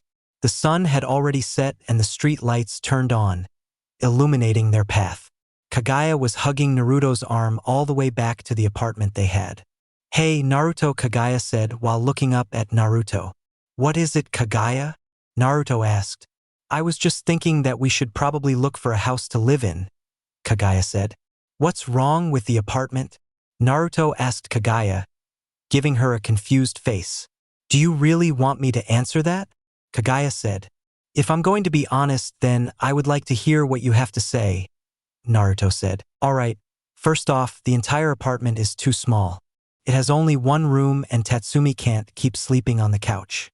And if we do plan on having more kids, we need a larger place to live, Kaguya said as she listed off her reason. Naruto's sweat dropped and hung his head low at Kaguya's reasons. You're right, Kaguya. Tomorrow after the battle, we'll go looking for a house. Promise, Naruto said as he flashed her his foxy grin. I'll hold you to that, Naruto-kun, Kaguya said as she gave Naruto a quick kiss to the cheek. By the time they finished their conversation, They were in front of the door that leads to their apartment. They opened the door to find Sakura sitting on the floor playing with Kiko and Sasuke, showing Tatsumi how to use one hand to weave hand signs for jutsu. "We're home," Naruto and Kaguya said in unison. Tatsumi looked up and rushed towards them, and when she was in front of them, she was jumping up and down in excitement. "To-san, Ka-san, guess what?" Tatsumi said excitedly. "What is it, Sumi?" Naruto asked as he ruffled Tatsumi's hair. "Uncle Sasuke said he'd make me his student," Tatsumi said, jumping up and down still. "Sasuke said that now, did he?" Naruto said as he raised an eyebrow. "Yeah, I did. She shows promise and is worthy of becoming a student of mine," Sasuke said, walking up to the three of them. "Well, at least know that Tatsumi is getting the best teacher beside me, of course," Naruto said as he pointed to himself. "Whatever you say, Dobe," Sasuke huffed. "What was that team?" Naruto said while getting up in Sasuke's face. "You heard me, Dobe," Sasuke said calmly. "Team," Naruto shouted back. Naruto and Sasuke kept returning each other childhood nicknames/insults for each other for a solid minute before Sakura spoke up. "Will you both shut it? You're both annoying," Sakura said as she walked up Kiko in her arms. Kaguya went over to Sakura and Sakura gave Kaguya Kiko. While laying Kiko in Kaguya's arms, Sakura noticed the ring on Kaguya's finger. Kaguya Sakura started, pointing at the finger that the ring was on. "Is that what I think it is?" Kaguya followed Sakura's finger and noticed that it was pointing at the finger that her ring was on. "Yeah, it is. Naruto proposed to me earlier. That's why we were late," Kaguya said as she held up the hand that had the ring on it. Sakura squealed in delight and gave Kaguya a hug while being careful not to squish Kiko. Hearing Sakura's squeal, Sasuke turned around. "Sakura, what is it?" Sasuke asked curiously. While still having stars in her eyes, Sakura held up the hand that Kaguya showed her. "Naruto proposed to her," Sakura squealed out again. After a few minutes of Sakura being completely occupied by the ring and asking Kaguya how it all went down, Sakura and Sasuke left. Once Naruto and Kaguya said their finale goodbyes to Sasuke and Sakura, they closed the door to their apartment. When they turned around and said their goodnights to Tatsumi. Once Kaguya made sure Kiko was asleep, she made her way to the bed and crawled onto it and cuddled up next to Naruto. She noticed that Naruto wasn't sleeping already and asked, "Is there something wrong, Naruto?" Naruto moved his head and looked at Kaguya. "I was just thinking about tomorrow. I can't lose to the Raikage," Naruto said with a determined look on his face. "Don't worry, Naruto. You were able to push me to my limits when we first fought each other, and I'm more powerful than the Raikage," Kaguya said with a reassuring tone. Naruto chuckled. "You're right, Kaguya. Besides, you probably would have won anyway," Naruto said teasingly. "Is that a challenge, Naruto?" Kaguya said as she raised herself from her laying position. "Maybe," Naruto said as he kissed Kaguya on the lips. "And I won," Naruto said while smiling. "I'm not that easy," Kaguya said as she launched at Naruto. For a few hours, Naruto and Kaguya battled with each other. After the both of them finished, they exchanged goodnights and went to sleep. Time skipped to Hokage's office before the final battle. Naruto, Tatsumi, Aiko, and Mei stood in front of Tsunade. It was early in the morning when Tsunade had summoned the four of them to the office, but when they asked why, she said to wait. Right now, Tsunade was eyeballing the four of them. No one had said anything for a few minutes after everyone was there. Not being able to take the silence, Tatsumi spoke up. "Why did you call us here, Granny Tsunade?" Tatsumi demanded. Everyone except Tatsumi sweat dropped while Tsunade grew a tick mark on her forehead. "I'm your Hokage and you'll address me as such," Tsunade said in a calm voice, but Naruto could tell that she was on the edge of losing it. "Whatever, Granny," Tatsumi mumbled. Naruto lost all the color in his face when he heard Tatsumi. To Naruto, it looked like Tsunade was about to launch at Tatsumi but surprised Naruto by laughing. "Like father, like daughter," Tsunade laughed. Naruto let out a sigh of relief. "But besides that, I did call you four here for a specific reason," Tsunade said in a serious tone. "What is it, Gran?" "Lady Hokage," Naruto said. After sending Naruto a glare, she continued. "I called you three here so I could give you these," Tsunade said as she pulled out 3 vests and 3 certificates. "But these aren't Chūnin vests?" Aiko said in confusion. You're right, Aiko, they're not Chūnin vest. As my last act as the 5th Hokage of the village hidden in the leaves, I hereby promote all of Team 7 to the rank of Jonin of the Leaf. Even though you guys took Chūnin exams, each of your skills are Jonin level, so I decided to promote you 3 to Jonin, Tsunade said. The 3 former genin of Team 7 stared at their new Jonin vest with awe. After they put the vest on, one question popped in each of their heads. What do you mean by, as my last act as the 5th Hokage, Lady Tsunade? Aiko asked, tilting her head in confusion. Tsunade looked at Naruto and then back to the 3 new Jonin. I said that because as of now, Tsunade said while grabbing the Hokage hat off the cloth rack and standing in front of Naruto. I hereby officially announce Naruto Uzumaki Namikaze as the 6th Hokage of the Hidden Leaf Village. Tsunade said as she placed the Hokage hat on Naruto's head. Tatsumi, Aiko, and Mei started at their sensei with awe. In their minds, they were thinking about how lucky they were to have a sensei that was Hokage. Tatsumi launched herself at Naruto and locked him in a tight hug. I'm so happy for you too, San, Tatsumi said as she squeezed harder. "Se can't breathe, Susumi," Naruto said as he was gasping for air.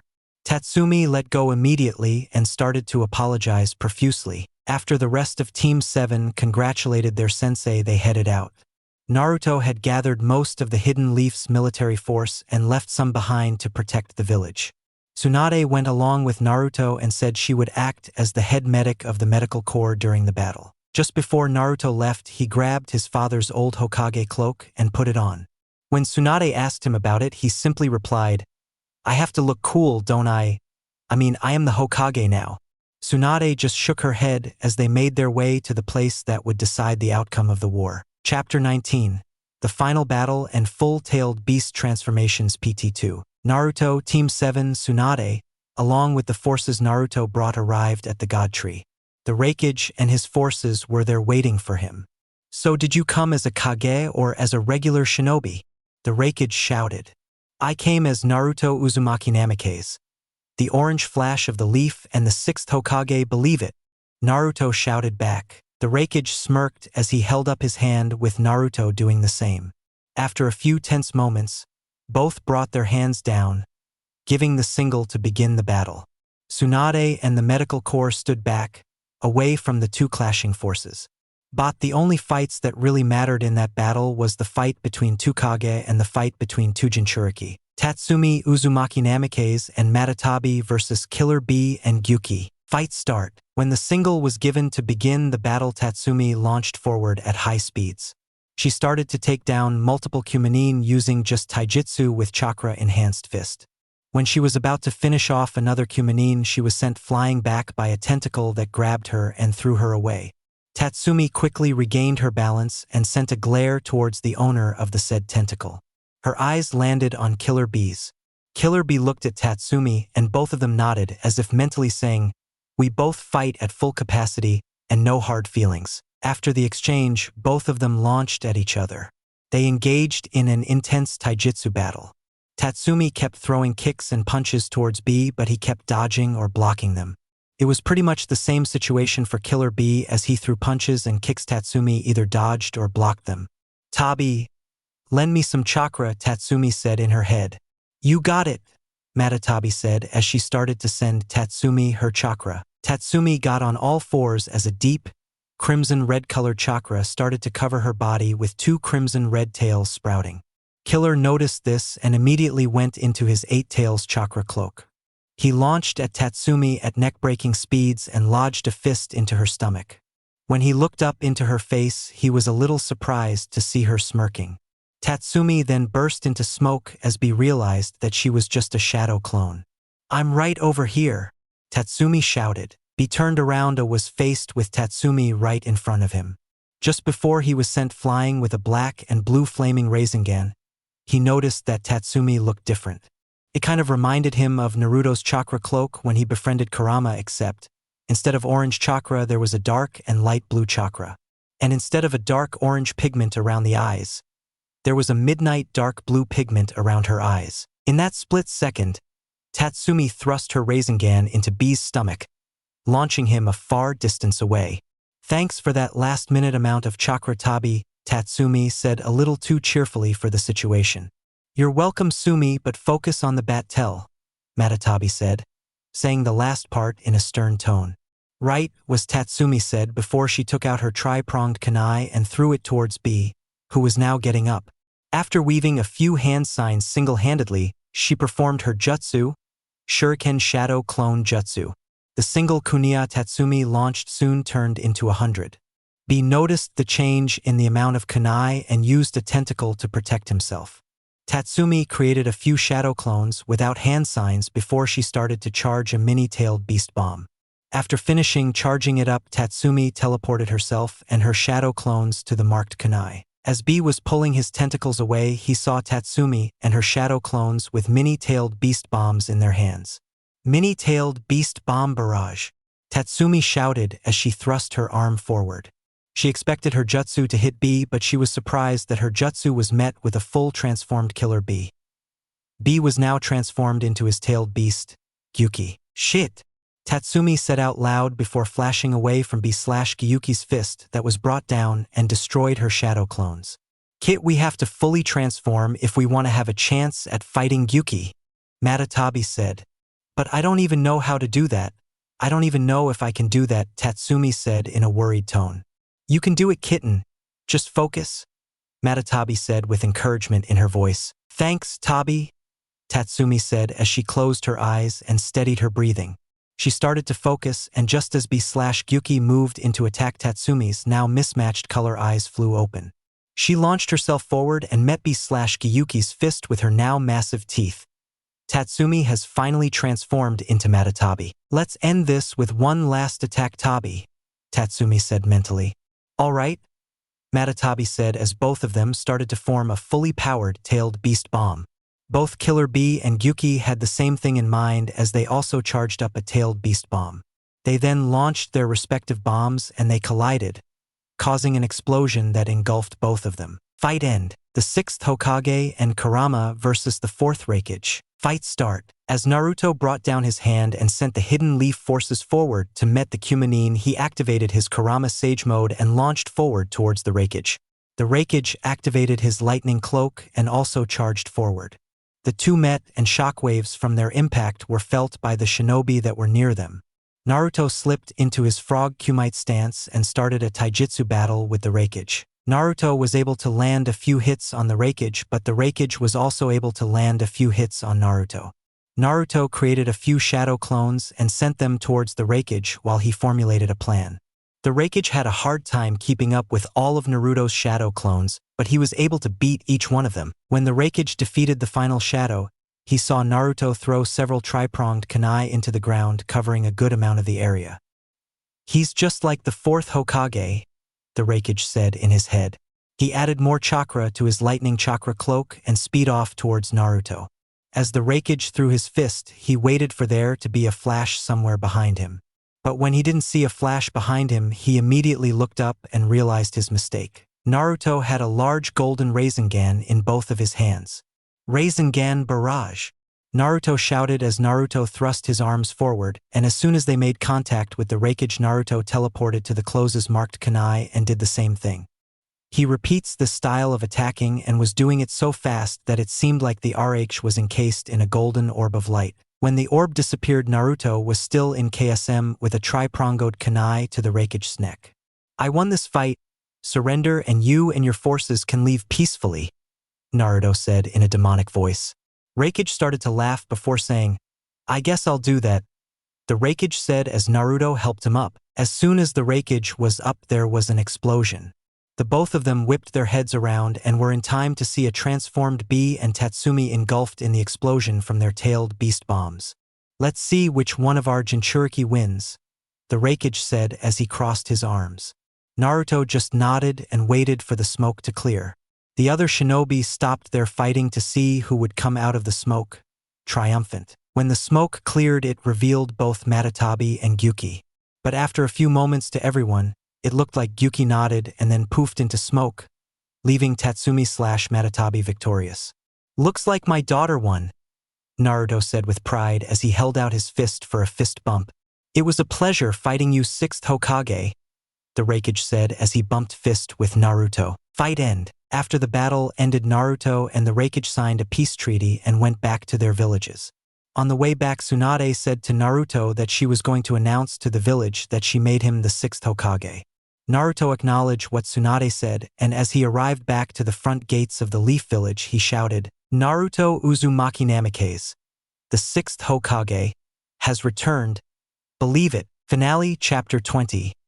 The Aftermath. It was the day after everyone had returned from the final battle. Everyone in the village was currently in front of the Hokage mansion because the 6th Hokage was going to be announced today. Everyone was there except for one blonde knucklehead ninja. "Where is Tsunade?" Tatsumi huffed out in annoyance. "He said he was going to make a flashy entrance of something," Kaguya said as she rocked Kiko back and forth. Tatsumi just sweat dropped. Of course he's going to do that. Tatsumi was standing around on the top of the Hokage's mansion with her mother and little sister when she heard two familiar voices. "Hey Sumi/Sumi-chan." Tatsumi turned around and saw Aiko and Mei making their way towards her. "Hey, guys, what are you doing up here?" Tatsumi asked. Sensei said that after he was made Hokage, he was going to announce or promotion to Jonin and his marriage to Kaguya-sama. Aiko said in a polite tone. "You know that you're too cute when you try to be all formal and stuff, Aiko-chan," Tatsumi said as she grabbed Aiko's shirt and pulled her in for a kiss. They only stopped when Mei coughed. Tatsumi looked over at Mei and gained a mischievous look. "You jealous that Konohamaru isn't here so that you can kiss him?" Tatsumi said with a wide, mischievous grin, the usual neutral face that Mei had turned bright red. Shut up, Sumi," Mei shouted. This just caused Tatsumi to laugh hard and for Aiko to give Mei an apologetic smile. After Tatsumi stopped laughing, she realized that Tsunade started the ceremony. "I will now start the inauguration of the 6th Hokage." Tsunade started. "I, Tsunade Senju, the 5th Hokage, will now announce my successor," Tsunade said as she stepped back, and there was a large flash of orange. Coming out of the flash of orange light was Naruto in an outfit that made him look exactly like his father, except the cloak said 6th Hokage. Smiling, Tsunade gestured towards Naruto and said, "Naruto Uzumaki Namikaze is now the 6th Hokage." When Naruto took the hat and placed it on his head, everyone in the crowd cheered loudly. "I'm going to be the best Hokage ever, believe it," Naruto shouted. There were a few laughs heard in the crowd after that. Naruto let it go for a bit before holding his hand up, signaling for it to get quiet. Once the crowd got silent, Naruto began his announcements. "Alright, before everyone leaves, I wanted to make 2 announcements. The first announcement is the promotion of 3 genin to the rank of Jonin." Naruto gestured Tatsumi, Aiko, and Mei forward, and when they were next to him, he continued.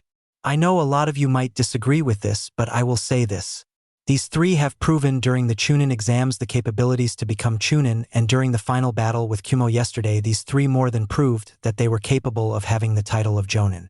If anyone doubts these 3 becoming Jonin, then you doubt the 5th and 6th Hokage's decisions." After Naruto finished his first announcement, he let it all settle in.